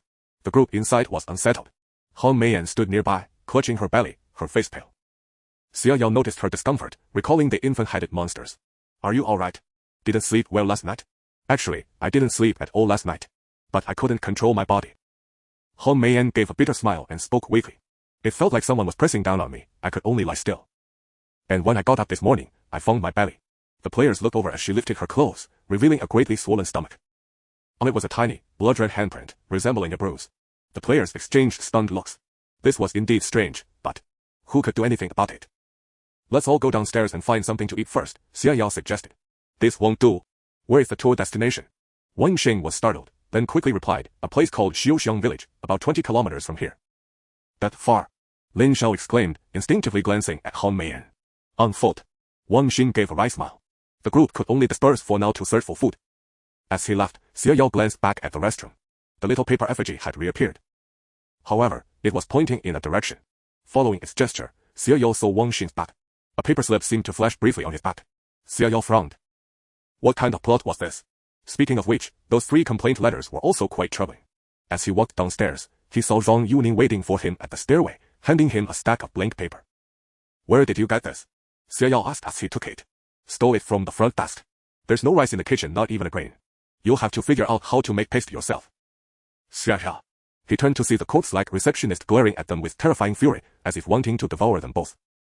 Ignoring the receptionist, Xia Yao took the paper and sat down to the side. Xia Yao still tossed the dough into the hot water, stirring a few times. The water indeed became much thicker. Yet it was too little. He could only thinly coat a sheet of paper before the dough was used up. You have crafted 8 paper balls. Do you wish to burn them for the corpses? Xia Yao fell silent. What use was there in burning these things? Forget it, he would just treat it as completing the task. Yes. The system helpfully burned the paper balls for him. Watching the items vanish, Xia Yao felt a fleeting curiosity about how the recipients would react. But it was just a passing thought. You have brought warmth to 8 corpses. They are deeply moved. Holding the balls you gave them, they feel that new clothes would be even better. Xia Yao sneered coldly. Dream on. Nearby, some players watched his series of actions. While others were busy cooking in the kitchen and Zhang Yuning was absent, one of them approached him. Were you just doing a quest? May I ask? If you've been following a veteran player. It was the boy from the shared dorm who had spoken earlier, named Peng Shu. He offered Xia Yao a friendly smile and sat down beside him. Xia Yao nodded indifferently. Peng Shu's face immediately showed admiration. You're really impressive. I initially thought you were that shy, girly type, but I never expected you to be this bold and daring. Xia Yao. Oh, right, he still hadn't told Zhang Yuning he was a man. Can we be friends? I really like your type. Peng Shu's cheeks flushed as he stammered. Xia Yao. Suppressing the discomfort, he was about to stand up when Zhang Yuning's voice rang from outside. Who dares to vie for my person? She strode in with a haughty gait, sat down beside Xia Yao, draped an arm around him, and glared at Peng Shu with hostility. Peng Shu's face paled. Sorry. I just purely wanted to be friends with him, nothing more. Besides, isn't it up to Rabbit himself to decide on making friends? Peng Shu looked at Xia Yao with a glimmer of hope. Zhang Yuning scrutinized Peng Shu from head to toe, then suddenly let out a scornful laugh. Oh, that's you. I know you. You're the one who taught the newbie livestream leaderboard once, aren't you? You earn the skill if someone agrees to one thing you ask, you can demand something from them, even. They're very love. Peng Shu instinctively said, no. He quickly realized his reaction had confirmed his identity. With a dry laugh, he stood up, bowed, and scurried away. Zhang Yuning sneered. What a piece of trash. A despicable man. Little rabbit, let me tell you, men are all no good. Seeing Xia Yao staring at her with a complicated expression, she pinched his cheek and chuckled. Whoa. Don't you think I'm cool? How about you just stay with your big sister? Xia Yao offered a slight smile, then looked at her seriously. I'm the man. He felt it was best to just come out with it directly, to avoid causing greater offense later. Zhang Yuning's smile gradually faded. She frowned and studied Xia Yao. You're a man. System-generated face. No, that can't change your gender. Saying this, she reached out to feel under his skirt. Xia Yao caught her hand just in time. I really am. I didn't expect this either. I had no points, you understand? Zhang Yuning's face turned ashen. I don't want to understand. After a tense standoff, Zhang Yuning suddenly kicked out. Xia Yao rolled aside to dodge it. Not bad reflexes. Zhang Yuning closed in and engaged him in a direct scuffle. Some players who had just come out with food were utterly bewildered. Why were these two fighting? No, wait, how could someone be fighting Zhang Yuning? Awesome, he actually said it outright. From Zhang the Maniac's livestream, so this newbie is a guy. Didn't she share a bed with him? TSK, he can even hold his own against Zhang the Maniac. This guy's interesting. Chenglin's wandering soul, Xia Iran, tipped may you rest in peace, when a torrent of spring water special effects instantly engulfed Xia Yao, blocking his vision and allowing Zhang Yuning to grab and pin him to the ground. 666. Only Ghost Kings have the authority to gift rest in peace, right? Is there a Ghost King watching the stream? Never heard of this Ghost King. A new one. Xia Iran, you're welcome. Xia Yao's eye twitched. He didn't want to thank them either. Zhang Yuning sneered, pressing him down, and demanded, why didn't you say so from the start? Who would have thought? I said I was a man from the very beginning. Xia Yao hadn't expected the system to be this treacherous. Zhang Yuning recalled that she had been the one to initiate everything, and her anger flared even more. Just you wait. Don't let me find out who you really are. Zhang Yuning let go and strode out of the hall. Xia Yao sat up, calmly straightened his clothes, glanced at the stunned crowd, and flicked his hair. Time to eat, he said. Everyone exchanged glances and silently sat down to a meager breakfast. After they finished, a bus slowly pulled up and stopped at the hotel entrance. The bus had no driver. No one knew where this empty vehicle came from, but it was evidently prepared for them by the game. Could the game be so considerate? Xiao Yao took a sip of the bland vegetable soup, lost in thought. Wang Xin then stood up and clapped his hands. I received a mission saying we can take this bus for a sightseeing tour. That's wonderful. Lin Shao was the first to feel delighted, mainly because his teammate was a pregnant woman. He didn't want to be responsible, but what if something happened to his teammate? He had heard of such rules before. So, solving the walking problem now certainly pleased him.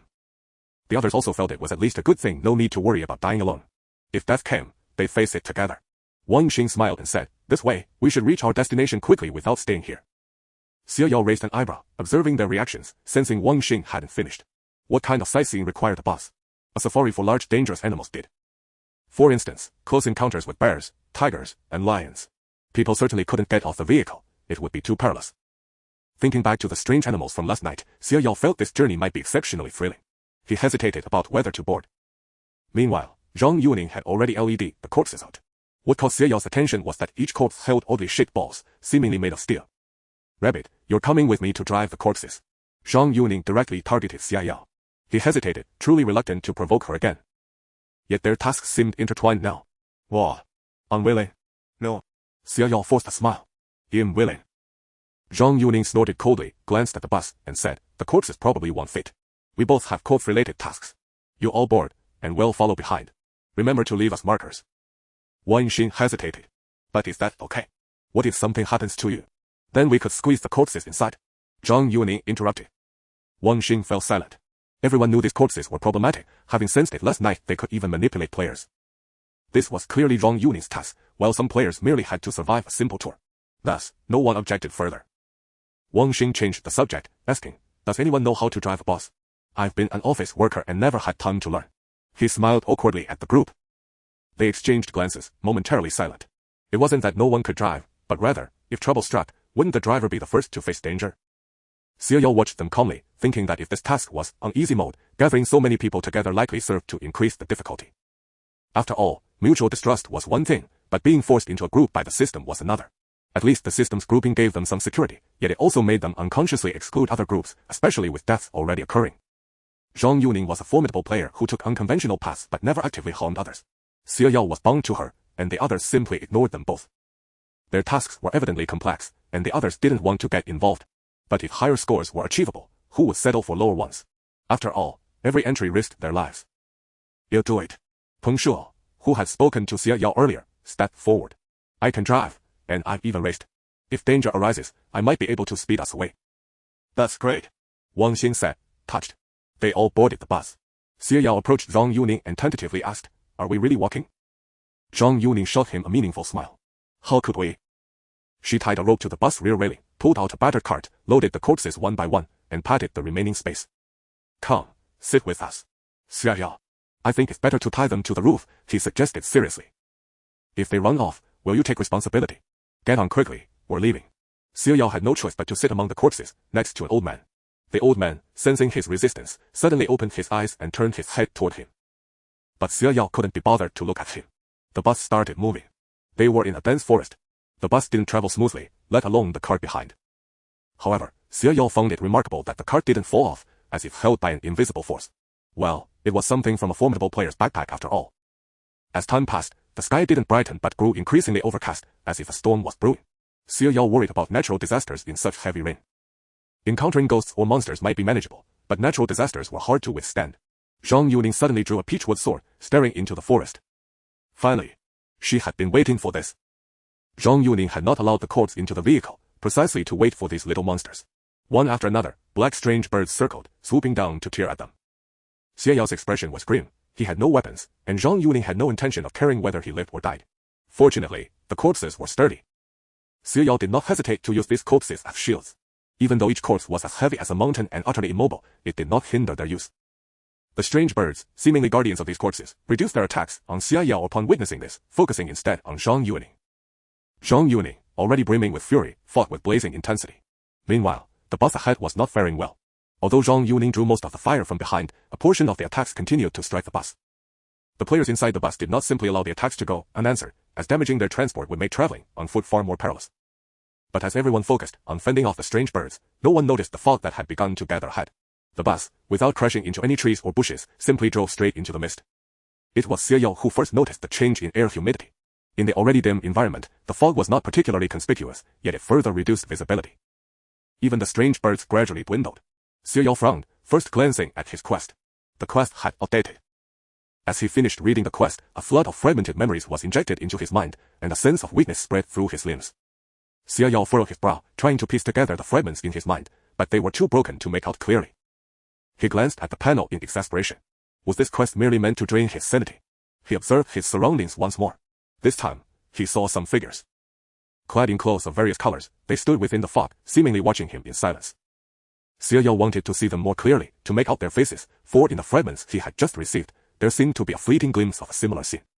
A hand suddenly grabbed his neck, pulling him back. Xiao instinctively reacted, only to find it was Zhang Yuning. Zhang Yuning frowned deeply and said, "Do you want to die?" Only then did Xiao realize he had nearly fallen off the cart. The few corpses on the cart were all staring at him coldly. The surrounding ghosts had vanished. "What's wrong with you? What did you see?" Zhang Yuning asked, glancing in the direction he had been staring. "I don't know. My quest made me lose some sanity, and I saw some figures, but they're gone now." Hearing this, Zhang Yuning thought for a moment, then took out a bead and tapped it against her own head. Then she looked around. "Nothing. I lost 40 sanity and didn't see anything." "How much did you lose?" Xiao was speechless. He looked curiously at the bead in her hand. "This thing can drain sanity. Can it be controlled? Is it useful? Did you buy it from the shop or get it from the game?" Zhang Yuning gave him a worried look and put the bead away. "This is a component of an orange tier item. Don't even think about it. It's not even meant to drain sanity. I just can't withstand its power. It drains sanity whenever I touch it, and I can't control it." Xiao averted his gaze. He had been hoping for something that could drain sanity without causing injury and could be controlled. Is this newbie insane? Who knows? Anyway, I'm just curious when he'll die. Xiao's live stream channel was once again filled with mockery and sarcasm, and Zhang Yuning's was even worse. But neither of them paid any attention. "The moisture is getting thicker," Zhang Yuning said, pinching her clothes in distaste. The fabric had already become damp. The windows of the bus ahead were covered in mist, obscuring the view inside. "Hey, my quest updated," Zhang Yuning said, showing her panel to Xiao. "Something here seems to be calling to you. You have a strong urge to investigate, for perhaps there lies what you have been desperately seeking." Xiao looked thoughtful. "Are you going to go?" "How no? If it tells me to go, I'm not going." Zhang Yuning was naturally rebellious. She liked to do the opposite. Following the quest obediently was out of the question. "Mine updated too," Xiao noted, seeing an additional line on his own panel. "You suddenly recall that your grandfather once mentioned a missing page from the family's papercraft manual. And that page, you seem to have seen it here." Zhang Yuning let out a scornful laugh. "They're twisting things to make us get off and go check it out." "Not going." Xiao, however, was more inclined to have a look. "If you want to go, go alone. I'm not going with you. But let me be clear, our quests are obviously different from the others. Are you sure you want to go now?" Zhang Yuning saw through Xiao's intentions. "I'm just curious. If we get off midway and don't end up with them, what will happen to Wang Xin's quest?" In truth, Xiao was indifferent. He hadn't entered the game for points or rewards. He was purely exploring the secrets of the game. Like the rules. Like the quests. The bus continued its journey through the mist. Yet no one knew if the direction was still correct. The bus had noticeably slowed down. Peng Hao turned to glance inside the bus and said, "Guide, can you confirm our direction is right? I'm afraid we might end up somewhere we shouldn't." Wang Xin shook his head, his gaze heavy with concern. "I don't have a map either. All I know is that we're headed to Xiaoxiang village." The others couldn't help but look back. The cart was faintly visible behind them, with several figures looming in the mist. At least the big shot was still following. "How about asking the big shot?" someone suggested. The group exchanged uneasy glances. "Wait, where is he?" A player suddenly stood up, pressed against the rear window, and exclaimed in shock. The cart that had been tethered by a rope had vanished into the fog.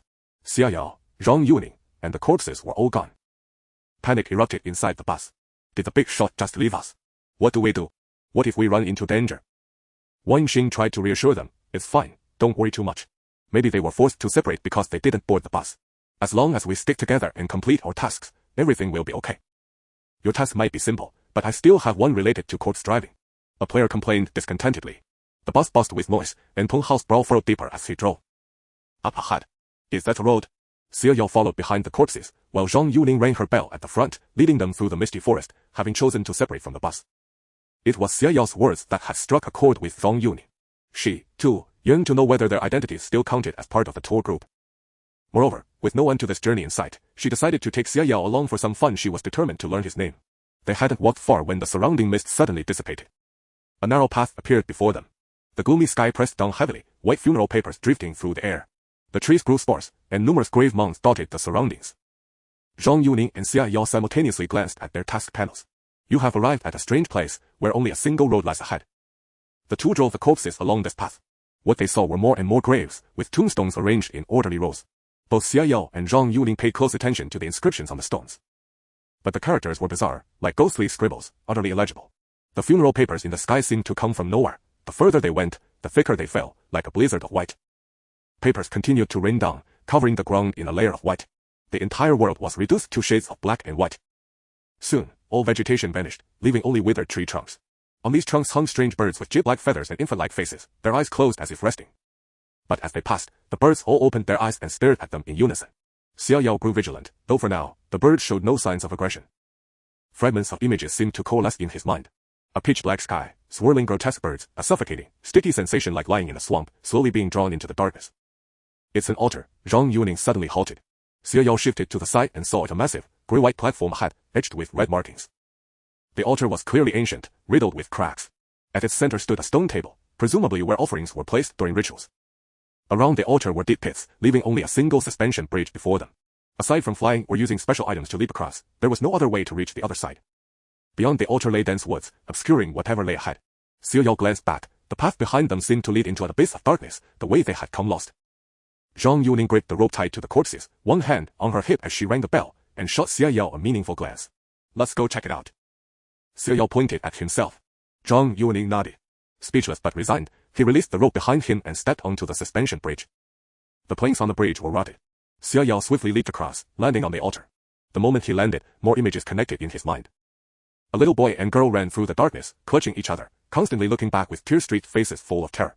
Xia Yao looked up at Zhang Yuning, then hesitated, his gaze fixed intently behind her. On the graves they had just passed, figures stood one by one, clad in brightly colored clothes, their faces deathly pale with red rouge painted on their cheeks. They were paper effigies. Upon closer inspection, the colors of their clothes corresponded to the 5 elements. Zhang Yuning noticed his stare, tossed aside the corpse rope, leaped over, and turned to look back. Is there something there? She still saw nothing. Xia Yao nodded, about to speak as he turned, only to be silenced by a face pressing against his own.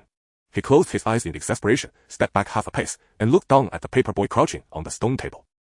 The boy slowly raised his hand. In his palm lay a neatly folded piece of paper. Xia Yao took it, and the boy vanished in an instant. Zhang Yuning stood by with arms crossed, watching his reaction before asking again, something there? A paper man, Xia Yao replied, unfolding the paper. It was a diagram of a paper effigy designed for an infant. Xia Yao retrieved his own sketchbook, flipped through it, and tucked the diagram inside. An infant. Zhang Yuning leaned in, raising an eyebrow. Who the hell would make such a thing? Usually, people crafted paper effigies of young boys and girls, or modern luxuries like luxury cars and beautiful women, or even villas and handsome men. Who would ever need a paper infant? Even in special cases like a mother who died in childbirth becoming a vengeful spirit, such items might be needed, but those were typically substitutes. Substitutes were like ordinary paper effigies, sized according to the child's height and build, requiring no special instructions. Xia Yao shook his head. You can't see anything at all. As he spoke, he glanced back again. The paper effigies had vanished, but the strange birds had silently drawn closer at some point. They gathered in a dark mass on the nearest trees around the altar, their pale infant faces and pitch-black pupils sending a chill down one's spine. The 8 corpses stood side by side before the altar, rigidly staring into the deep pits surrounding it. Can't see it. Probably your personal quest, Zhang Yuning said, unconcerned. She glanced at the pit, then pulled out her cannon. Xia Yao quickly moved closer to look. Countless tiny white figures were staring up at them. The moment they caught Xia Yao's gaze, they accelerated, their slender, eerie fingers gripping the altar's edge, ready to climb up. With a deafening boom, Zhang Yuning fired directly into the pit. Xia Yao's mouth twitched. Take it easy. What if we can't get that? As his words faded, the white figures, enraged by the blast, let out piercing shrieks that numbed the scalp, stung the ears, and sent stars dancing before the eyes. Xia Yao covered his ears to no avail. Your current SAN value, 46. Your SAN value is dropping too quickly. Please restore it. Xia Yao shook his head, his ears temporarily deafened. When he looked up, the naked white figures were crawling upward, but Zhang Yuning kept blasting them back down. Aside from the ground shaking, there was no immediate danger. The strange birds took flight one by one, circling above the altar. The scene seemed to connect with the fragments of memory he had obtained, and a foreboding feeling stirred within Xia Yao. His body moved faster, dashing back along the original path while pulling Zhang Yuning along. Zhang Yuning shouted something, but Xia Yao, still deaf, couldn't hear a word.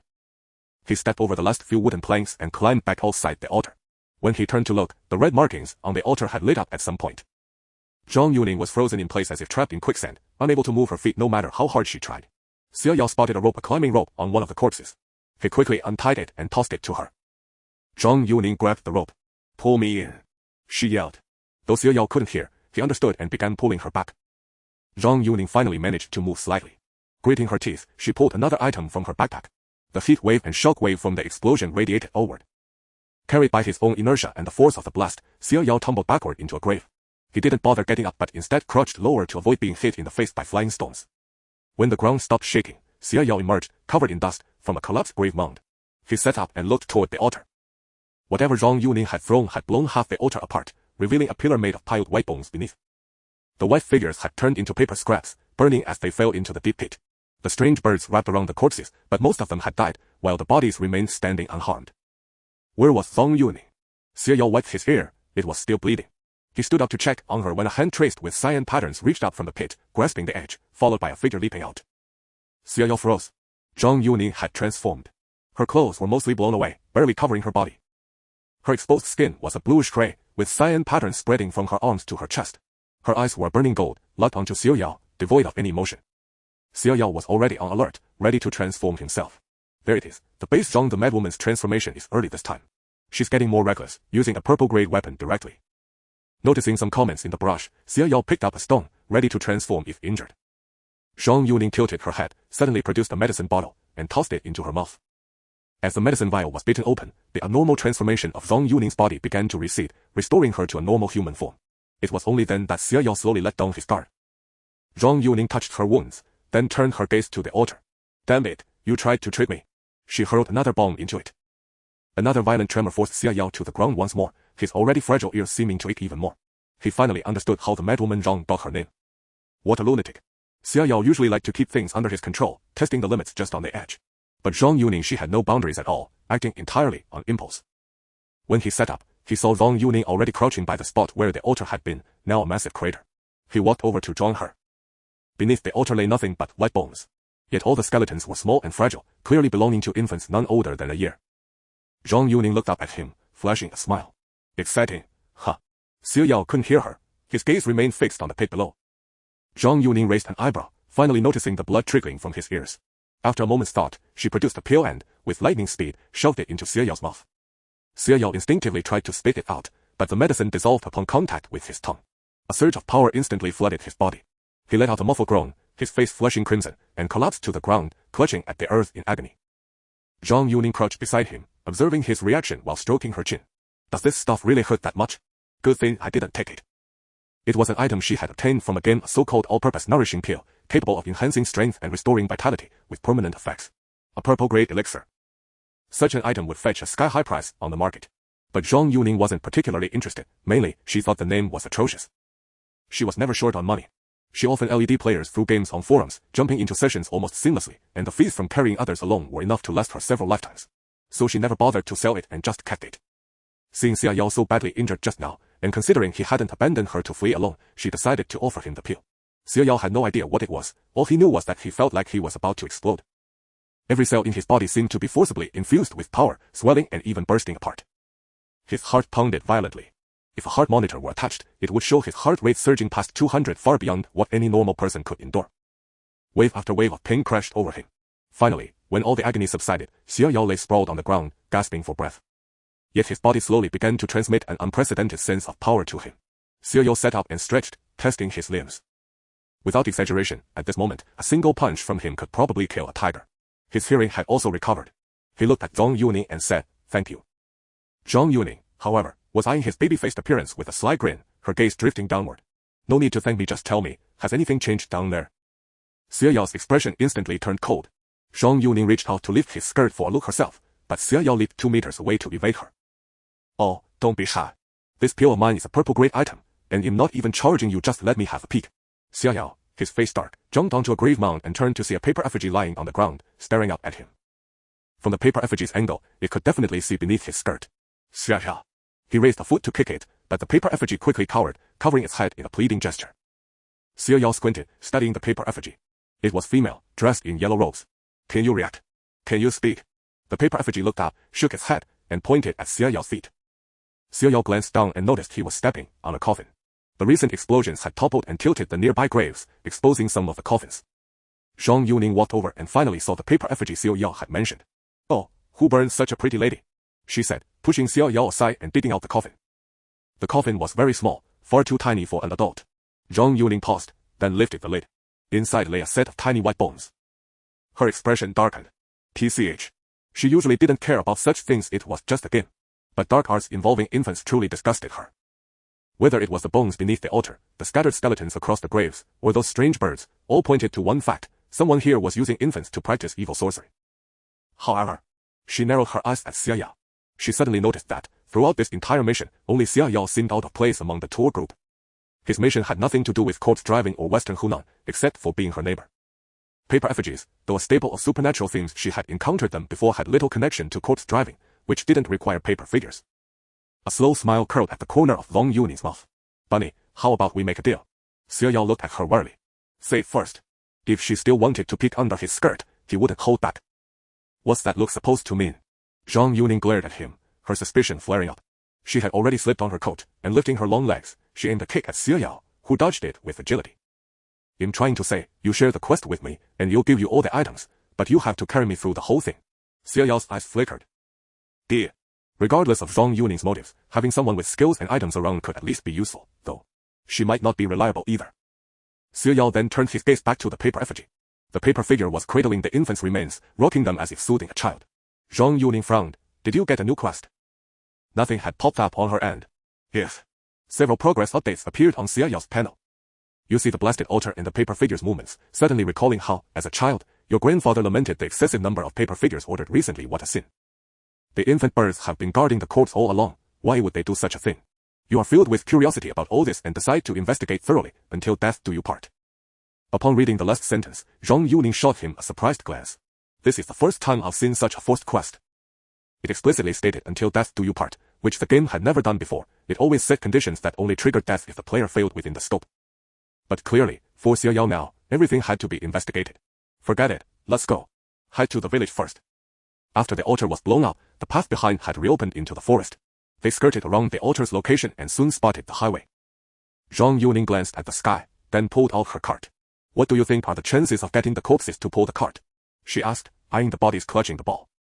She casually tried to snatch the ball from one corpse's hands, but its grip was too strong. TCH. Xia Yao was speechless and ignored her antics. "Isn't there a more convenient tool?" "No, I used to have a horse, but I rode it to death," Zhang Yuning said regretfully. Her gaze quickly shifted to Xia Yao, and she handed him her bell. Xia Yao ended up leading the corpses at the front, with ropes tied to the cart behind. Zhang Yuning lay on it with her eyes closed, resting. Despite the corpses hopping, making the cart jolt and sway unsteadily, she still appeared quite at ease. Whether these corpses truly only obeyed the bell's command or not, they were cooperating for now, showing none of the disruptive behavior Xia Yao had initially feared. It was as if this game were exceptionally simple. Yet this soothing sensation only heightened his vigilance. So far, the pieces of his quest's storyline hadn't connected, and the game demanded he investigate thoroughly. The highway wasn't long, soon narrowing into a small path, and finally turning into a mountain road barely wide enough for a single vehicle. Xia Yao also noticed collision marks on the cliffside, perhaps left by the bus passage. A stretch of road had taken at least 5 or 6 hours. The sky was so overcast that even if night fell, it wouldn't get much darker. No more road. Xia Yao halted the corpses beside a cliff. The cliff was connected to the opposite one by a suspension bridge. The bus was parked at the cliff's edge, indicating the players had crossed to the other side. Zhang Yuning finally stood up, eyeing the swaying bridge in the wind. "This bridge is so damaged, the corpses can't get across, can they?" Indeed, even they might struggle to cross some parts, let alone with the corpses. "Damn it!" Zhang Yuning suddenly cursed, showing Xia Yao her quest. "As a dedicated corpse herder, you decide to carry these corpses across. Carry these corpses." Zhang Yuning glanced at the filthy bodies, shed rather die than carry them. "You do it." Xia Yao stepped back at her words. "I have a cleanliness obsession." He had been willing to pull Zhang Yuning along all this way only because she gave him appeal, but carrying corpses? No way. The two stared at each other, the situation at a stalemate. Gritting her teeth, Zhang Yuning took her climbing rope, tied the corpses, and reclaimed her bell. "You'll take them, you just help out, okay?" That was fine. The corpse's hopping range was limited. Zhang Yuning and Xia Yao tightened the rope front and back, using tree branches to brace the bodies, ensuring they moved as one before setting off. Zhang Yuning easily leaped over the first gap, and the corpse behind followed suit, but it didn't make the jump. However, with the rope and a tug from Zhang Yuning, it managed to cross. One by one, the corpses followed, and they made it halfway across the bridge. But the wind was too strong. The entire bridge swayed violently, making it harder to control the corpses' landings. Xia Yao, gripping the poles at the rear, suddenly heard a noise. He instinctively looked down. In the pitch-black abyss below, dark figures were rapidly climbing upward. One had already reached the bridge behind him and was lunging at them. It was a monster with a livid face and rotting flesh. Player-triggered monster, corpse demon. Trapped beneath the cliff, they can never return home. Thus, the corpse demons will stop at nothing to prevent those heading home. Zhang Yuning, with a grim expression, tossed a bronze sword to Xia Yao. Hold on, we keep moving. If not for her hands being occupied and her worry that detonating the suspension bridge would make crossing impossible, Zhang Yuning would have gladly used her cannon to blast these ghouls to pieces. Yet, there was no choice in this situation. They could only advance step by step. Xia Yao gripped the sword and thrust it into the body of the first ghoul that lunged at him. The ghoul let out a piercing shriek, but in the next moment, Xia Yao cleaved it upward, sending it tumbling off the suspension bridge. This was merely the beginning. Ghoul after ghoul climbed up, even beginning to gnaw at the bridge's ropes. Son of a bitch. Zhang Yuning cursed, quickening her pace. To keep up with her, Xia Yao also had to hasten.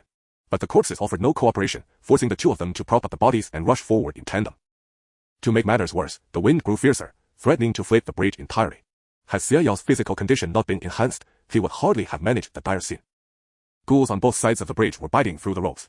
When they were still a third of the way from the opposite cliff, one side's rope snapped completely. Zhang Yuning grabbed the bridge rope and shouted, "Well, swing across.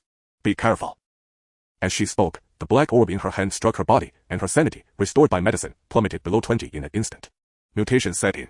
Gripping the rope, she manually severed the other side's ropes. The bridge collapsed, and they plunged downward, swinging toward the opposite cliff, dragging many ghouls with them. But on that cliff, a dense swarm of ghouls awaited. Xia Yao, clutching the sturdy climbing rope tied to the corpses, wielded his sword and swiftly slew several ghouls lying in ambush. In her current state, Zhang Yuning required no assistance from Xia Yao to ascend. His concern was whether he could protect the corpses and himself from the ghouls' attacks. The ghouls' target was clearly the corpses. They even abandoned Zhang Yuning and Xia Yao altogether. In such circumstances, turning a blind eye might have been feasible, as long as the corpses weren't dragged away. Yet Xia Yao struck each ghoul one by one, knocking them off or killing them outright. Zhang Yuning finally grasped the edge of the cliff. With one hand on the rope, she hurled Xia Yao and the corpses upward in one motion. Xia Yao landed and turned to look at Zhang Yuning. She had made it up too, but she had once again assumed her mutated form. Behind them, the ghouls clung to the cliff's edge, glaring at them with resentment. Xia Yao rose to his feet, bronze sword in hand, remaining vigilant. Zhang Yuning turned, strode forward, and seized his shoulder, while his blade pressed against her neck. Perhaps because this mutation was self-chosen, her other eye remained unchanged. After locking gazes with Xia Yao for a few seconds, she slowly released her grip. This time, she did not drink any medicine, whether because it was gone or because she could still maintain control was unclear. "Let's go." Her voice was hoarse and strange. Seeing that she could retain her sanity, Xia Yao felt relieved. "Any progress on the quest?" he asked. Zhang Yuning, slow to respond, opened her panel. "You have successfully brought the corpses across. They have finally reached their homeland. Though times have changed and their village no longer exists, being buried here can bring them peace." Xia Yao mused, "So, the corpse-driving quest ends here." Zhang Yuning shook her head. Her mind was too sluggish to process it. Xia Yao simply pulled her aside, dug a few plots of earth, and LED the corpses into them. Except for the old man, the remaining 7 bodies offered no resistance and were smoothly buried. The old man was Xia Yao's own task. "You are deeply moved by the other corpses returning home, but where is this old man's homeland?" This meant he could only take the old man along for now. Xia Yao LED the corpse and continued forward with Zhang Yuning. After another hour or so, the sky once again rained down a flurry of funeral paper. On the path ahead, a group of figures suddenly appeared. Dressed in white, they were preceded by papermache boy and girl attendants, carrying a white sedan chair. They passed by and vanished onto another road. A mournful tune still echoed through the air, but it sounded more like meaningless murmurs and sobs, tinged with a local dialect that Xia Yao could not understand. After the paper procession passed, the familiar little paper boy reappeared. This time, he turned around and skipped ahead. Xia Yao followed. After a few turns, he spotted a stone tablet inscribed with Xiuxiang village. The paper figure vanished, and before them lay an ancient yet somewhat dilapidated village. The village was strewn with funeral paper, and white banners hung before several homes, clearly indicating ongoing funeral rites. "It's here." A figure dashed out of the village, staring at Xia Yao and his companion in surprise. "Boss, come here quickly." It was one of the players. Xia Tiao glanced at Zhang Yuning and approached. The player opened the door for them, though they visibly hesitated upon seeing Zhang Yuning's grotesque transformation. Fortunately, most players here had already heard of her condition. She frequently underwent such distortions. After all, survival to the end was all that mattered. Seeing no aggression in her, The group relaxed slightly, then collectively turned their gaze towards Xiaotiao. Xiaotiao still wore the same white dress, now heavily soiled and torn, with faint wounds marring her skin. Her expression remained calm, unchanged from before, prompting several players to reassess her competence more highly. Though it remained possible a seasoned veteran was shielding her, this rabbit clearly possessed exceptional qualities of her own. As they scrutinized Xiaotiao, she observed them in turn. The courtyard appeared long abandoned, wild grass choked the ground, and the perimeter wall leaned precariously, threatening collapse. The players gathered there wore grim expressions, some bore fresh bloodstains, and several were conspicuously absent evidence of harrowing ordeals endured. Wang Xing's clothes were disheveled and spattered with blood. He forced a smile and said, "You finally arrived, we're in quite a state." "What danger did you encounter?" he asked, his eyes lingering on Zhang Yuning. "It's past. And you? Why are there fewer of you?" Xiaotiao dismissed the matter with a single phrase and countered with a question. At that, the young woman instinctively covered her face and wept. "We've been in this village for hours, yet all we've witnessed is our companions vanishing without trace. There isn't a single living soul here." Wang Xing interjected, "We arrived 5 hours ago. We began by surveying the village, but during that time, people kept falling injured or dying. We never saw the assailant. Worse still, Han Meiyang suffered a disturbance of her pregnancy and now lies resting inside. This house belongs to no one we know. We entered only because we saw no spirit banners, so we took shelter here temporarily. Then you arrived." "What kind of danger?" Xiaotiao pressed. "We don't know.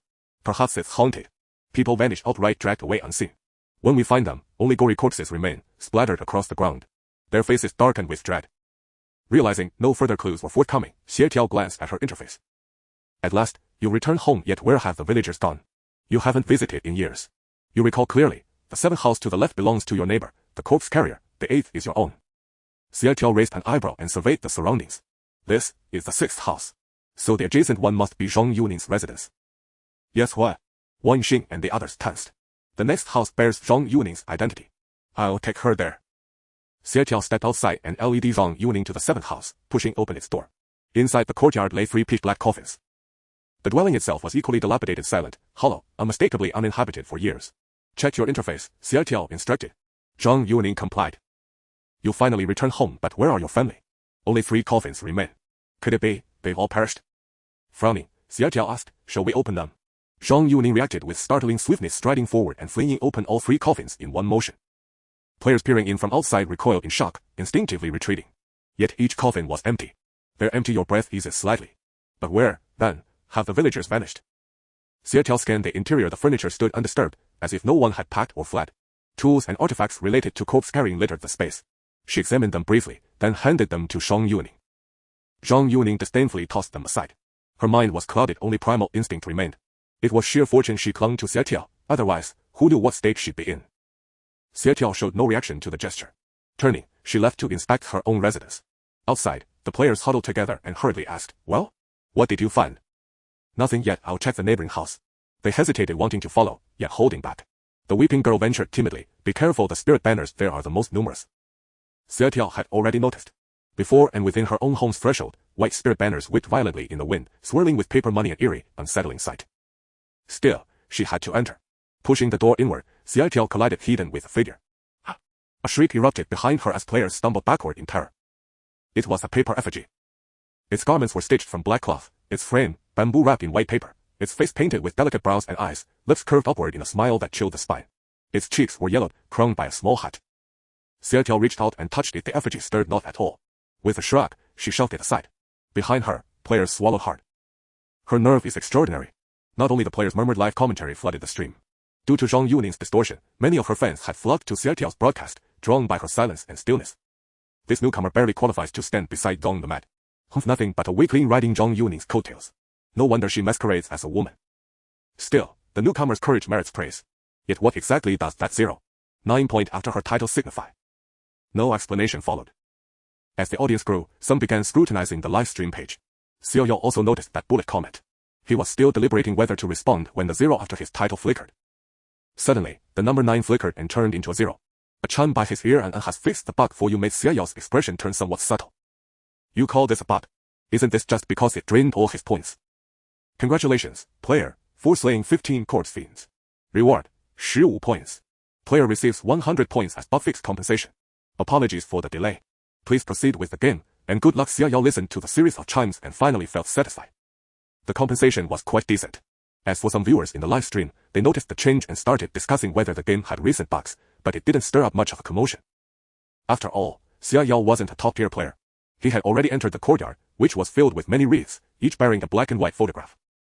There were 26 wreaths in total, each accompanied by funeral banners. Beneath the banners stood paper effigies, both male and female, their expressions identical to the one at the door, thin, curved brows and smiling eyes, with tiny pupils that resembled those of some animal. Xia Yao examined each wreath, focusing on the photographs. Seeing the familiar faces of the villagers in these photos, you feel a shock in your heart. Could it be that everyone in the village has perished? The narrative on the panel advanced once more. When he noticed the photograph on the innermost wreath, Xia Yao paused in surprise. What the hell? Isn't that Zong Fengzi? What does this mean? Xia Yao stepped closer for a better look. It was indeed Zong Yuning. Seeing the photograph of your neighbor's sister, you feel even more perplexed. She has been by your side all along. What is going on? Xia Yao turned to Zong Yuning and said, panel. Her gaze was still fixed on her own wreath. She stepped forward, grabbed it, and tore it apart in one swift motion. She even kicked it a few times. Then she opened her panel for Xia Yao to see. You see photographs of your own family and yourself, stunned and unable to comprehend what had happened to the village. Suddenly, you recall something the village chief said when he called you home, something about hurrying, or it would be too late. By now, Zhang Yuning was standing before the paper effigy next to her wreath. The effigy turned to face her, its smile seeming even deeper, sending a chill down the spine. Zhang Yuning punched it without hesitation. The effigy's face caved in, and blood began to seep out. Xia Yao was taken aback and stepped closer to examine it. Where was the blood coming from? The inside was clearly hollow. When he looked up, all the surrounding paper effigies had turned to face them. Zhang Yuning grew even more irritated and was about to strike again, but Xia Yao pulled her back. Calm down for a moment. Let me find some clues first, alright? Zhang Yuning instinctively moved to hit Xia Yao, but her hand stopped an inch from his face. The eye that remained normal flickered. Xia Yao reached up, pulled her hand down, and said, you won't be able to complete the mission with me like this. Do you have any items to restore sanity? Zhang Yuning remained silent, as if she could barely hear him. After a long moment, she reluctantly produced another bottle of medicine and drank it. How many bottles of sanity bleach does she have? I want to ask too, aren't these things rare and hard to come by? Seems like she farmed them specifically. Zhang Yuning regained her composure and shot Xia Yao a disdainful glance. For you, I used my last bottle of bleach. You have joined me as a friend outside and help move farm items. Xia Yao mused, can dungeon items be farmed infinitely? Smart, aren't you? Theoretically, yes. And what the hell are these wreaths? Trying to mess with me with this unlucky stuff. Zhang Yuning kicked the flattened paper effigy again. Xia Yao sighed, shook his head, and turned toward the house. The door to the main hall was old and locked. Xia Yao used his bronze sword to cut the lock and pushed the door open. Inside, an old man sat with his head bowed, and a musty, decaying odor wafted out. The room was filled with unfinished or unpainted paper effigies and figures. The light was dim, and the old man sat motionless, his condition unknown. Xia Yao approached cautiously. He reached out and touched the old man in black robes. The old man suddenly jerked his head up, letting out a hoarse, aged laugh. Ha ha ha, did I scare you? Xia Yao froze, staring in shock at the old man's wrinkled face, covered in age spots, with teeth nearly all gone. The old man stood up, hunched over with his hands behind his back. Oh, we have guests. Dear granddaughter, hurry and entertain the guests. Xia Yao raised an eyebrow. He first checked the progress. This person seems to be your grandfather, but why is he locked in the main hall? Who locked him in? Hasn't grandfather been dead for many years? The old man had already stepped out of the door, smiling at the players gathered at the entrance. The players' expressions shifted slightly, for this smile bore an uncanny resemblance to the painted faces of the paper effigies. Hurry, come on in. The old man beckoned to them. The players forced dry laughs, lingering at the threshold, too worried to enter. Zhang Yuning crossed her arms, eyeing the old man with disdain. Old man, why are there so many funeral wreaths in the yard? The old man turned, his narrow eyes gleaming with sharp light. He fixed his gaze on the bloodied, broken paper effigy beneath Zhang Yuning's feet and said with an ambiguous tone, little girl, disrespecting the dead invites retribution, you know. His voice was eerie, his tone laden with implication, enough to unsettle anyone else. Zhang Yuning, however, responded with a cold sneer and a swift kick, sending him sprawling. The others present were startled. The old man sprang to his feet the moment he hit the ground. You wretched girl. A sin. A sin. You will face retribution. He shrieked in fury, spinning around and storming into the house. He seized Xia Yao by the wrist, his gaze ferocious. Granddaughter, shut the door. None of these people are allowed into our home. And who says you get to decide? Zhang Yuning strode in directly, plopping down in the old man's seat. The players at the entrance, sensing trouble, began to retreat slowly. The old man glared at Zhang Yuning, their eyes locked, the air thick with imminent danger. The surrounding paper effigies seemed to stir. Suddenly, a scream echoed from outside. The three inside the room immediately looked out. Xia Yao strode out the door. Outside, the terrified players parted to either side. A male player, who had been standing behind everyone else, now lay decapitated on the ground, his limbs twitching involuntarily as blood gushed forth, staining the scattered spirit money crimson. But his head was gone. What happened? Wang Xing and the others shook their heads, their faces ashen. It was like this, even before you arrived, just like this. Something unknown killed our companion. It seems that whenever we let our guard down, someone does. The old man stood at the door, his hands clasped behind his back, shaking his head. Such a sin, such a sin. So many dead, and still no peace. The crowd turned to look at him. But the old man said nothing more, turning to pull Xia Yao inside and slamming the door shut. Zhang Yuning instinctively moved to kick the door open. The paper effigy that Xia Yao had thrown out earlier suddenly blocked her path. Get lost. Zhang Yuning attacked without hesitation. The moment her kick connected, the paper effigy shattered, and fresh, crimson blood spilled from its hollow shell, mingling with the blood of the recently slain player, filling the air with a nauseating stench. Zhang Yuning was about to strike again when her brow twitched, and she slowly withdrew her hand. She sensed danger, a feeling of being targeted. She swept her gaze across the surroundings, then abruptly strode toward a certain direction.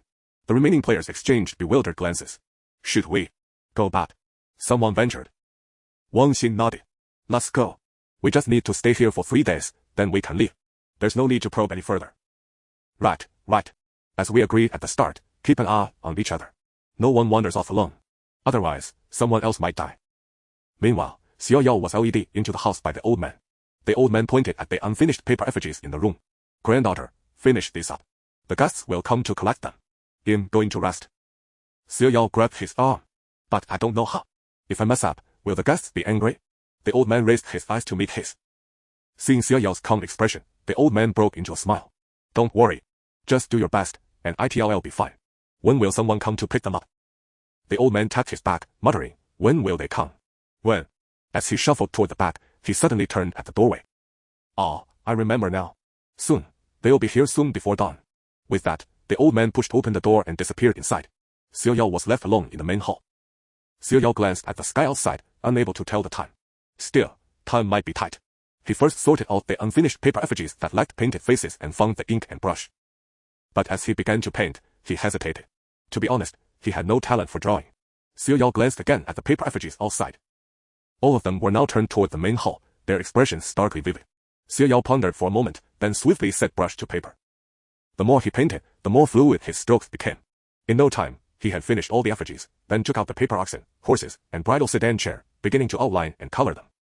Just as he completed the last item, a knock came at the door. The guest for the paper effigies has arrived. If I were the guest, I'd tear this newcomer apart. More than that, I'd devour him alive. His craftsmanship reminds me of the shoddy paper effigies my unfilial son burned for me. Infuriating, I almost wanted to beat him to death. The barrage comments buzzed with discussion. Xiao Yao had already risen and walked toward the door. Who is it? Xiao Yao opened the door, and standing outside was a woman. She held an infant wrapped tightly in her arms, sleeping soundly, while her own skin was ashen and gray, far from the appearance of a living person. She stared stiffly at Xiao Yao and said mechanically, give me a paper effigy. Xiao Yao invited her in, led her into the room, and pointed at the paper figures inside. Take one. The woman remained silent.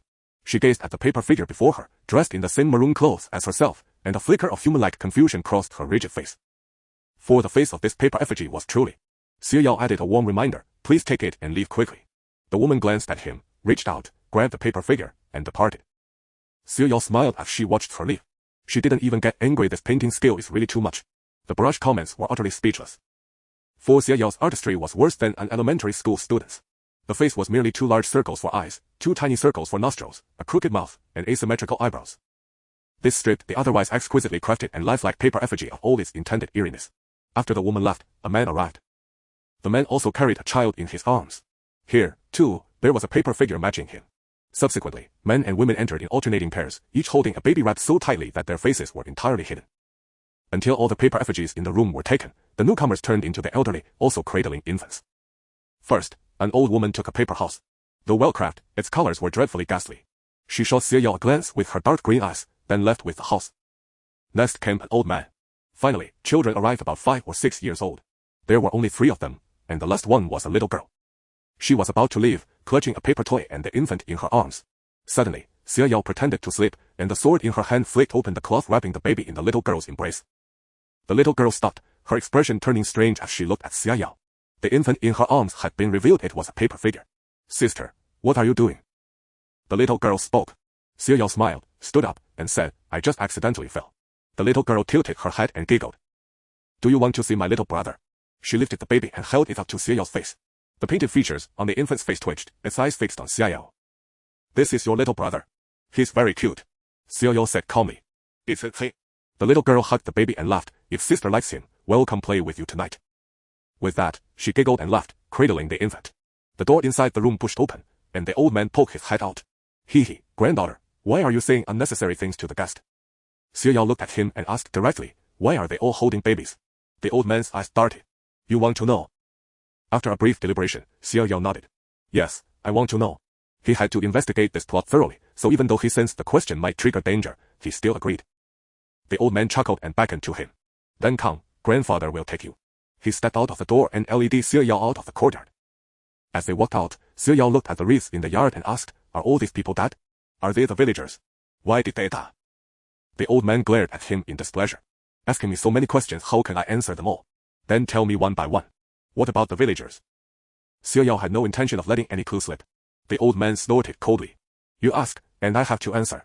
How did the tourists die? Xiao asked nonchalantly. I don't know. Did you know there was a pregnant woman among the tourists? I don't know. What does the baby have to do with what's happening here? I don't know. Weren't you already dead long ago? Yeah. The old man turned around, his face furious. Xiao looked at him innocently. The two stared at each other for a moment, and the old man quickened his pace in anger. Unfilial descendant. Unfilial descendant. How could I have a granddaughter like you? You can't wait for me to die. Watching him stomp about, Xiao fanned the flames further. So, are you dead or alive? The old man's pace grew so fast that Xiao had to sprint at full speed to keep up. But that didn't silence him. He had a knack for testing boundaries. Are those who came to take the paper effigies dead people or something else? And why do the paper figures bleed when injured? What's the principle behind that? The old man finally lost his patience, spun around, grabbed him by the collar, and hurled him forward with force. Get lost. You talk too much. I could never have a granddaughter like you. Xiao was thrown into a deep pit. After steadying himself, he surveyed his surroundings and spotted a passage nearby. He pondered for a moment, then looked up and shouted, so where is this place? The old man dropped something down from above, aimed right at his head. A place where you'll meet your doom. With a thank you, he was struck by the key wrapped in paper, its design rather antiquated. The old man had already departed.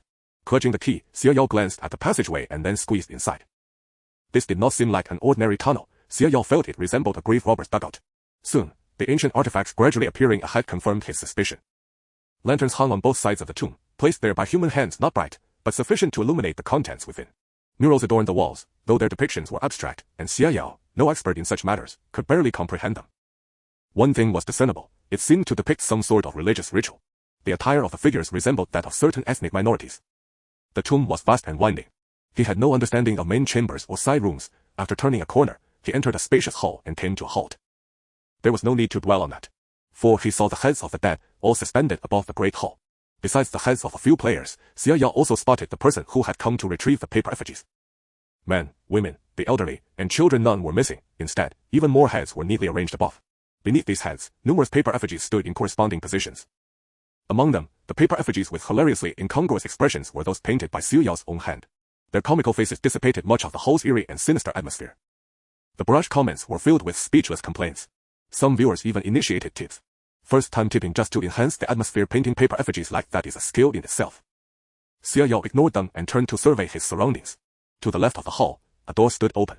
A drainage ditch ran through the chamber, channeling the blood continuously dripping from the heads above toward the open door on the left. A chilling aura vaguely enveloped him. He could even sense that some ineffable entity had set its sights upon him. Gripping the key in his hand, Xiao hesitated briefly before heading left. After all, he still had a life to spare. At worst, death awaited a perfect chance to test the function of the peace pendant. As he stepped through that door, all the heads in the great hall opened their eyes simultaneously, swiveling to gaze leftward, their lips curling upward with intense malice. Xiao had taken only a few steps inside when the stone door behind him slammed down heavily, sealing shut. He was not particularly surprised. However, the darkness here was too profound. There were no lamps, only some fluorescent stones glowing on the walls. Xiao simply exchanged for a flashlight, switched it on, and proceeded forward. This was a passageway. Both sides were carved with reliefs exquisite yet eerie, all depicting human faces of every kind, bearing every expression. Upon closer inspection, even the eyelashes seemed to have been carved out. Xiao could not help but suspect that these were likely not sculptures at all. He traversed this narrow, winding corridor until he reached an open door at the end. Beyond the door lay utter blackness, even the flashlight beam revealed nothing. The sensation of being watched grew ever more intense, as if it were right beside him. Xiao first glanced at the task panel. There was nothing useful. This game is no simple game. The barrage comments shifted from mere spectatorship to active discussion. Many of these viewers had come for Zhang Yuning, They were markedly different from the audience Xia Yao had encountered before, behaving more like typical spectators. They also brought Xia Yao a wealth of information. Don't know, Zhang the man-man's screen has been black for ages, not a peep wonder if she's dead shouldn't be, but if she's in trouble, then this game is really strange. Lately, anomalies have been appearing everywhere, folks. Do you suppose this game might? Could be, and that would be wonderful and suffocating in here. Tell me about it, finally we might get out why has the newbie stopped moving. What are you looking at us for? It's not like we can help you. Xia Yao smiled and said, you already helped a lot. Thank you. Huh. Got time to posture here. Better think about how to survive. I can feel that power even through the screen. Seeing this, Xia Yao took a deep breath and tightened his grip on the sword. He stepped into the darkness. He. The laughter of an infant suddenly rang out. Once, then again. It seemed as if babies surrounded him on all sides. Some were crying. His flashlight could not pierce the gloom, so he simply turned it off. Xia Yao felt the chill from every direction, cold sweat beading on his brow. For the first time, he found himself in such a perilous environment. Yet his heart pounded relentlessly, sending a surge of fervor through his body. Was this the world his parents might have once experienced? A small, icy hand grasped his ankle. Xia Yao stepped downward with his sword. The bronze blade clanged against the ground, striking no physical form. Xia Yao instantly understood, without transforming, he could not contend with these entities. So, calmly, he drew the blade across his own neck. Blood flowed forth. And with it, power surged out in an instant. The system's voice echoed in his ears. He's imitating Man Zhang. A pity, does he truly believe everyone possesses the inheritance of ancient bloodlines? He probably thinks he can retain his sanity even while aberrant. Even Man Zhang only held onto a mere thread of consciousness. Him. Impossible. The barrage of comments scoffed at Xia Yao's aberrant state. Yet, under the current circumstances, he would inevitably be forced into aberration sooner or later. Xia Yao could sense that this aberration was far more powerful than the last. Indeed, the pure Zhang Yuning had given him had strengthened his body at least twofold. His frame elongated, and itch spreading at the base of his spine. Golden scales coated his legs, while his upper body remained adorned with the same crimson and black patterns as before. Xia Yao flexed his body, his vision finally clearing to reveal the scene before him. The hall was filled with infant spirits, just as he had heard. They were scattered throughout the hall, with trenches of flowing blood on the ground converging deeper within. As they saw Xia Yao in his current form, they suddenly burst into a collective wail. The very space around them rippled with the force of their cries. Xia Yao's ears began to bleed once more. He charged straight at the infant spirits, slaughtering them. One after another. Despite the pain in his ears, the deepening aberration, and his sanity dropping to single digits, Xia Yao's pace only quickened.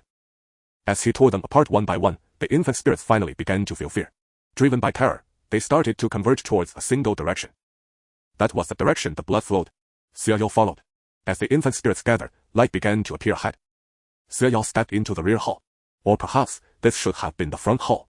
Crimson flames flickered in lanterns, illuminating a massive altar before him.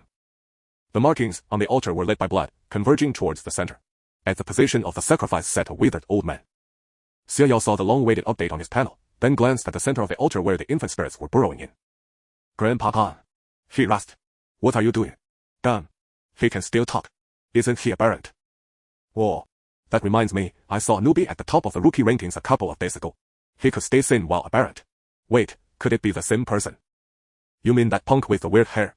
I know him. His aberrant form looks a bit similar, but it can't be. He cleared it, so he should have some points.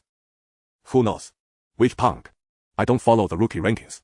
Someone in the barrage roughly explained. TSK, if that's the case, this newbie has some skill. But he's not on the rookie points leaderboard, so he's probably not that great. Yeah, if you're not in the top 2 pages, you're basically not a big shot. Maybe he's just talented in this area. Too bad. As the barrage discussed, the old man on the altar raised his head. His eyes were pitch black. It's you, the papermaker's girl. Xia Yao stared coldly at the crimson light growing brighter beneath him. Did you orchestrate all this? The old man bared his toothless gums in a smile. Originally, for your grandfather's sake, I was going to spare you. But you had to come now. Xia Yao leaped, charging at him to kill. The old man gave him another eerie smile. The blood beneath him suddenly writhed like a living thing, entangling him before devouring him. Startled, Xia Yao pressed his sword against the altar, intending to flick back. But the blood lunged towards him as well. He released his grip, stomped on his sword, and retreated. The blood on the altar swayed as if in regret, then began to coalesce. A massive infant, its head brushing the whole ceiling, was traced into existence inch by inch, then infused with blood. Xia Yao turned and fled without looking back. But it was too late. The infant opened its blood-red eyes. It opened its mouth and let out a cry. Xia Yao's vision went black. He spat out a mouthful of blood as the force sent him flying into a wall, the sonic boom shattering his limbs nearly to the point of breakage. The system in his ears blared frantic warnings. Xia Yao lay on the ground, his mind a chaotic blur. Yet, strangely, his sanity remained stubbornly stuck at a decimal point. The barrage, too, had fallen completely silent. It wasn't because they saw Xia Yao injured or anything else. All the viewers in the live stream were forcibly ejected. But the game lobby was in an uproar. Because on Xia Yao's stream interface, a line of red text had appeared. New autonomous instance detected. Game terminated. What the hell? A new autonomous instance. How many years has it been since one appeared? An autonomous instance. That infant must be at least a Ghost King level. Probably even more. What a pity. If that newbie hadn't died, he might have earned a reward for discovering a new instance. But that strike would have been tough even for the top 10 on the leaderboard. Indeed. Both ghosts and players erupted into fervent discussion. For an autonomous instance signified the birth of a formidable specter. It also meant that some specters could choose to pledge allegiance, jointly establishing the instance to gain greater power and qualifications. For players, an autonomous instance represented the opportunity to pioneer a new realm. Pioneering an instance was akin to raiding in a real-world game. The first to take the plunge would undoubtedly reap greater rewards, but raiding required the proper qualifications. I wonder what the selection method for this autonomous instance will be. PSK, the key point is that even foreign players seem to know about it. Could it be that players from all over the world will participate together? Why should that be? This instance is clearly located in Huaxia, in East Asia. What does it have to do with other regions? Everyone had already stopped paying attention to Xia Yao. Even Zhang Yuning and the others were largely ignored. Meanwhile, Xia Yao's consciousness was gradually returning. Due to the emergence of an autonomous instance, this game is hereby terminated. Counting remaining surviving players. The mechanical system voice echoed through the white space. But at that moment, each player was in their own separate space. Wang Xing and the others still wore expressions of shock and bewilderment. Hong Meian, who had just been terrified by her impending childbirth, finally breathed a sigh of relief. She had come so close to death. In truth, her condition wasn't much better. Her abdomen had been torn open from the inside, but fortunately, with the game terminated, the unknown fetal entity hadn't had time to emerge. Zhang Yuning rose from the ground, her head splitting with pain, her expression grim. Damn it, she had been set up. What special ghost? It was just a player's mission identity. All the murders were committed by the same player. But what was this game termination? Current surviving players, 16. All players, please organize your mission information and report it to the system for settlement and verification. Xia Yao lay on the ground, shifting his body. He had reverted to his customized appearance, and his bones still ached unbearably, preventing him from moving.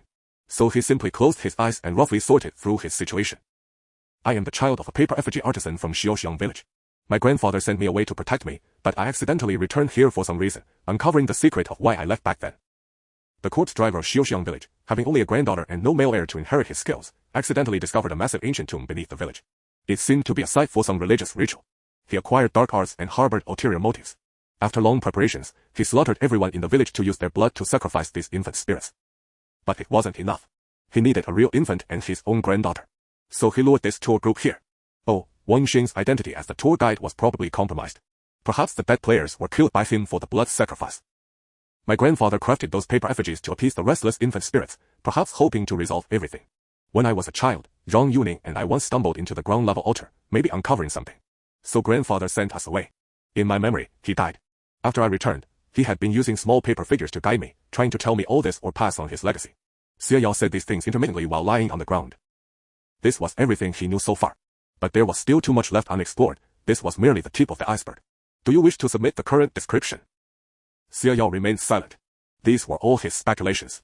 Yes. To hell with it. No one knew the true truth behind this game anyway. So be it. Calculating the current game. Player's autonomous instance story exploration.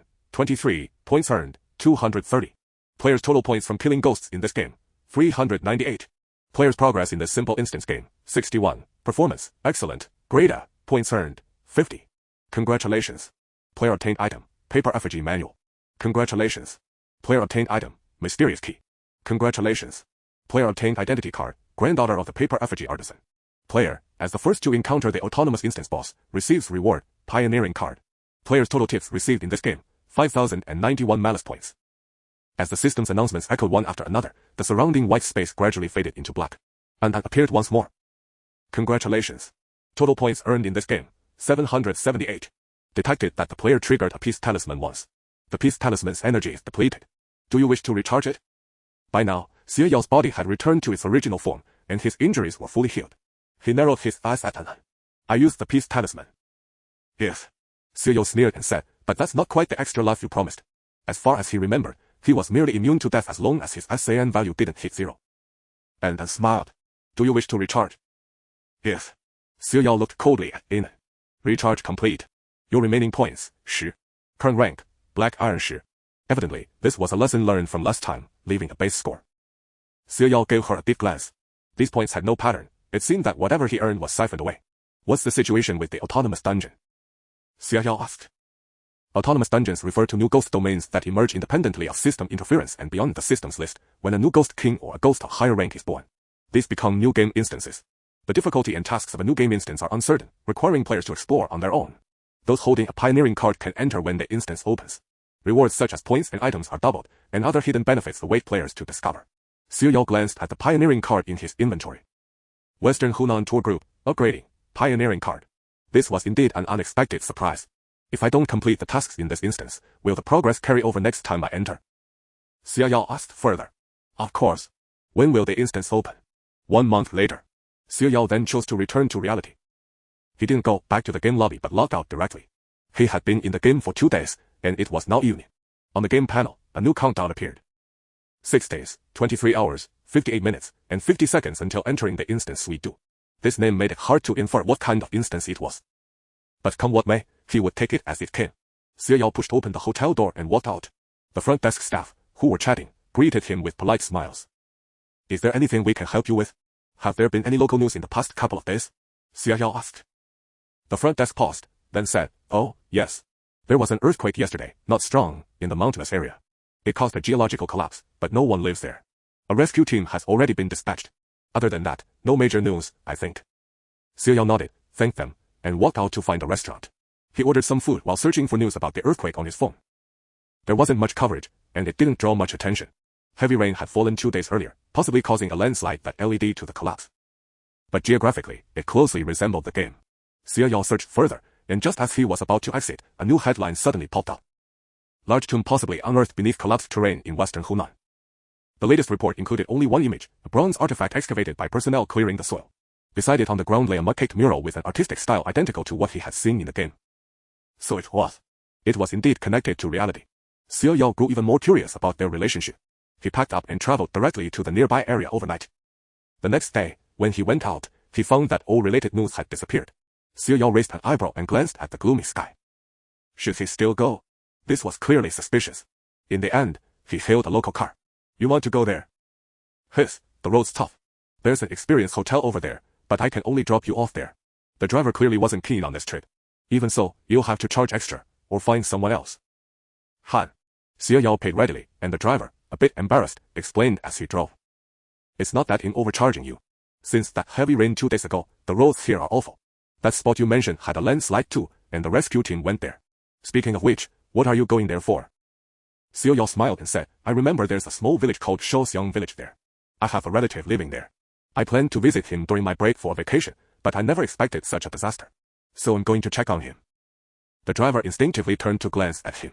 After a moment of silence, he said in a low voice, Young man, don't joke with me. Shaoxiang Village has been deserted for over a decade. Where would any living person come from? Xiao Yao, unfazed by the lie, put on an equally surprised expression. Really? Bad. He did tell me to find him in Shaoxiang Village. Now that you mention it, that sister seems like I haven't seen her in over 10 years. Xiao Yao's voice trailed off, and the driver nearly stomped on the wrong pedal. The driver muttered a few prayers to Amitabha before saying, And you still want to go? Let me tell you. The reason Shaoxiang Village was wiped out back then was eerie. I was young, but I heard from my family every single person in the village disappeared, not one left. All that remained were many wreaths and paper effigies. As he spoke, goosebumps rose on his own skin. Young man, I advise you not to go. What he? Some vengeful spirit is looking for a substitute. Xiao Yao thought for a moment and said, Isn't there a rescue team there now? That's fine. You'll find them and ask them to come with me to take a look.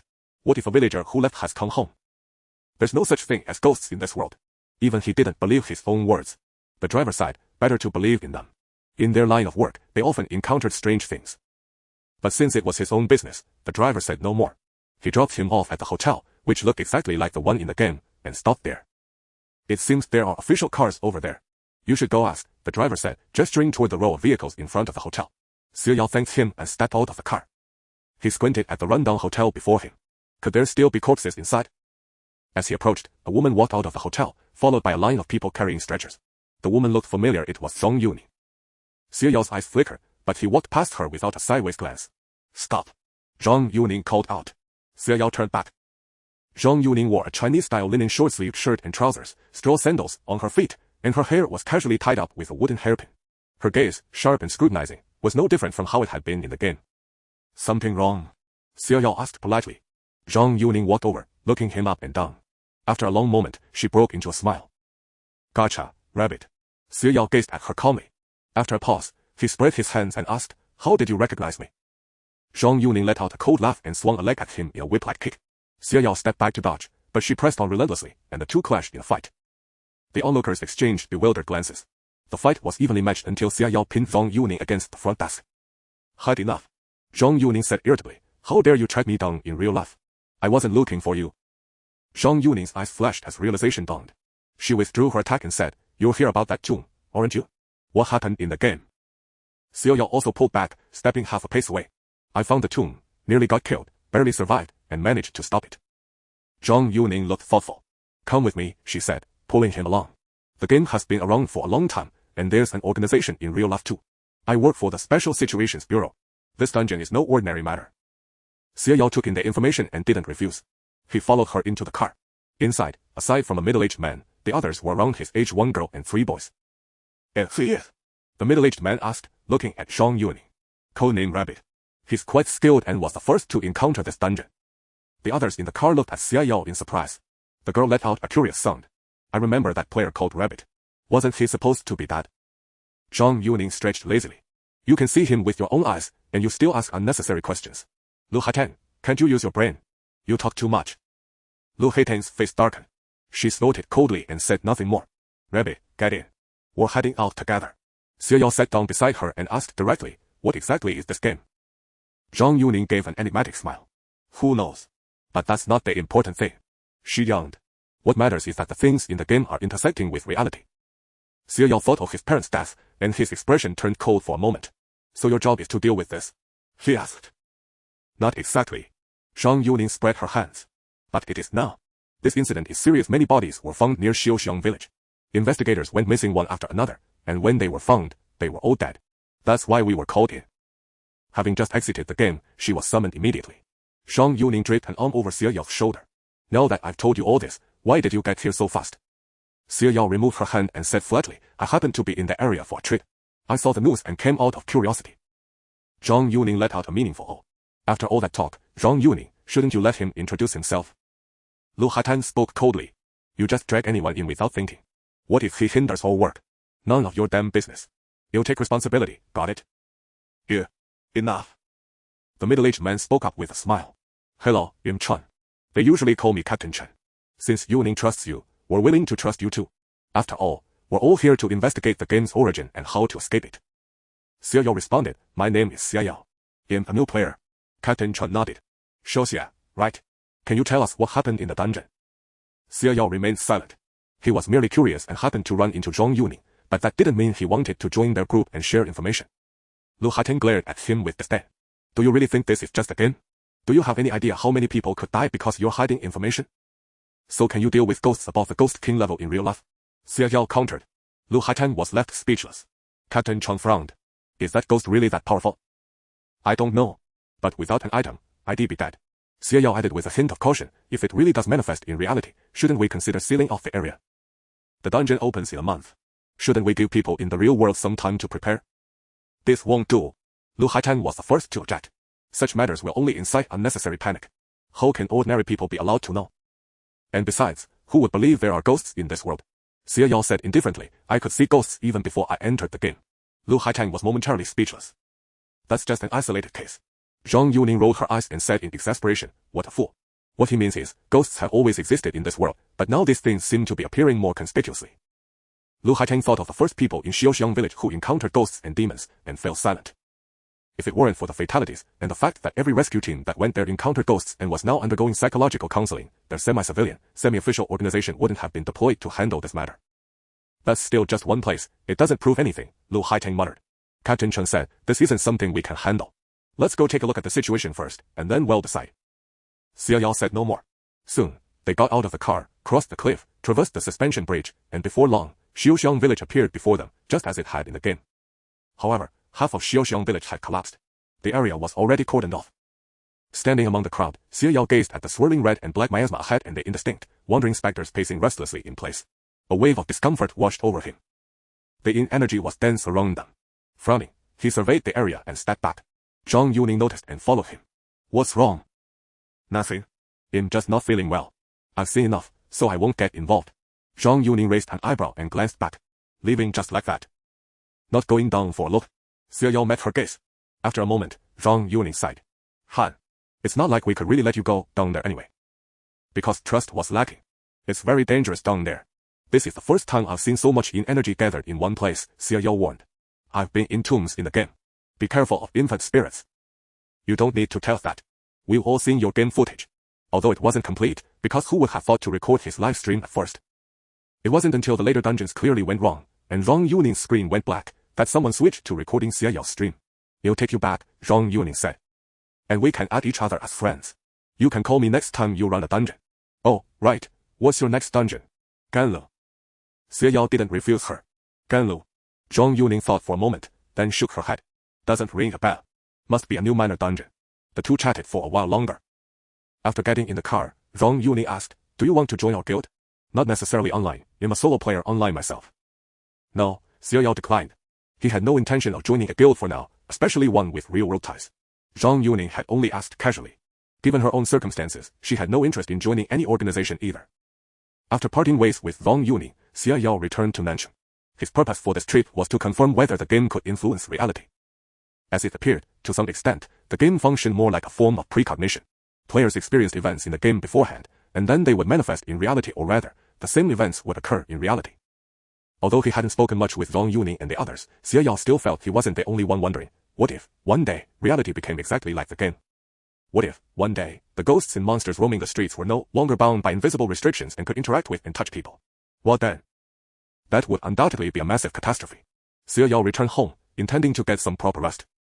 He had barely slept in days. Although returning to reality restored his physical state to what it was before entering the game, the mental exhaustion was impossible to ignore. And there had been far too much information lately. Xie Yao had that dream again. Trapped in a staircase, endlessly ascending and descending, a pitch-black world filled with countless stairs. He struggled over and over, running to door after door, only to find monsters waiting for him when he pushed them open. He could only go back, continuing his frantic flight. Even knowing it was a dream, it was hard to wake up. Xie Yao was pulled back by the ring of his phone. He sat up with a throbbing headache. That sleep had been worse than none at all. Picking up his phone, the caller ID showed Lu Qingqing. Hello, senior. You finally answered. Lu Qingqing cried out in despair. Please, come save me. I'm about to die. Xie Yao's headache worsened. He grabbed a bottle of ice water from the fridge and pressed it to his forehead, saying impatiently, you sound full of energy. You're obviously fine. I'm hanging out. Don't. You can't just leave me to die. Something terrible is really happening to me.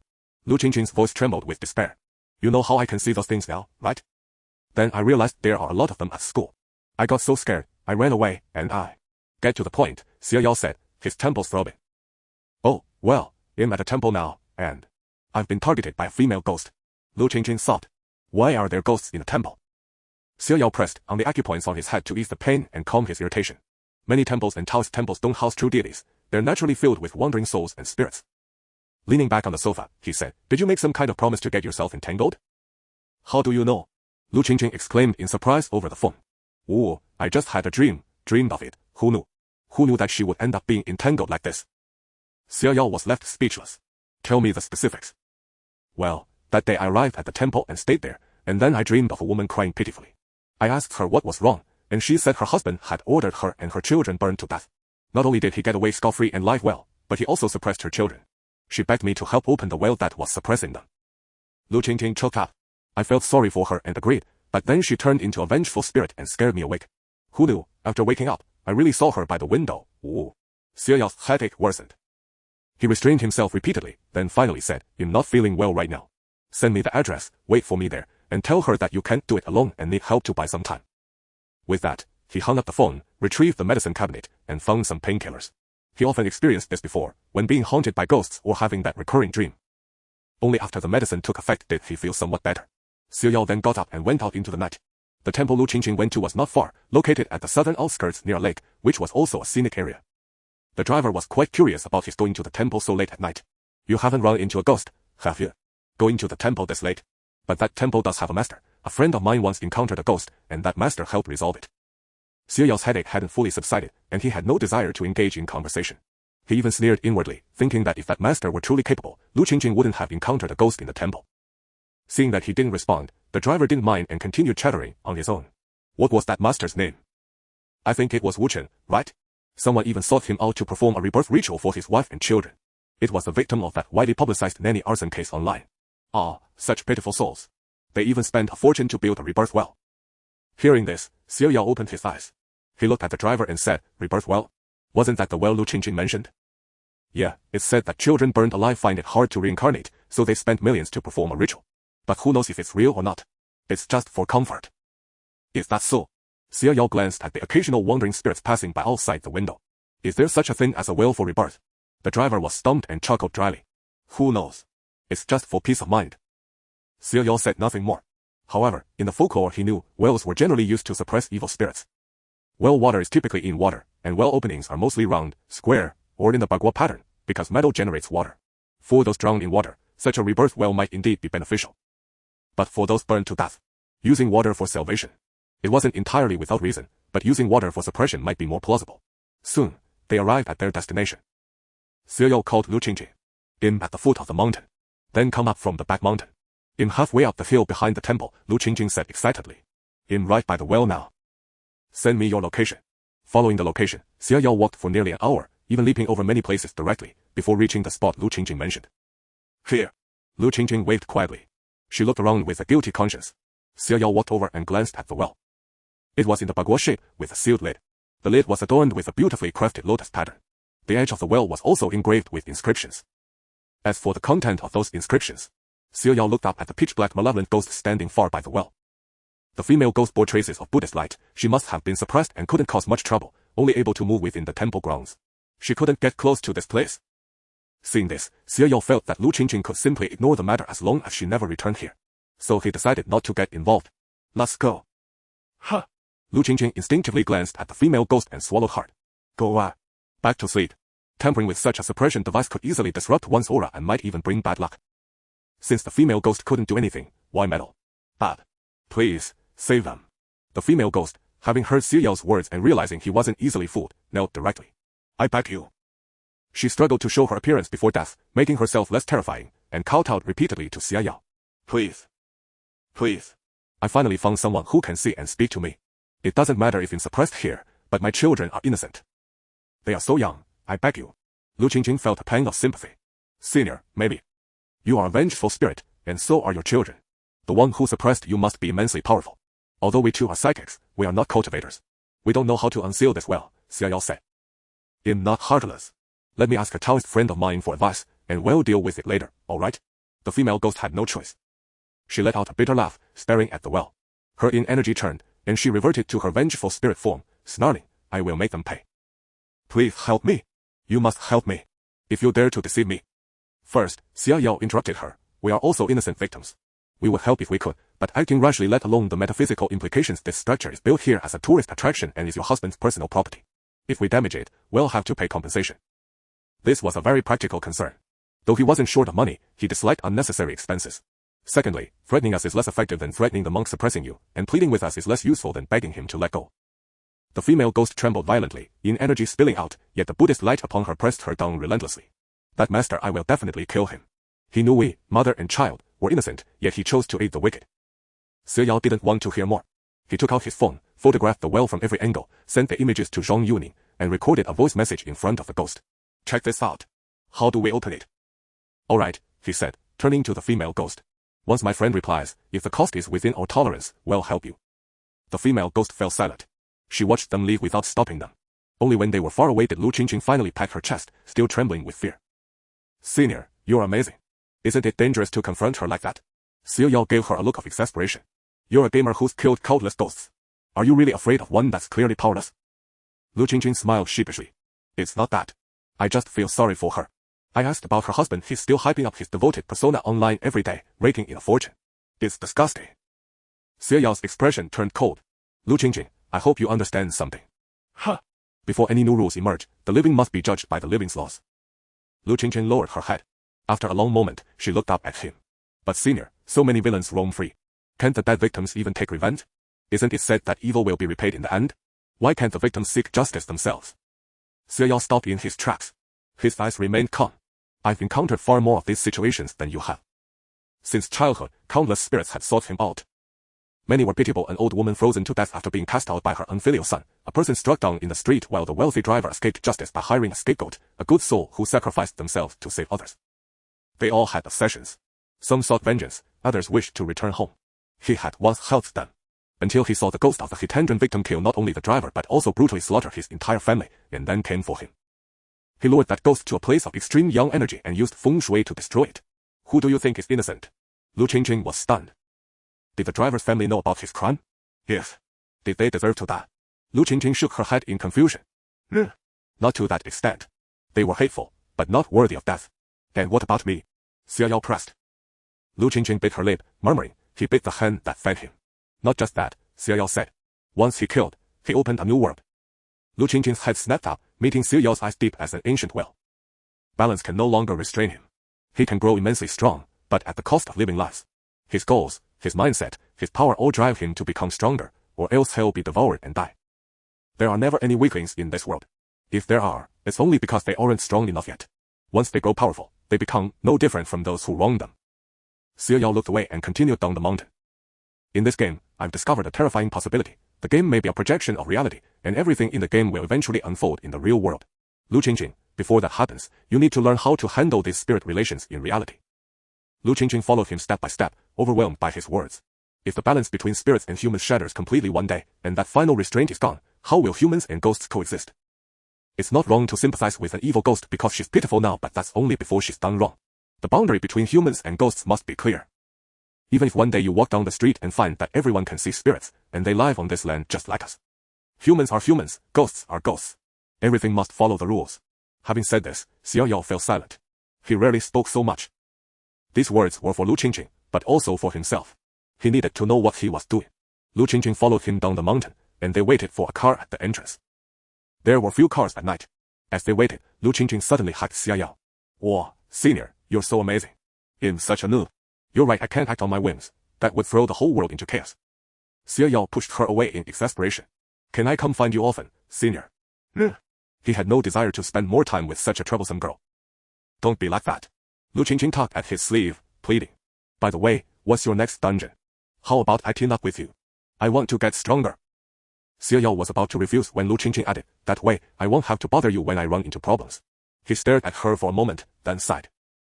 Han. Awesome. You'll go check if there are team-up cards for sale. After returning home, Xie Yao finally managed to get some peaceful sleep.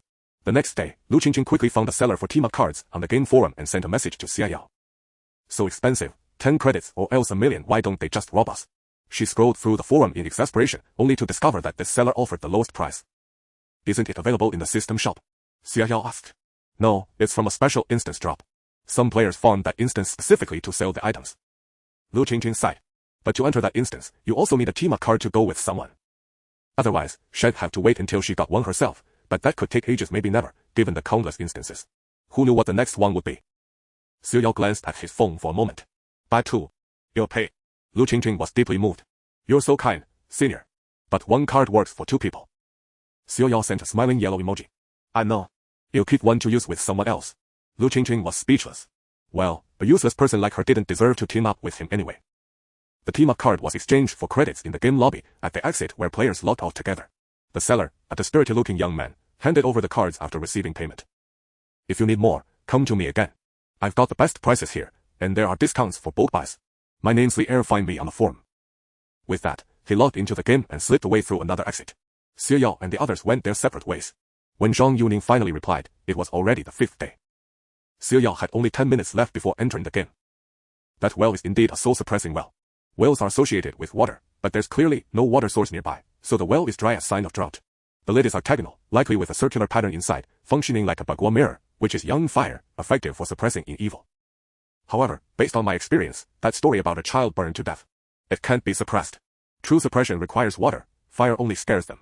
That well seems more like a means to trap the female ghost, making her believe her child is inside, so she stays obediently guarding it. Xie Yao was lost in thought. Where did you encounter it? Zhang Yuni asked again. A friend encountered a ghost. I'm about to enter the game. He'll tell you when I'm out.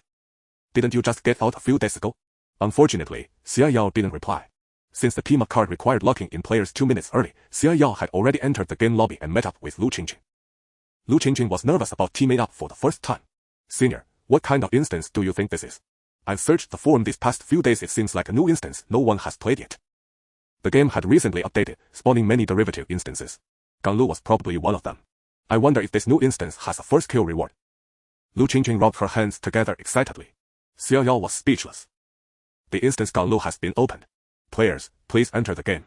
Xia Yao clicked to enter, and Lu Qingqing, bound to him, vanished from the lobby with him into the familiar white space.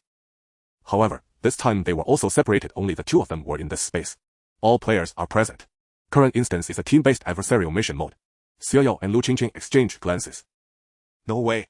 Adversarial. Lu Qingqing began to panic. Current number of players. Bar players are divided into groups A, B, and C. Issuing group A identity card now. Nothing happened on Xia Yao's side. Issuing group B identity card. They still didn't receive anything. Clearly, they were group C. Moreover, this time Xia Yao didn't get a blank identity card. Name, Xia Wangshan. Age, 5. Identity, a kindergarten child, whose greatest ability is crying can intimidate others. Xia Yao was speechless. Thanks a lot, system. What's yours? Xia Yao asked Lu Qingqing. She naturally wouldn't hide it. Name, Lu Shufen. Age, 28. Identity, a single mother with a crying child. For the child's sake, you can become very strong. Xia Yao was speechless. Putting it together, even a fool could see that his current identity was Lu Qingqing's son. Lu Qingqing looked innocent, even a bit smug. Don't worry, senior, you'll take good care of you. As she spoke, the system's voice finally rang out, as if waiting for the players to confirm their identities. In this mission, players are divided into 2 opposing factions and 1 neutral faction. Players must identify their factions themselves. The team that completes the mission first can exit the game directly. The remaining players must find an exit to leave. The instance has been opened. Have fun, players. A dizzying sensation hit them. When Xia Yao and Lu Qingqing opened their eyes again, they found themselves in a house. The house was quite large, over 200 square meters, but messy, with children's doodles scattered everywhere. Xia Wangshan, why do you keep throwing this trash around? Lu Qingqing couldn't help but scold as soon as she opened her eyes. After speaking, she was shocked herself, covering her mouth as she looked at the little child sitting on the floor. Xia Yao's face twisted. In the end, he couldn't resist the system's power and was forced to kick the trash can away, bursting into tears. Huh! Lu Qingqing couldn't hold back her laughter. Xia Yao's face darkened. The system did not force them to continue the charade, but this act clearly conveyed one thing to Xia Yao. This game would inform players of information through an immersive performance. Moreover, unlike his last game, there would be no plot prompts triggered by actions. Lu Qingqing was rolling on the floor with laughter, especially at the sight of Xia Yao's childish appearance, her stomach aching from the mirth. Until she sensed danger. Xia Yao stared at her expressionlessly, a fruit knife now in his hand. Lu Qingqing immediately stifled her laughter and cleared her throat softly. I was wrong. Lu Qingqing said no more, obediently circling the room while tidying up. Xia Yao also examined the furnishings, but he focused on the children's room belonging to his character. Xia Wangshan, a student in the top class of Qingqing Kindergarten. His personality is mischievous and domineering, and he enjoys bullying other children. His mother must balance career and family, leaving her with little free time. On weekends, she sends him to the upstairs neighbor, Aunt Shu, to be looked after. Aunt Shu upstairs has 3 children, a 10-year-old eldest son, an 80-year-old second daughter, and a 5-year-old third son, who attends the same kindergarten as him. That was all. Whoa, you found so many clues. I didn't see a thing, but my character must be a rich woman. The cosmetics, clothes, and bags are all super expensive. Xia Yao looked at her with disdain. Just look at the house. A spacious 2-story duplex, essentially a small villa. A single mother affording this meant she either came from a wealthy family or possessed extraordinary ability. Lu Qingqing was not offended by his retort. She glanced at her phone and said, but the phone is a model from 3 or 4 years ago. Oh, and the time, too. Xia Yao took the phone and examined it. The time was indeed 4 years ago. He quickly scanned the contents of Lu Qingqing's phone before handing it back. There's good news and bad news. Which do you want first? Kids make choices. Lu Qingqing declared haughtily. Xia Yao was speechless. He forced a smile and said, the good news is, you're about to be promoted to regional executive president. The bad news is, if you don't go to the company now, you'll lose that opportunity. Lu Qingqing quickly glanced at her phone. Whoa, should I go? But I don't know how to do anything. Go and see if there are other clues. In going upstairs to find the neighbor.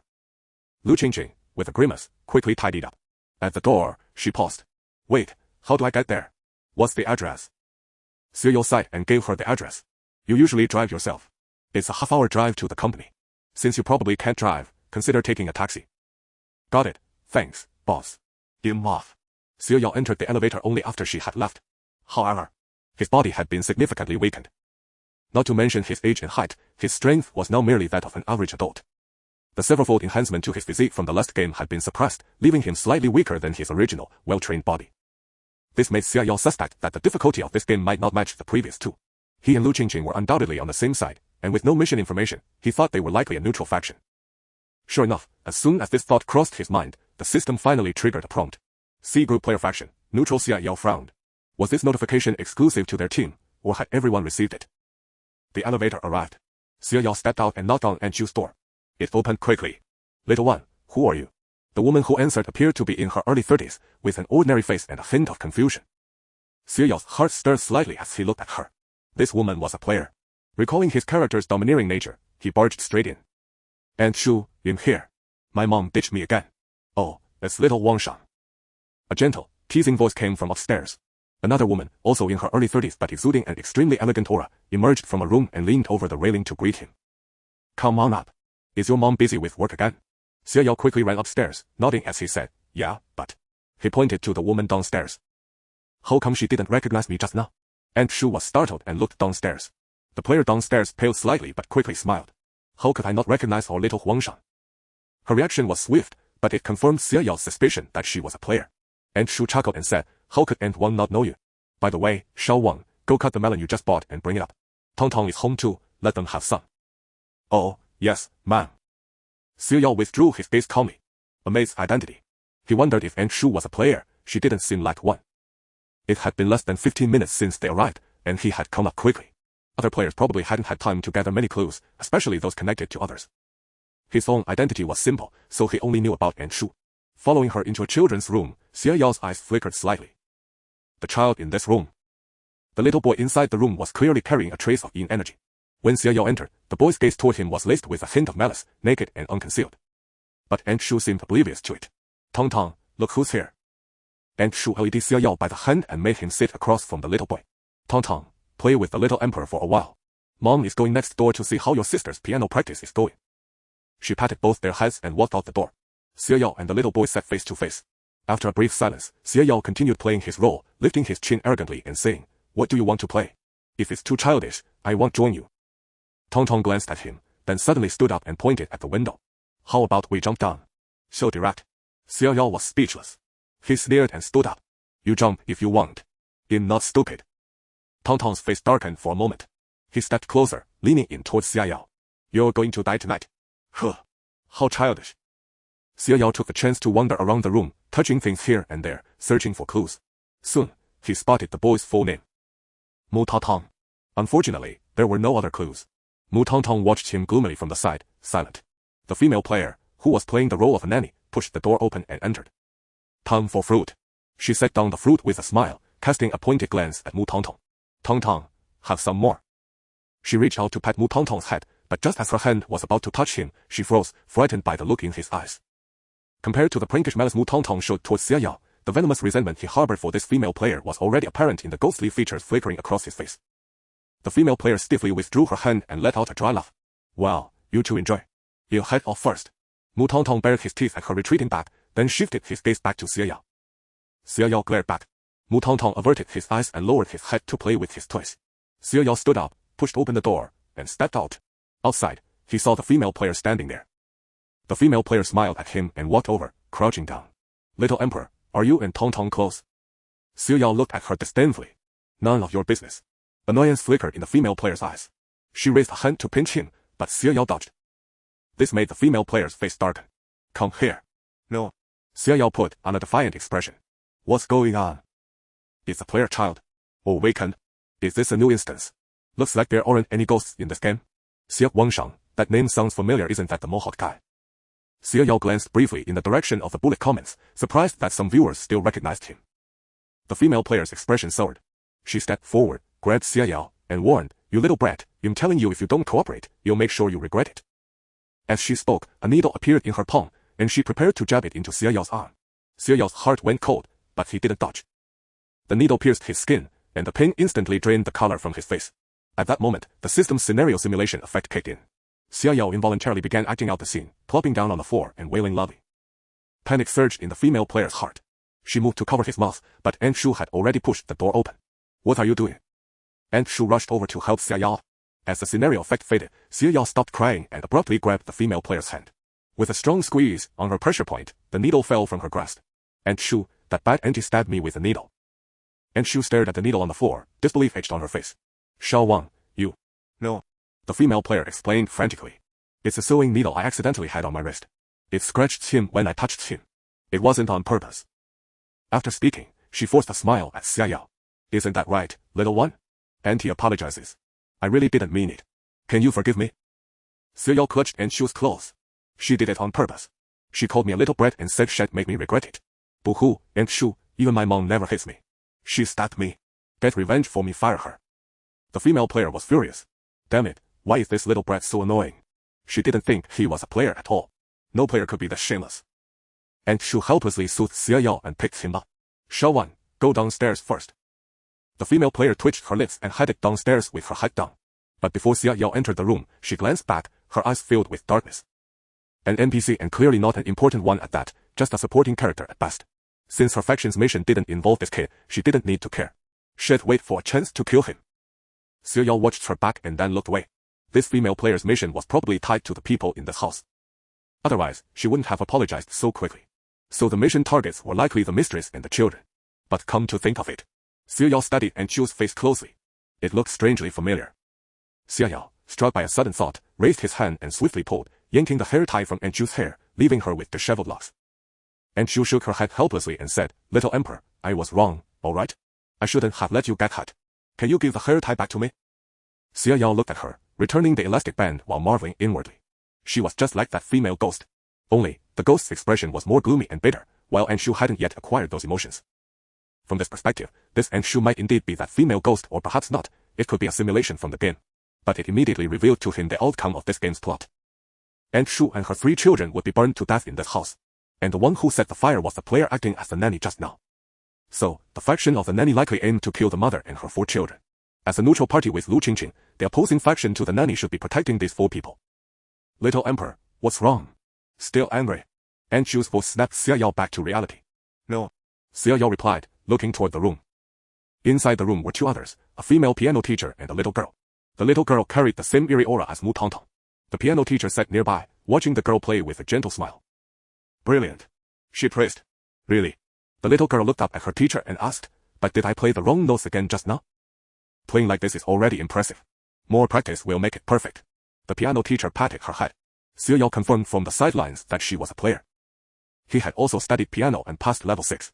Though his mind had been wandering, he could still hear the music. There were no mistakes. This player probably didn't understand music and wasn't sure if there were errors, so she used this vague remark. But the little girl hadn't made a single mistake. Was the little girl testing her as well? Xia Yao wasn't certain. This game felt entirely different from the previous 2. It truly seemed like playing through a prearranged storyline. Seeing him staring at the piano, Aunt Shu smiled and asked, Little Emperor, do you want to play the piano too? Xia Yao shook his head. No, I just think you look even prettier. Ha ha ha.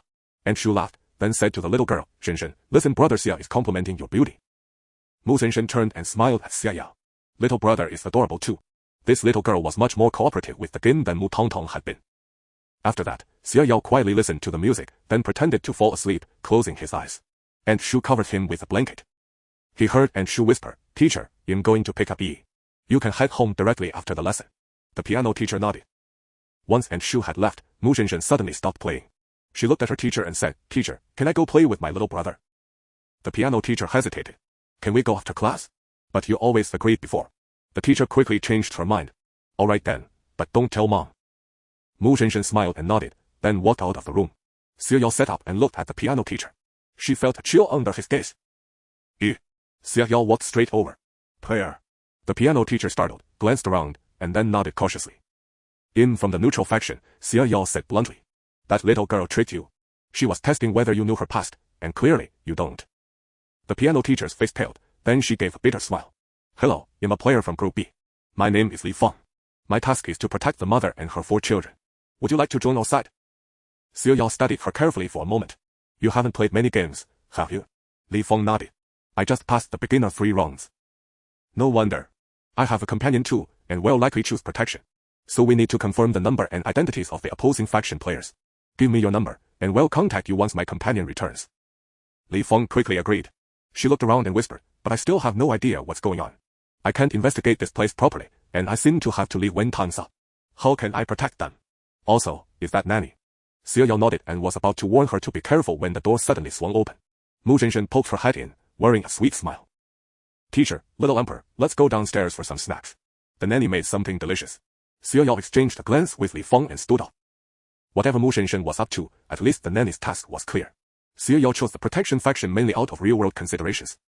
In reality, Aunt Shu and her 3 children had all died.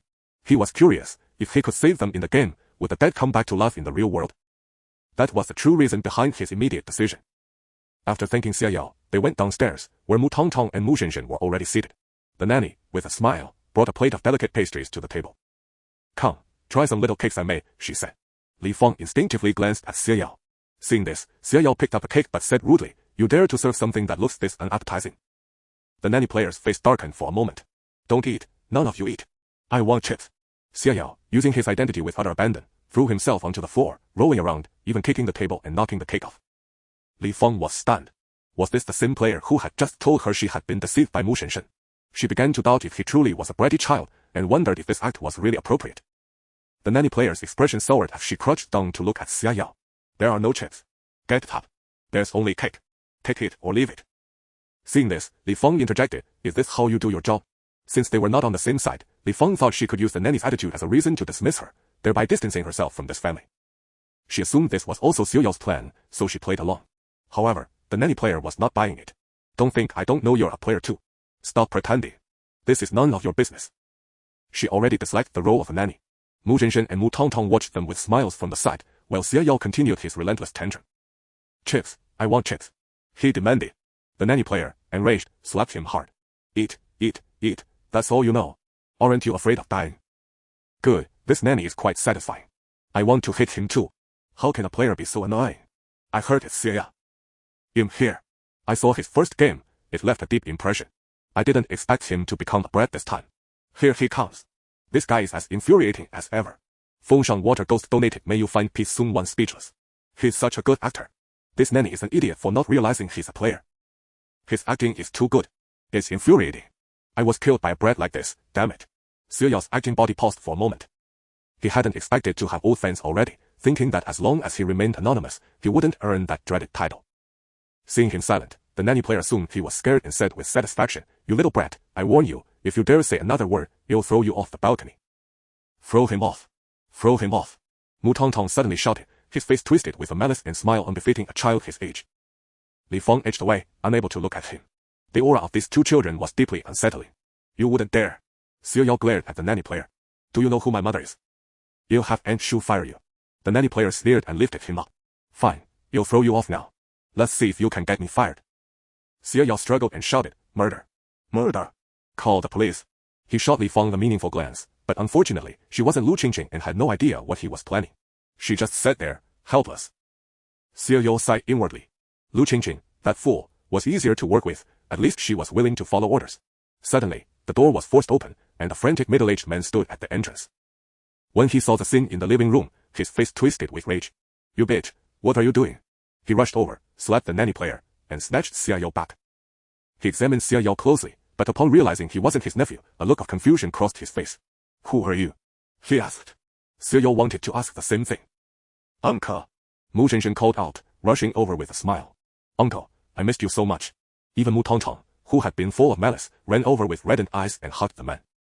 Xiao was inwardly surprised. What was this? Was this another NPC? Something didn't seem right. The man held the 2 children and sobbed uncontrollably. "I finally found you. I finally found you. Uncle is here. Don't be afraid, don't be afraid. Uncle will save you this time." "What kind of dungeon is this?" The bullet comments were confused. Same question. Why does it feel like watching a TV drama so far? Watching this scene, Xiao suddenly understood. This man, could he be a player and also the real Uncle Shu in the story background? Interesting. Meanwhile, the nanny player, who had been slapped hard, finally snapped out of it. "You hit me." She no longer cared about the mission. Her task was to burn this family to death anyway. Since they were acting this way, she would show no mercy. The nanny player produced several needles and hurled them at the 3 who were embracing and weeping, aiming directly for their temples. Li Feng's heart leaped as she shouted, "Watch out." Mu Zhenshen, in Uncle Shu's arms, suddenly lifted her head. Her face was ravaged as if by fire, and a sinister aura emanated from her, freezing the steel needles in midair before deflecting them back. The nanny player hurriedly dodged. However, Mu Shenshen let out a piercing scream and collapsed to the ground in agony. Mu Shenshen's body was clearly marked with multiple burn wounds. Uncle Shu watched from the side, his heart pounding with fear. Shenshen, what's wrong with you? The nanny player's eyes flickered, then she let out a scornful laugh. So you're restricted by the system, huh? I thought you could do something to me. With that, killing these brats would be a piece of cake. She had been worried about the ghosts making a move earlier, but now, a steel needle materialized in her hand once more, and she launched it toward the group in the center. Xia Yao sighed. There was no way to hide his identity now. He stood up, ready to act, but Uncle Shu suddenly shouted and hurled something. An invisible barrier appeared, blocking the steel needle. He then drew a gun and aimed it at the nanny player. The nanny player's heart skipped a beat. You're a player. She had thought he was an NPC. Uncle Shu's face darkened as he fired. The bullet that shot out was not an ordinary one. Xia Yao ducked to the side, watching their battle with a furrowed brow. Why hadn't he obtained any combat-usable items? He had quite a few items in hand, but most were useless. He had tried the female ghost's phone, but it didn't work. It required a trigger condition. The remaining papercraft manual and key were also non-combat items. The ivy seed could grow a ghost to serve him, but it needed special soil and water. Li Fang had also joined the fight. With two attacking her, the nanny player quickly realized she was at a disadvantage. Gritting her teeth, she leaped out the window and fled. Uncle Shu wanted to give chase, but Mu Shenshen called him back. Uncle. He spun around, looking at his weakened niece, and his eyes reddened again. He trembled as he stepped forward and embraced Mu Shenshen, sobbing, "It's all Uncle's fault, all my fault. If only he had seen through that scoundrel's ambitions earlier, how could his sister and her children have died in the flames? But at least he had finally found them. Don't worry, Uncle won't let you die, no matter what." Mu Tongtong sat nearby, a look of confusion on his face. "Uncle, where's Mom?" Uncle Shu froze, then looked at Mu Tongtong. "Your mother isn't in this game." Mu Shenshen and Mu Tongtong shook their heads together. "It's just the three of us." Uncle Shu slumped to the floor. "How can this be?" "We agreed." Xia Yao stepped out from the side and looked at the three of them. "I think, no matter what, it's better to complete the mission. You're supposed to protect the mother and her 4 children, right? Instead of wasting time, why not figure out how to protect them first?" Although these 3 children were likely powerful ghosts, it was clear they couldn't fight back now and could only passively endure. Without a doubt, if they died, their seals would break, allowing them to kill the players who harmed them. Uncle Shu stared at Xia Yao, momentarily at a loss. "I'm a neutral faction player, Xia Wangshan. Can you contact their father?" Uncle Shu immediately grew wary. "Why would I contact that beast? Don't you need to know where he is?" "Well, I'm mainly curious since you're here, where's their father?" The expressions of all 3 in the center shifted simultaneously. Xia Yao shrugged. "As for Aunt Shu, she's probably still waiting by the temple well. I suggest you play the game properly. I also want to know if the dead can be resurrected." Mu Tongtong fixed him with a cold, menacing glare and warned, "If you..." "All right, little one." Xia Yao cut him off. "We're on the same side. I chose to protect you, and even your mother reached out to me for help in the real world. I hope you won't be ungrateful." He turned the tables and threatened the child. "Since we're all on the same side now, gather information as needed. I'm sure you all felt the pull of the plot once triggered, you're helpless. So what if the story's ending is that they burn to death? Unless we disrupt all of this, otherwise." Uncle Shu finally snapped out of the emotional reunion. He cast a complicated glance at Xia Yao and nodded. "You're right. I understand. You'll go find that beast." Xia Yao glanced at Li Fang. "Go with him. Keep an eye on him, don't let him act rashly or tip anyone off." Li Fang opened her mouth, pointing at herself, her face full of hesitation. "Go on. Do you expect a kid like me to go with him?" Li Fang was speechless. As she followed him out, she thought, "But you don't act like a kid. Were there really players who were children?"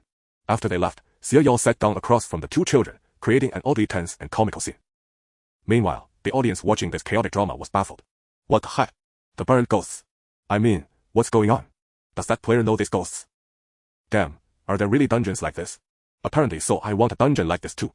I want revenge, or let me see my family again, sob. What is the game up to? Can these kids actually come back to life? This isn't fair.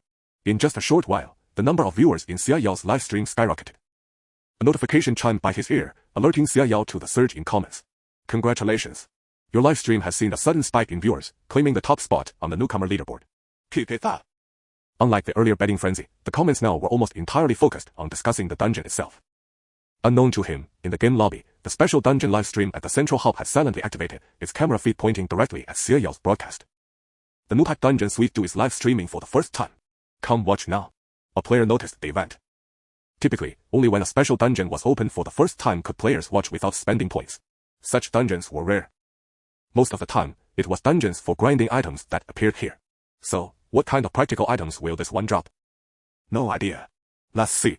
Why are the monsters so worked up? The screen is full of their comments. Seems like the special thing about this dungeon is that the players and monsters know each other. The news from the game lobby quickly reached the major guilds. Many players logged in and gathered around the live stream. The unique nature of the new game had drawn unprecedented attention. Does this mean the game can actually resurrect people now? If it could, did that mean they might find their deceased friends and family within the game and bring them back alive? The prospect of resurrection stirred excitement in players long numbed by the endless cycle of death in the game. Many had fought alongside companions in this game, some had even entered together as friends. Yet after countless battles, few survived. The living could only shuttle through one dungeon after another until their own demise. No one knew how to leave the game. Most had long abandoned any hope of escape. Though Suite offered no solution to leave the game, the peculiarity of this dungeon, at least, provided a sliver of comfort to those who had lost all hope. Inside the dungeon, Xie Yao looked at the two children before him and spoke. If you can't give me any useful information, it'll be on my way. Mu Tongtong and Mu Zhenshen remained silent, simply staring at him. Xie Yao shrugged and stood up. Seeing he was truly about to leave, Mu Zhenshen finally spoke. We. She appeared weak, having nearly harmed a player against the rules and suffering the system's punishment. Xie Yao turned back to look at her. Mu Zhenshen bit her lip and said, "Go find our uncle. Protect him, and we won't kill you." Xie Yao raised an eyebrow. What? No reason. Mu Zhenshen said urgently. Just protect our uncle, that's enough. Xie Yao thought for a moment and replied, "You'll have my teammates protect him. But my goal is still to protect you." With that, ignoring Mu Zhenshen's hesitant expression, he pushed open the door and left. Kaitu, why leave? Ask more. Jiaoyuqi, damn it, go back and get the info now, or he'll kill you when you get out. Several comments surprised Xia Yao as he realized they seemed to be from players. The comments were green, completely different from the blood red monster ones. More player comments kept appearing. After a brief moment of surprise, Xia Yao dismissed it. Why should I go back? He sneered, though his toddler face made it hard to be intimidating. This is my game. Anyone with a brain should have figured out that Mu Zhenshen and the others can't reveal any extra info. From the start, only players could deduce things from each other. If you lack the brains and still boss me around, I'd mute you if I could, and I'd have the moderator shut you up. He wasn't necessarily trying to argue with them. But for some unknown reason, many players were watching his stream, so he felt it best to clarify things up front. Jiaoyuqi, a newbie this arrogant? Fine, you'll remember you. Just you wait. It's not that he's arrogant, you guys are just idiots. Monsters and players began bickering in the comments. Annoyed, Xia Yao turned off the chat. He decided to go downstairs and see where the nanny had run off to. When Lu Qingqing returned, he would have to ask her to buy him a phone. It was too inconvenient to stay in touch. Little Emperor. The elevator doors opened, revealing Aunt Shu holding the hand of a 10-year-old boy. She stepped out, surprised. Why are you out by yourself? Isn't your mom home yet? Xie Yao sized up the quiet, taciturn boy and casually replied, something happened at home. I wanted to go find Auntie. What happened? Aunt Shu asked nervously. The nanny tried to hit us. Uncle Shu came, and she jumped out the window and ran. Uncle Shu went after her. Auntie, should we call the police? Xia Yao, seeing the new NPC, was no longer in a hurry to go downstairs. Aunt Shu frowned and murmured, how could this be? Stay here with your little brother. He'll go check on the house. Mu Yi nodded, watching Aunt Shu leave. He then looked down at Xia Yao, who was staring back at him. A trace of bewilderment lingered in Mu Yi's eyes. Who was this child? He hesitated. Did the uncle you mentioned really come? Xia Yao nodded and said, it should be your uncle from reality. I don't know how he got here. Mu Yi's breath quickened slightly. But he quickly calmed down and gave Xia Yao a deep look. Are you a player? Xia Yao nodded. Mu Yi glanced toward his home, grabbed him, and led him into the stairwell. Let me ask you, what is your purpose? His eyes held a clear warning. You can ask your younger siblings that. For now, answer me one question. When you entered the game, did you receive any promises? Mu Yi remained silent. Let me put it another way, do you have any wishes? Mu Yi's eyes flickered, and he nodded. To make him die. Xia Yao didn't specify who, but the one Mu Yi and his siblings hated most was undoubtedly their father. Yes. Xia Yao fell into thought. I see. So, to you, the game's ending might not matter that much, right? In your original plan. Mu Yi was silent. Xia Yao took his silence as confirmation. Because Mu Zhenshen had asked him to protect Uncle Su. Little Emperor, where are you? Aunt Ju's voice came from outside. Mu Yi glanced at Xia Yao, released his grip, and said, Mom, we're here. Aunt Shu rushed over anxiously, holding the hands of two children, and relaxed upon seeing them. You scared me to death. I thought something had happened. Come home with me. Something's wrong at home. You'll call your father and have him come back.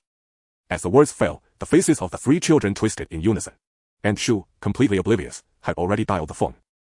Under the children's hateful gazes, the call connected. Hello, is this Xiongben? Where are you now? Something's happened at home. The phone didn't pick up well, but the voice on the other end trembled with hesitation. Jin? Anshu asked, puzzled. Yes, what's wrong? Shengbin, where are you? Are you still on your business trip? Please come home quickly. Something's happened, and I'm afraid the children are in danger.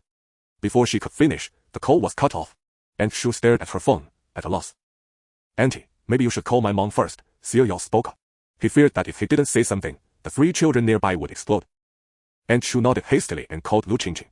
Lu Qingjing was already overwhelmed with work, utterly unfamiliar with management tasks. If not for the fact that this was a game, Lu Qingjing would have broken down on the spot. So, seeing Anshu's incoming call, she didn't hesitate to brush off the group of executives before her. My son's in trouble. I need to go back. Lu Qingjing fled like the wind. She quickly ran home to find that Xiao had already brought Anshu and the 3 children to their place. The moment Lu Qingjing's eyes fell on the 3 children, she nearly fainted. She could directly see the charred state they had been in after the fire. Then she looked at Anshu. That face was exactly the female ghost from her dream, the one who later kowtowed to them. Lu Qingjing's eyes widened as she turned to Xiao. What's going on? Xiao said calmly, you're back? Aunt Ju's family has some trouble. Let's keep them company. Lu Qingjing swallowed, walked over, sat beside Xiao, leaned in, and whispered, what's happening? That woman looks so familiar. It's exactly what you think, Xiao patted her. Our mission now is to protect them from following the original plot. Lu Qingjing gasped sharply. What? Why was reality and the game getting mixed up like this? Shufen, would it be too much trouble to stay at your place for a couple of days? Aunt Shu asked. Lu Qingjing jolted, then quickly nodded. Of course, of course. Stay as long as you like, forever if you want. Aunt Shu managed a faint smile. This was Xiaoyao's suggestion, urged by Mu Shenshen. Mu Shenshen was clearly more cooperative. She wanted to protect her uncle. Lu Qingjing chatted with Aunt Shu, asking what had just happened. After hearing the story, she instinctively looked at Xiaoyao. Should we call the police? Xiaoyao prompted. Lu Qingjing came to her senses, reaching for her phone to call, but then hesitated. Would calling the police actually help? Aunt Shu was also torn. We're not sure yet. Should we really call the police? That's exactly why we should call. What if something happens to the children? Lu Qingjing said instinctively, glancing at the 3 kids and sighing inwardly. She hoped this call would actually make a difference. Would there be police in a horror game? Same question usually. Shouldn't something go wrong while you're calling the police? That's how it should be. Jiao Yuqi, speechless, so annoying. Why does everyone have to listen to this little brat? Which player is this? Can't we get a real pro? I didn't sign up for a family drama. The police arrived swiftly. After understanding the situation, they looked at the 4 children and inquired once more. Since none of them were truly children, their answers were precise. The nanny, Wang Tian, is suspected of attempted murder. We will arrest her now to verify the facts. If everything is confirmed, she will not be let off. Aunt Shu nodded, a sigh of relief escaping her. Additionally, we advise you to call the male homeowner back to prevent any malicious retaliation from the nanny. After the police left, Lu Qingjing blinked and cast a meaningful glance at Xiaoyao. Did it really work? Can that nanny be caught? Xiaoyao had no idea. He simply thought it was worth a try. If it succeeded, the opposing faction would lose a key player, leaving only the children's father. The main issue was that the nanny was not the original one but a player in disguise. Unsure how to handle it, Xiaoyao felt it was better to eliminate her from the game. It was still unknown what identities or factions the remaining players held. Aunt Shu, filled with anxiety, called her husband again. After several attempts, the call finally connected. At Lu Qingjing's signal, Aunt Shu put it on speaker. Shenbin, where are you? There was a moment of silence on the other end before a man's voice responded. I'm on my way back now. Aunt Shu exclaimed with joy, that's wonderful. She recounted the recent events. The voice on the phone immediately rose several pitches. What did you say? You called the police to arrest Wang Tian. Just as Aunt Shu was about to speak, Lu Qingjing's phone rang. It was the police.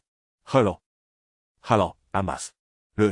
We have apprehended Wang Tian at the entrance of your residential complex. We are heading to the police station now. Please come with MS. Shu to give a statement. If convenient, bring the 3 children as well.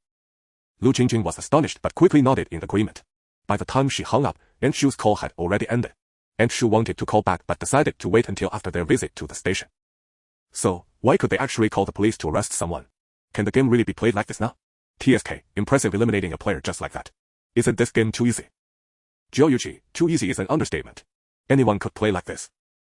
Kaitu, I came back from reality and did some research. This case exists in the real world family in Nanqing. In the game, the mother and children were all burned to death, and the arsonist was the nanny. Changya, so, can this game really bring people back to life? Since the nanny is caught and there's no key arsonist, doesn't that mean we've already won? Kaitu, I'm also wondering what the current situation means. The male homeowner is also suspicious. The bullet comments had pieced together the entire process. What remained to be seen was the final outcome of the game. More and more viewers flooded into the live stream. Congratulations, player, For consistently surging your audience and stabilizing it. You will be granted simultaneous broadcast on the live stream leaderboard. Xiao Yao heard the notification but didn't open the comments. He had turned off the comments since the influx of viewers. Still, it seemed his game had gained even more attention. He hoped it wouldn't cause trouble later. Not far from the police station, Mu Shenbin watched a group of people exit and drive away, his eyes filled with both fear and hatred. Whoa. Everything had ended long ago, yet he woke up to find himself 4 years in the past, back when Shu Shener and her 3 children were still alive. Even if that were all, why had Shu Shener's brother, Shu Cheng, returned too? And he had immediately called to warn him. He was still grappling with what had happened when he discovered that Wang Jiaojiao, who had been openly with him, had also returned. After discussing it, they realized some issues. They both bore a peculiar symbol, a game mark. But neither had opened the live stream, nor received many prompts to indicate it was a game. They only received one message: if they didn't kill Shu Shener and her 4 children, they would surely die. After his initial panic, Mu Shenbin calmed down. No matter what had happened, wasn't it just a reenactment of the events from years ago? He still remembered everything. But then Shu Shener called to say the nanny was suspicious and had been arrested by the police. Was this a joke? If Wang Tian was caught, his plan would be ruined. So he had brought Wang Jiaoyao to wait outside the police station, and sure enough, they saw people coming and going. Wang Jiaoyao touched her belly, her face full of worry. What do we do? Have they discovered us? Can we really kill them again? She looked at Mu Shenbin, a trace of ruthlessness in her eyes. Shenbin, we have to kill them. I have a feeling that if they live, we will definitely die. Then what about our unborn Shuoshu and our future Wanwan? Mu Shenbin said irritably, do you think I don't know that? He closed his eyes briefly, then quickly comforted Wang Jiaojiao. Don't worry, it's not a big deal. It must be because Shu Chen is back, so they took your end in early. But it's fine. A cold smirk crept across his face. I killed them once, I can kill them again. He turned to Wang Jiaojiao. Do you really think this is the real world? Wang Jiaojiao was taken aback. What do you mean? Didn't we transmigrate? No. I think this might be. How should I put it? Perhaps Shu Cheng is behind this. He wants to save his sister, so he dragged us all back. That means if we make everything unfold exactly as before, Shu Cheng will fail, and we should return to the real world. We'll be fine. He paused, then said darkly, better yet, this time, we kill Shu Cheng too. No matter what, he would never allow everything he had gained to be restored to its original state.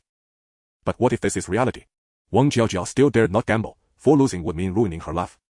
They were already together, already enjoying a beautiful future, wealth, fame, everything. She didn't want to become a despised mistress, nor return to a hidden, illicit relationship, nor stain her hands with the blood of crime. If so, she would lose everything. Mu Shenbin patted her shoulder. It won't happen. Maybe this is just a game. Admittedly, he was sharp-minded. Even though, unlike other players, he didn't receive a system prompt immediately, he had orchestrated a flawless crime and extricated himself. He could still sense something amiss. Congratulations, player, for uncovering the truth of the world. Welcome to the live-streamed real-life game, Ghost Realm. Your current faction, Group A. Faction mission, replicate the events that occurred. Kill Shu Zener, Mu Tongtong, Mu Zhenshen, and Mo Yi. Completing the faction mission grants generous rewards. Failure means death. Both were startled in the car and exchanged glances. A smile quickly spread across Mu Shenbin's face. See, I told you. Wang Jiaojiao also breathed a sigh of relief. If it was just a game, then it was simple. No need to be so anxious. So we can just kill them directly, right? It's just a game. Wang Jiaojiao looked at Mu Shenbin tentatively. After a moment's thought, Mu Shenbin said, to be safe, let's find someone else to do it first. He was always cautious and didn't want to take direct risks. But my aunt has been caught. What do we do? Mu Shenbin pondered. What about your cousin? He's still minor, right? Let's see if he's also become a player. Wang Jiaojiao nodded, finding it sensible. Fei Sun Fang Gu Wan. Wang Gu Wan saw them, his eyes lit up, and he ran over. Sis, Brola, are you? He glanced around. Are you both in that game too? The three exchanged looks and smiled. Xiao Yao suggested they not return immediately but find a restaurant to eat. It was his idea. Since the remaining players hadn't appeared yet, he thought it better to leave a vacancy rather than wait for them at home. If the male homeowner returned, they could set something up. Given the current situation, calling the police was useful. So why not lure them into action and let the authorities handle it? Lu Qingjing, now a wealthy woman, generously treated them to seafood. She actually craved hot pot, but thinking of the 3 children who died in a fire, she decided against it. Xiao Yao was using Lu Qingjing's phone to message Li Fang. Have you found any members of your faction? Li Fang sent a sighing emoji. No, and Shu Chen's mental state feels off. He keeps searching for that Mu Shenbin guy, my employer. I asked if he wanted to sit down and discuss the mission, but he said all he needs to do is kill Mu Shenbin. Even though we're opposing factions and can attack each other, I think we should be cautious about actually killing each other. Xiao Yao agreed. He felt that if the game were that simple, it would be too childish. Tell him the nanny has been arrested. I think setting a trap to lure them out would be better. If he agrees, "We're at this restaurant. Tell him to come find us." Li Feng relayed Xie Yao's words to Shu Chen. Shu Chen, who had been somewhat frenzied and dispirited, suddenly widened his eyes. "You called the police?" Li Feng nodded. Shu Chen sat on the floor in a daze, muttering blankly, "That's possible? So this is how it can be done." He jumped to his feet.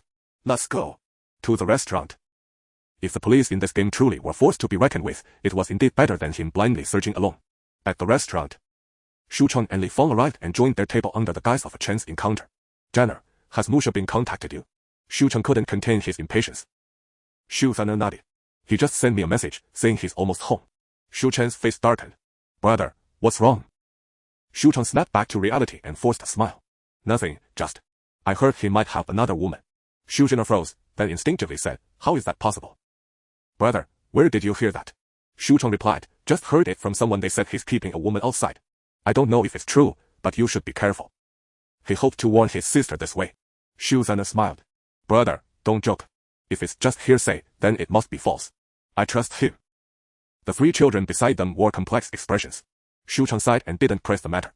He turned his gaze to Xie Yao and Lu Qingqing, as Li Feng had mentioned that among these two, the child player seemed to be the one in charge. He had entered the game 2 years ago. The reason was an email he once received. Its content was blunt. "Do you want to save your sister?" Of course he did. Even though he thought the email was absurd, possibly some virus crafted by someone, he still clicked on it. Thus, he entered the game, stepping into another world hidden beneath reality. Yet, he had long failed to find a way to save his sister. Gradually, he found it all absurd. The game was indeed miraculous. Those who died within it also perished in reality. But how could the dead in reality ever be revived? Until this game. Upon entering, he immediately realized it was a projection of the world from 4 years ago. He didn't know if resurrection was possible, but at least meeting his sister in the game would be something. Yet now, his 3 little nephews had appeared, but his sister had not. Still, there was hope. He knew that in some games, powerful figures had their strength restricted, with turning into a child being a common possibility. Thus, he placed some trust in Xie Yao. Especially since they had already sent the nanny inside. After the meal, the group returned to the Shu residence. As they opened the door, a man was seated inside. The man appeared to be in his 30s or 40s, with a scholarly demeanor. Seeing them, he smiled. "Back already?" Shu Chen glared at him coldly. Mu Xianbin acted as if he hadn't noticed, stepping forward to take Shu Shen's hand. "I was afraid you'd be upset, so I found someone to keep you company." As he spoke, a woman in casual wear rose from the living room sofa, smiling. "Hello, Sister Shu." Beside her stood a teenage boy of about 16 or 17, who also nodded with a smile. Shu Zhen'er looked at Wang Jiaojiao, puzzled. "They are. Well, didn't we say that Aunt Wang harmed the kids?" "Aunt Wang has been with our family for years, so it seems unlikely. Maybe there's a misunderstanding. This is her niece and son. They came to apologize and see what really happened." "A misunderstanding? She nearly killed Shen Shen, that's a fact. And this woman you brought, isn't she your mistress?" Shu Chen's face was ashen as he glared at Mu Xianbin. Mu Xianbin immediately put on an injured expression. "Brother, how can you say that? I only met Aunt Wang's niece today when she came to our house after hearing about the incident. I'm devoted to the nun. How could I betray her?" Shu Zhen'er also said, "Brother, please don't be like this. Let's talk calmly. I still trust Xianbin. He's been busy taking care of us all these years and has never done anything wrong." Shu Chen was furious. Even knowing that this Shu Zhen'er was merely a simple NPC, his heart ached. He shot a cold glance at Mu Xianbin and said no more. Mu Xianbin gave a helpless smile, his gaze sweeping over Li Feng before settling on Lu Qingqing and Xie Yao. He paused slightly. Who were these two? But he was clever enough not to voice the question, realizing that these two might be connected to the game, perhaps even from an opposing faction. Turning to the 3 children, he tried to muster a loving father's smile, intending to call them over for a comforting embrace. Then he noticed the dark, faint burn stars on their faces. He, Wang Jiaojiao, and Gu Wang were all startled. This was. Mu Tongtong's gaze was the most undisguised. He bared his teeth at Mu Xianbin, his eyes bloodshot. Mu Xianbin could even smell the burnt protein odor wafting from his body. For the first time, the usually composed man felt a pang of unease. These 3 children had returned too. How was that possible? He had thought that completing the tasks in this game would be simple. After all, both the children and Shu Zhen'er trusted him completely, with the kids adoring and revering him. How hard could it be to trick them into taking medicine and burning them to death? But now, it seemed things were different. Mu Zhenshen tilted her head, speaking with feigned innocence. Daddy, do you love us? Mu Tongtong also smiled. Daddy, do you love us?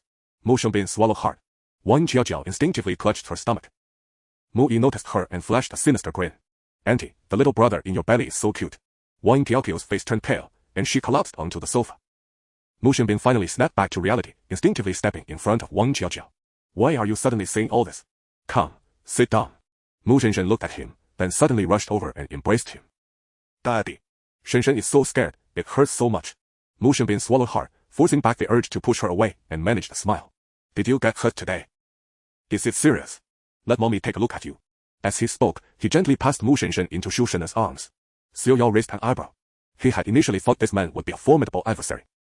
Indeed, while this man was undeniably formidable in the real world, having meticulously orchestrated a perfectly planned murder with no evidence to trace back to him. He believed in the occult. This was evident from his actions of having the 3 children suppressed and controlling Shu Shen. The truth was, his conscience was burdened, he feared the vengeance of ghosts. And now, the souls of the 3 children stood before them, repeatedly asking, Daddy, do you love me? No matter how strong his mental fortitude, since he believed in such things, he was bound to be terrified. Fear breathed haste. Moreover, Mu Yi's words dealt a devastating blow to Wang Jiaojiao. Initially, Mu Shenbin had planned to play the role of a loving husband and father, coaxing Wang Jiaojiao to stay with Shu Shen so he could act. But now, with Shu Chen present and these 3 children clearly having experienced death once before, he dared not say much more. He also couldn't bring himself to look at the children's faces.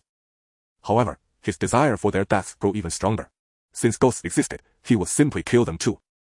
Originally, he had only intended to suppress them. If they behaved, once the well was weathered away by wind and rain in 100 years, they could be reincarnated. By then, he would also be dead. Wouldn't that have been perfect? He had felt a flicker of pity. After all, they were his children, and he couldn't bear to have the master immediately send them to their next life. Yet they dared to return for revenge? It's getting late. You should all head back. You worked hard today. You'll stay with Danner. Mu Shenbin no longer wished to bother with any plans. He had already bought the sleeping pills, he just wanted to kill them all now. Shu Chen naturally disagreed, but Xiao Yao quickly pulled him back. Then goodbye, auntie. We'll be going now. Shu Chen cast a cold, warning glare at Mu Shenbin, his eyes filled with menace, before reluctantly leaving with Li Fang and the others. Why did we leave? What if he acts directly? Shu Chen couldn't help but ask as soon as they were out the door. Our place is right downstairs. Xiao Yao replied. The window upstairs is broken. Even if it weren't, we could break in any time. What's the rush?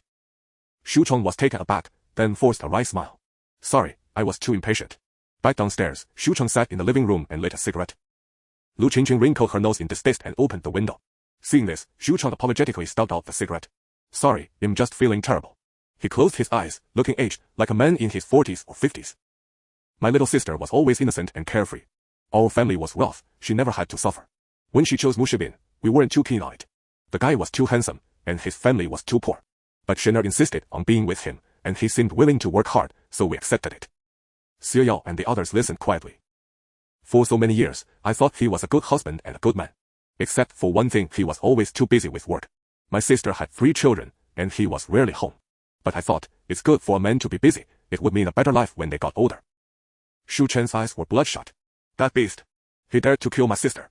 I had thought he was a victim too, that he didn't know. But how could that be? Wang Tian is dead, but his son, that little bastard, was sent abroad to study by him. And he's even with Wang Tian's niece. Shu Chen's mouth was filled with the metallic taste of blood. He traded my sister and nephew's bones for a fortune, living with his mistress and the murderer's niece. Who would believe he's innocent? But there's no evidence. No evidence. Lu Qingqing thought of how Shu Shen had sought her out while being suppressed, and felt a pang of sorrow. This game was truly.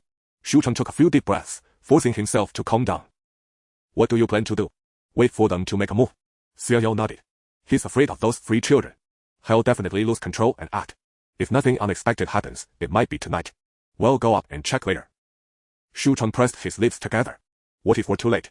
I don't want them to die again. Xiao Yao pondered for a moment. If he acts, it'll most likely be arson again. Just keep a close watch. Or one of you could go to the building opposite and keep an eye on the situation. You'll go. Shu Chen stood up immediately. Li Fang hesitated for a moment, then rose as well. I'll go with you. I happen to have an item that can ignore certain obstacles like clothing, allowing me to see through the curtains. Good. Thank you both.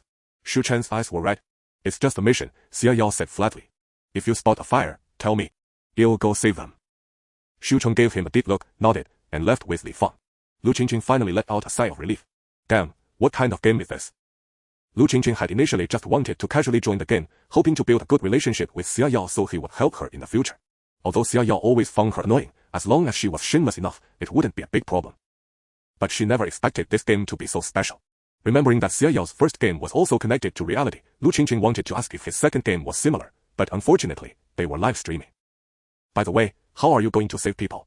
Lu Qingqing looked at his small arms and legs. Xiao Yao glanced at her and said, maybe you should go. No. I can't. Lu Qingqing laughed, admitting her uselessness. But you have to go too. Better protect Shu Shen'er.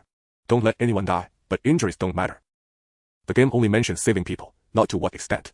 Also, the exit is probably upstairs. Well, go explore tonight. Lu Qingqing nodded quickly. Night fell, and the lights outside went out one by one. It was late into the night. The alarm clock woke Xia Yao. He frowned, sat up, and washed his face. A child's body was not strong, and he easily felt sleepy. However, his spirit was still fine. Xia Yao called Lu Qingqing up and directly climbed out the window upward. Mu Shenbin had boarded up the window with planks, but it was useless. Lu Qingqing cut through it with a dagger, and the two entered the Shu residence. But as soon as they entered the living room, they heard a startled voice. Who? Xia Yao immediately grabbed an ashtray from the table, rushed forward, and knocked the person out with a single blow. The sound was so loud that even Lu Qingqing was startled. Wouldn't that kill someone? Warning, neutral faction players cannot kill players from other factions. They both received the prompt and exchanged a glance. It didn't matter anyway, the person wasn't dead. The one knocked out was Go Wan. Xia Yao and Lu Qingqing quickly went upstairs. They first pushed open Mu Tongtong's children's room. The child was sitting in the dark playing with blocks and showed no reaction when they entered. Xia Yao closed the door and whispered, "Can you tell us what happened after we left?" Mu Tongtong's pitch-black eyes stared at him for a moment before she reluctantly spoke. "He drugged us. Which room is Wang Qiaoyao in?" Xia Yao didn't believe Wang Qiaoyao would dare to stay with the three children. "Guest room." Xia Yao glanced at Lu Qingqing. "Go handle it." Lu Qingqing's eyes widened. "Ha! Knock her out, or find a way to drag her out." Lu Qingqing reluctantly walked out. Xia Yao climbed out of Mu Tongtong's window and crawled onto the balcony of the adjacent room. Mu Shenshen was standing by the curtain, her pale little face eerie in the night. She smiled at Xia Yao. Xia Yao gestured, pointing to the side. "Are your parents over there?" Mu Shenshen nodded. "We all took the medicine. According to the rules, we can't move. So the three children couldn't help." Xia Yao hadn't expected them to help anyway, just getting information from them already made the game feel easy. He walked past Mu Shenshen's balcony and was about to climb over when he suddenly heard a voice. "Help!" It was Lu Qingqing. Xia Yao paused, a flicker of surprise in his eyes. Could Lu Qingqing actually be in trouble with Wang Qiaoyao? He hesitated, then passed through Mu Shenshen's room and pushed open a crack in the door. Lu Qingqing was being gagged by Mu Shenbin, while Wang Qiaojiao held a knife to her chest. Xia Yao's expression changed, and he rushed out, kicking Wang Qiaojiao in the stomach. Wang Qiaoqiao's face turned pale as she clutched her aching abdomen. "The baby!" She looked at Mu Shenbin in panic.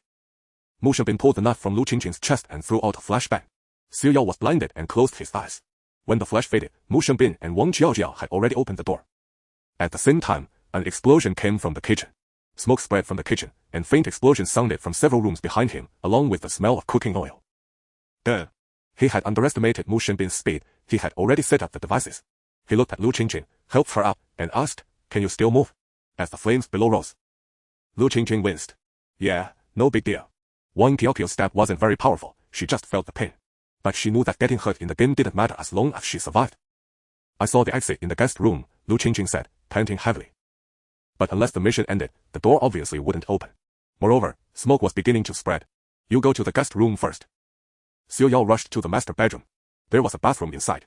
He soaked the quilt in water, dragged it to the guest room, and covered Lu Qingqing with it. "When the exit appears, leave directly. You'll go save people." Lu Qingqing nodded, her face pale. Meanwhile, Shu Cheng, from the building across, started rushing over the moment he saw the flames. Jiao Yuqi, speechless. "I'm so angry watching this. A clueless idiot dares to command, and now we're in a crisis. If they can't be saved, all this watching is for nothing." Jiao Yuqi knows nothing, drags teammates down. "Damn fool. You talk big here. What would you do if you were in there?" Jiao Yuqi, simple. Just send these people far away, then use the opposing faction to kill the murderers. Is it really that simple? The ghosts rarely sided with a player, and the only one speaking up for Xia Yao was Xiao Yiran.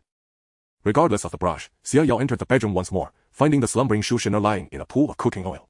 He sighed, then picked up a fruit knife and stabbed himself several times. The pain brought about a rapid decline in his sanity. To achieve the desired effect, he struck several vital points, though he deviated slightly to ensure survival. As his body began to undergo a strange transformation, some viewers in the brush were taken aback. "Jiao Yuqi, is he insane? Why is he transforming? Is he planning to switch sides and kill them?" "Jiao Yuqi, I swear, if there were anyone else streaming, I wouldn't be watching this idiot's broadcast. Can't you just get on with it? Either kill them or save them, you lunatic." Players rarely sent barrages, as these messages were not anonymous. It wasn't like with the ghosts, where they could rant freely. Still, that didn't stop them from chatting in the lobby. "This player is a newbie, right? I just checked, he's from the newcomer rankings." "Definitely. At Black Iron 10, what level can he be? With a score like that, he's just a drained player. And that's only if he's played once. I don't know how he got so lucky to enter such a special, new instance. Tell me about it. I hate these kinds of players. A rookie who can't do a thing, yet he's giving orders, and somehow he's got the other players listening to him. Haha, it's just a bunch of noobs fighting each other. Look at those players. Which one isn't a newbie?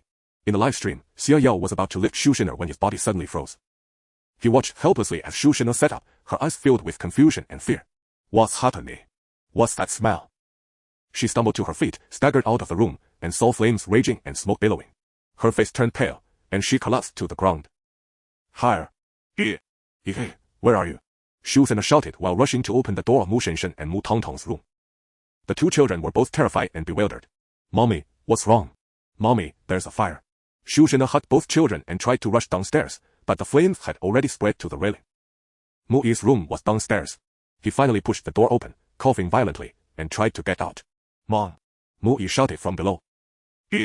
Shu Shiner looked down in despair, only to be forced back by the raging flames. There was oil all over her body, and sparks ignited her clothes. Help! Shu Shiner held the two children and tried to go to the bedroom for her phone, but her bedroom was near the stairwell, and the flames had already reached it. She could only take the two children to jump from Mu Zenshen's balcony, but the stainless steel security bars were firmly fixed. How could they escape? All of this was captured on the live stream. Plot recap: I told you it wasn't that simple. There were hints of a forced storyline from the start. Some people really think they're alive because of their brains. Xiao Yuran watched the broadcast from her ghost domain, casually making things difficult for the players trying to break through. Jiao Yuqi, just stay far away and you'll be fine. Can't you understand? Do I need a ghost like you to teach me? You're so capable. How did you die? Xiao Yuran's temper flared instantly. Damn it, if it weren't for Xie Yao's sake, and because he helped her vent her anger, she would have turned the entire school into a ghost domain in the real world. She'd make sure they all died. Oh, you're so tough. With a forced storyline, can you still break free from it? You're so good, why haven't you left the game yet? Jiao Yuqi, which ghost are you? Dare to give your name. He'll come to your instance and kill you. Haha, I'm so scared. This ante is from the campus instance. If you've got the guts, come on. In every campus instance. Let's see who kills who. The players in the lobby were startled by this brush. All campus instances. There are rarely ghosts with so many identities, right? Didn't that mean the entire campus instance was connected to this ghost? How powerful must she be? At least a ghost king. Jiao Yuqi's expression darkened in the crowd. Jiao Yuqi, right? I've got you marked. Don't you dare enter a campus instance. If you do, even if you're anonymous, you'll find you. It'll make you experience how I died. Jiao Yuqi gritted her teeth but couldn't help sending another brush. Jiao Yuqi, let's try it then. Let's see who does. I heard killing a ghost king grants special items. I wonder if it's true. Xiao Yuran clicked her tongue and swiftly retorted. Then come on. Let's see if you have what it takes to get that item. Their quarrel didn't hinder the progress of the live stream's plot. Though the forced storyline was inevitable, it still left some room for maneuver. Otherwise, the game would be too advantageous for players like Mu Shenbin. They could just exploit the storyline. When Shu Shiner, holding her two children, and Mu Yi, curled up in his room, were all nearing unconsciousness, Xie Yao finally regained the ability to move. The bedroom was already on fire.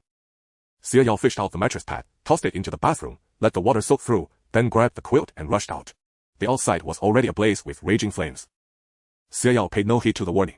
He kicked open the door to Mu Zenshen's room and saw three half-unconscious figures on the balcony. He swiftly wrapped them in the quilt, tore down the curtain, bound the three together, lifted them up, and dashed outside. The flames on the first floor had fully erupted. Xie Yao leaped directly from the second story into the sea of fire. The pain searing his skin constantly reminded him to move faster. Mu Yi. Xie Yao kicked open the door downstairs, saw Mu Yi already engulfed by the fiery tongues, cursed under his breath, threw the quilt over him to extinguish the flames, hoisted him with one hand while gripping the other three, and charged toward the entrance. The door was already on fire. Xie Yao kicked it with all his might. Fortunately, his strength was steadily increasing. Just as the door was about to give way, a sudden force from the outside pressed it shut again. Damn it! Xie Yao stepped back with the four people in his arms, then charged forth from the blazing inferno. With a thunderous crash, the door collapsed. Xie Yao and Shu Shiner tumbled to the ground. Without pausing to recover, he quickly extinguished the flames on the four bodies, confirmed they were still alive, and then looked around. Mu Shenbin and Wang Jiaojiao stared at him in terror. Mu Shenbin, still gripping a fire hydrant, gritted his teeth and hurled it at Xie Yao. You're the one who should die. A bullet, faster than sound, sliced through the air and struck Mu Shenbin's arm. The fire hydrant clattered to the ground. Shu Cheng fired another shot into Mu Shenbin's leg, sending him sprawling. Wang Jiaojiao collapsed in terror. Xie Yao's consciousness grew hazy, but he still remembered Lu Qingqing trapped in the fire, waiting for the exit to open. Li Fang. He called out hoarsely. Li Fang was startled, frightened by his fully transformed appearance. Xie Yao's body had reverted to an adult form, but his legs were covered in scales, his skin pitch black with crimson patterns. He no longer resembled a human. Call the police and an ambulance. Li Feng glanced at Shu Chen, who was ferociously beating Mu Shenbin, swallowed hard, and pulled out her phone. Wang Jiaojiao suddenly lunged from the side, trying to snatch Li Feng's phone. Though Li Feng hadn't played many games, her instincts kicked in. She reflexively kicked Wang Jiaojiao in the stomach. Wang Jiaojiao screamed and collapsed, blood instantly pooling beneath her. My baby! My baby! Wang Jiaojiao clutched her abdomen in agony. Li Feng glanced at her, then continued dialing for an ambulance. Yes, many people are injured, hurry. She then called the fire department. As she did, everyone heard a chime. In the guest room, Lu Qingqing, curled up under the drenched quilt and slowly losing consciousness, suddenly lifted her head. She turned, saw the white light beside her, and plunged into it without hesitation.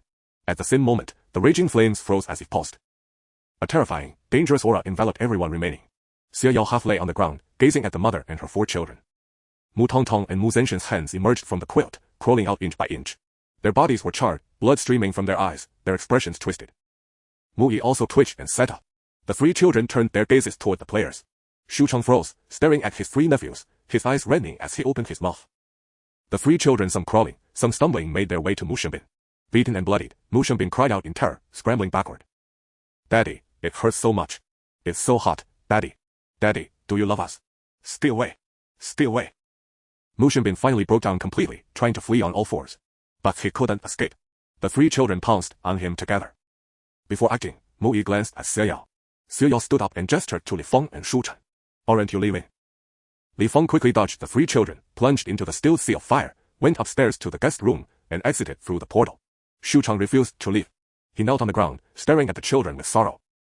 Uncle, go. Mu Yi spoke stiffly. Shu Cheng shook his head.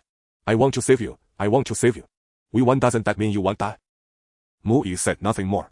Filled with resentment and hatred, they tore Mu Shenbin and Wang Jiaojiao apart, their power surging ever stronger.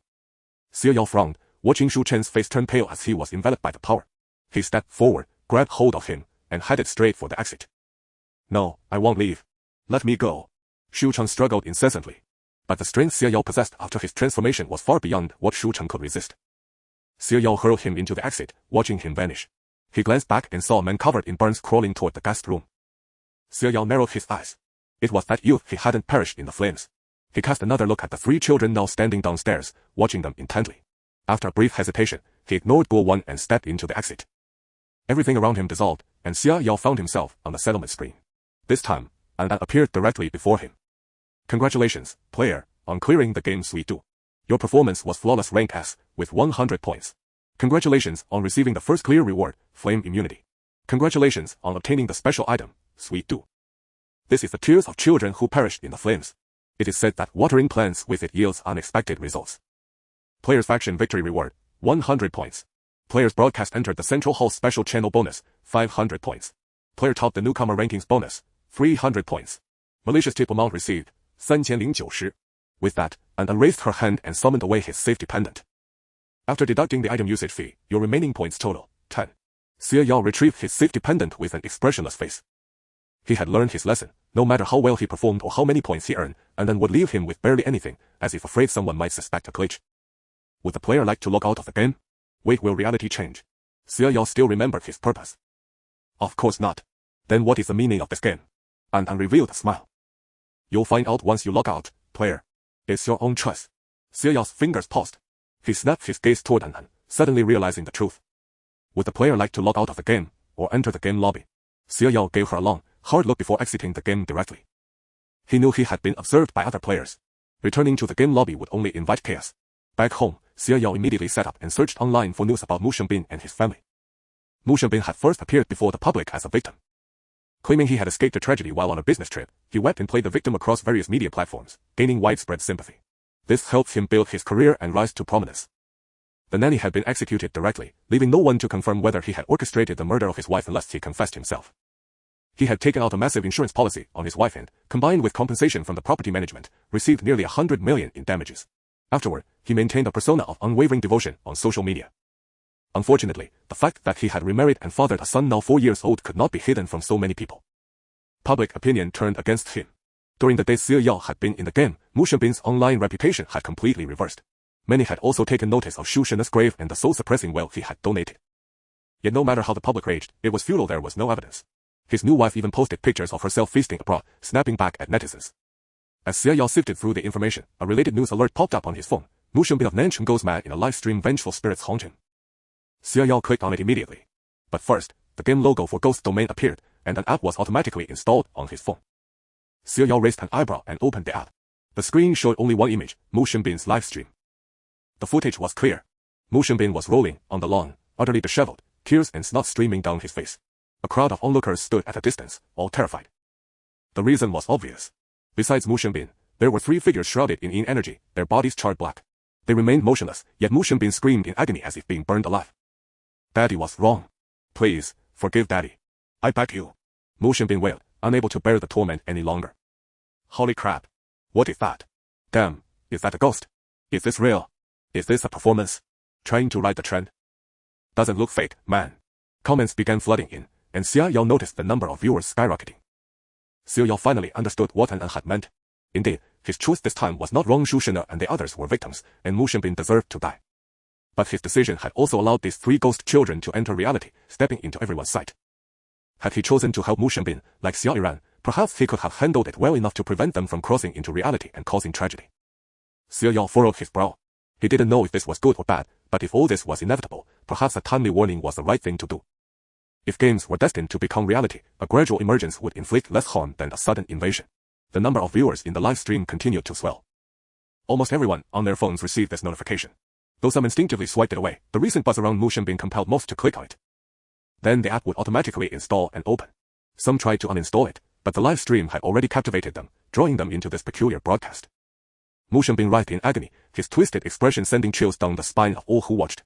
The 3 ghost children stared at him with cold, unyielding gazes. Suddenly, Mu Zhenshen glanced at the camera. The yin energy swirling around her gradually restored her to her former living appearance, but in its place, the sky darkened ominously. Mu Tongtong and Mu Yi also reverted to their former selves. The surroundings grew black as if night were falling. The onlookers in the distance instinctively fled farther away.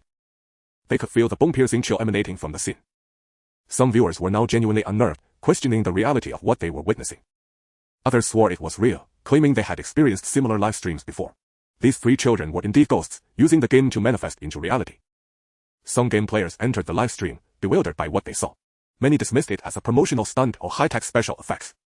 The majority of ordinary viewers remained skeptical, preferring to believe it was advanced black technology or elaborate visual effects. Daddy, do you love us? Mu Zhenshen tilted her head, gazing at the tear-streaked man on the ground. Her voice carried a chilling, horror movie quality. Mu Shenbin looked up in disgrace at the 3 children, their faces pale with a ghastly blue-gray hue. He opened his mouth but could not utter a word. Daddy, does it hurt? Mu Zhenshen asked again. Daddy was wrong. Daddy truly knows he was wrong. It was a moment of madness in the game. In reality, it wasn't me, it was the nanny, my precious. Mu Shenbin continued his desperate excuses, but Mu Yi stared at him coldly. Then what about the 2 children you fathered? Seeing that they could communicate, a flicker of wild hope sparked in Mu Shenbin's heart. That was an accident. I was confused, mistaking her for your mother. When she became pregnant, I thought I could bring you all back to life. Don't you see? First a brother, then a sister, then another brother. I thought you were returning.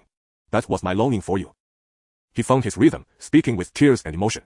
Some viewers found his excuses repulsive, questioning how he could twist reality so blatantly.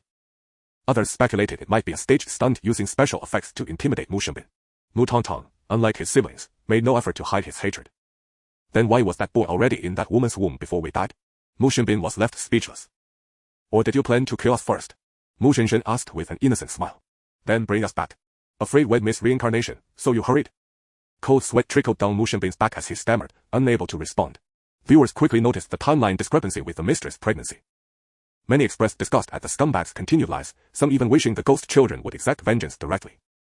No, Daddy was just confused. I never wanted to kill you. I wanted nothing more than for you to grow up healthy. Mu Zhenshen burst into laughter, a silvery, bell-like sound that sent shivers down spines in the eerie setting. Really? So you wanted mommy dead instead? Mu Shenbin shook his head frantically, insisting he never wished for anyone's death. Daddy loves you. His words were met with silence. The 3 children stared at him, expressionless. Lost us. Mu Zhenshen's voice turned cold as blood-red tears began streaming from her eyes. Lost us enough to burn us alive? Mu Yi raised his hand, summoning an in-energy-wrapped form and hurling it before them. It was Guo Wan, now translucent and tormented. Mu Shenbin's eyes widened at the sight of Guo Wan, his breath quickening. Speak, Mu Yi commanded with a chilling glare. Guo Wen spoke weakly, revealing the conspiracy. His mother had been manipulated, and Mu Xiangbin had promised wealth and status in exchange for eliminating his wife and children. Mu Xiangbin tried to interrupt, but Mu Tongtong clamped a hand over his mouth, silencing him completely. Ignoring him, Guo Wen continued, detailing how Mu Xiangbin had taken out insurance policies and plotted to have the nanny kill his family. He knelt, begging for a swift death. Please, please, grant me a quick end. Let me die. I've confessed everything. It wasn't me, it was all your father's doing. Mu Yi did grant him a swift death. He opened his mouth and tore him apart piece by piece, devouring him. Guo Wen's screams pierced the heavens, leaving the barrage of comments in utter silence. Only after Mu Yi finished eating Guo Wen with a blank expression did someone finally speak up. Damn, that's terrifying. I'm definitely having nightmares tonight. Is this really special effects?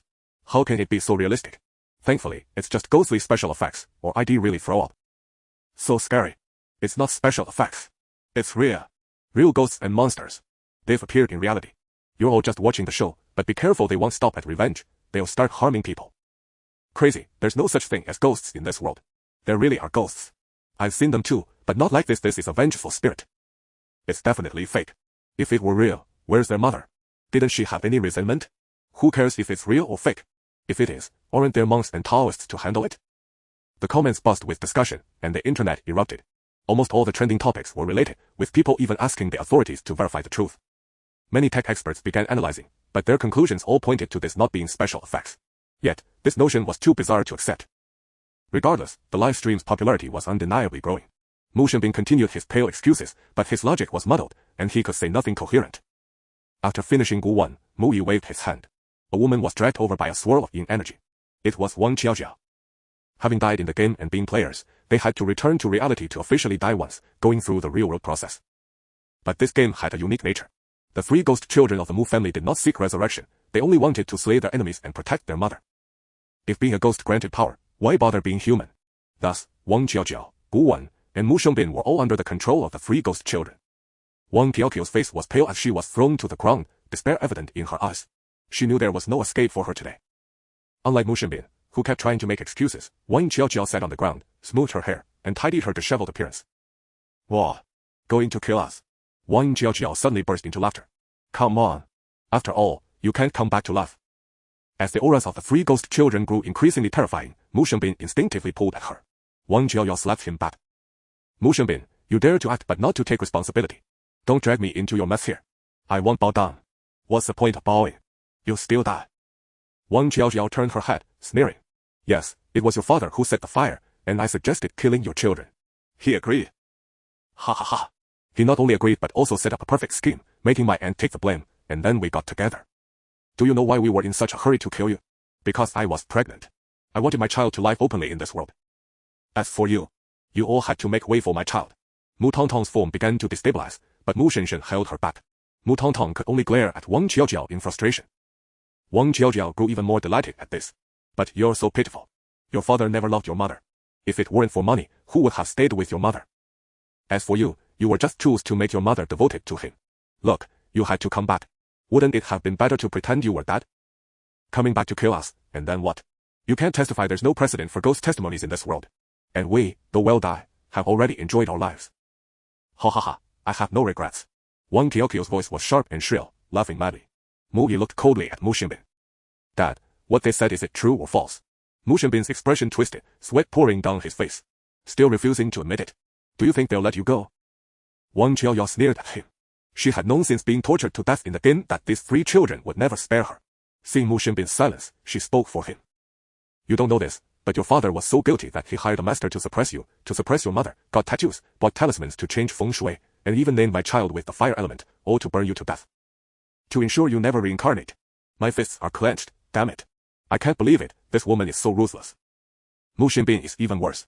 This man is truly something else, still refusing to admit it at a time like this. Isn't it just because he's afraid of taking responsibility?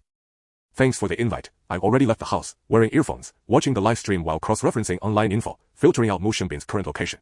I'm on the road, almost there. He watched the frenzied Wang Qiaojiao on screen, knowing this was nearly over. Mu Xiangbin finally closed his eyes, his voice hoarse. Yes, it was a moment of foolishness. A momentary lapse of reason. Were you truly confused when you did it? Wang Qiaojiao sneered. Shut up. If you hadn't seduced me, I would have had a wonderful family. And why would I have killed my own child? The two immediately devolved into a bitter quarrel. Wang Qiaojiao looked at him with a sardonic expression. Did I seduce you? Wasn't it you who approached me when I was in my prime, deliberately? I was barely out of college when you took me in, and now you want to shift the blame. Does that ease your conscience? Mu Shenbin clenched his fists and gritted his teeth. Yes, I had ulterior motives, but weren't you using your aunt as a maid in my home to get close to me? Do you think I didn't know that meeting was orchestrated by you and your aunt? So, you did it willingly. Wang Jiaojiao raised her hand and pointed at his forehead. You, willingly, took a mistress, killed your wife, and destroyed your child. You, wanting to live off a woman's wealth but unwilling to stay that way forever, sought someone to vent your masculine frustrations. You, personally bought a huge insurance policy, then coerced and bribed my aunt to commit murder and arson. Shut up. Mu Shenbin, his neck bulging with rage, raised his hand and slapped her. Blood trickled from the corner of Wang Jiaoqiu's mouth.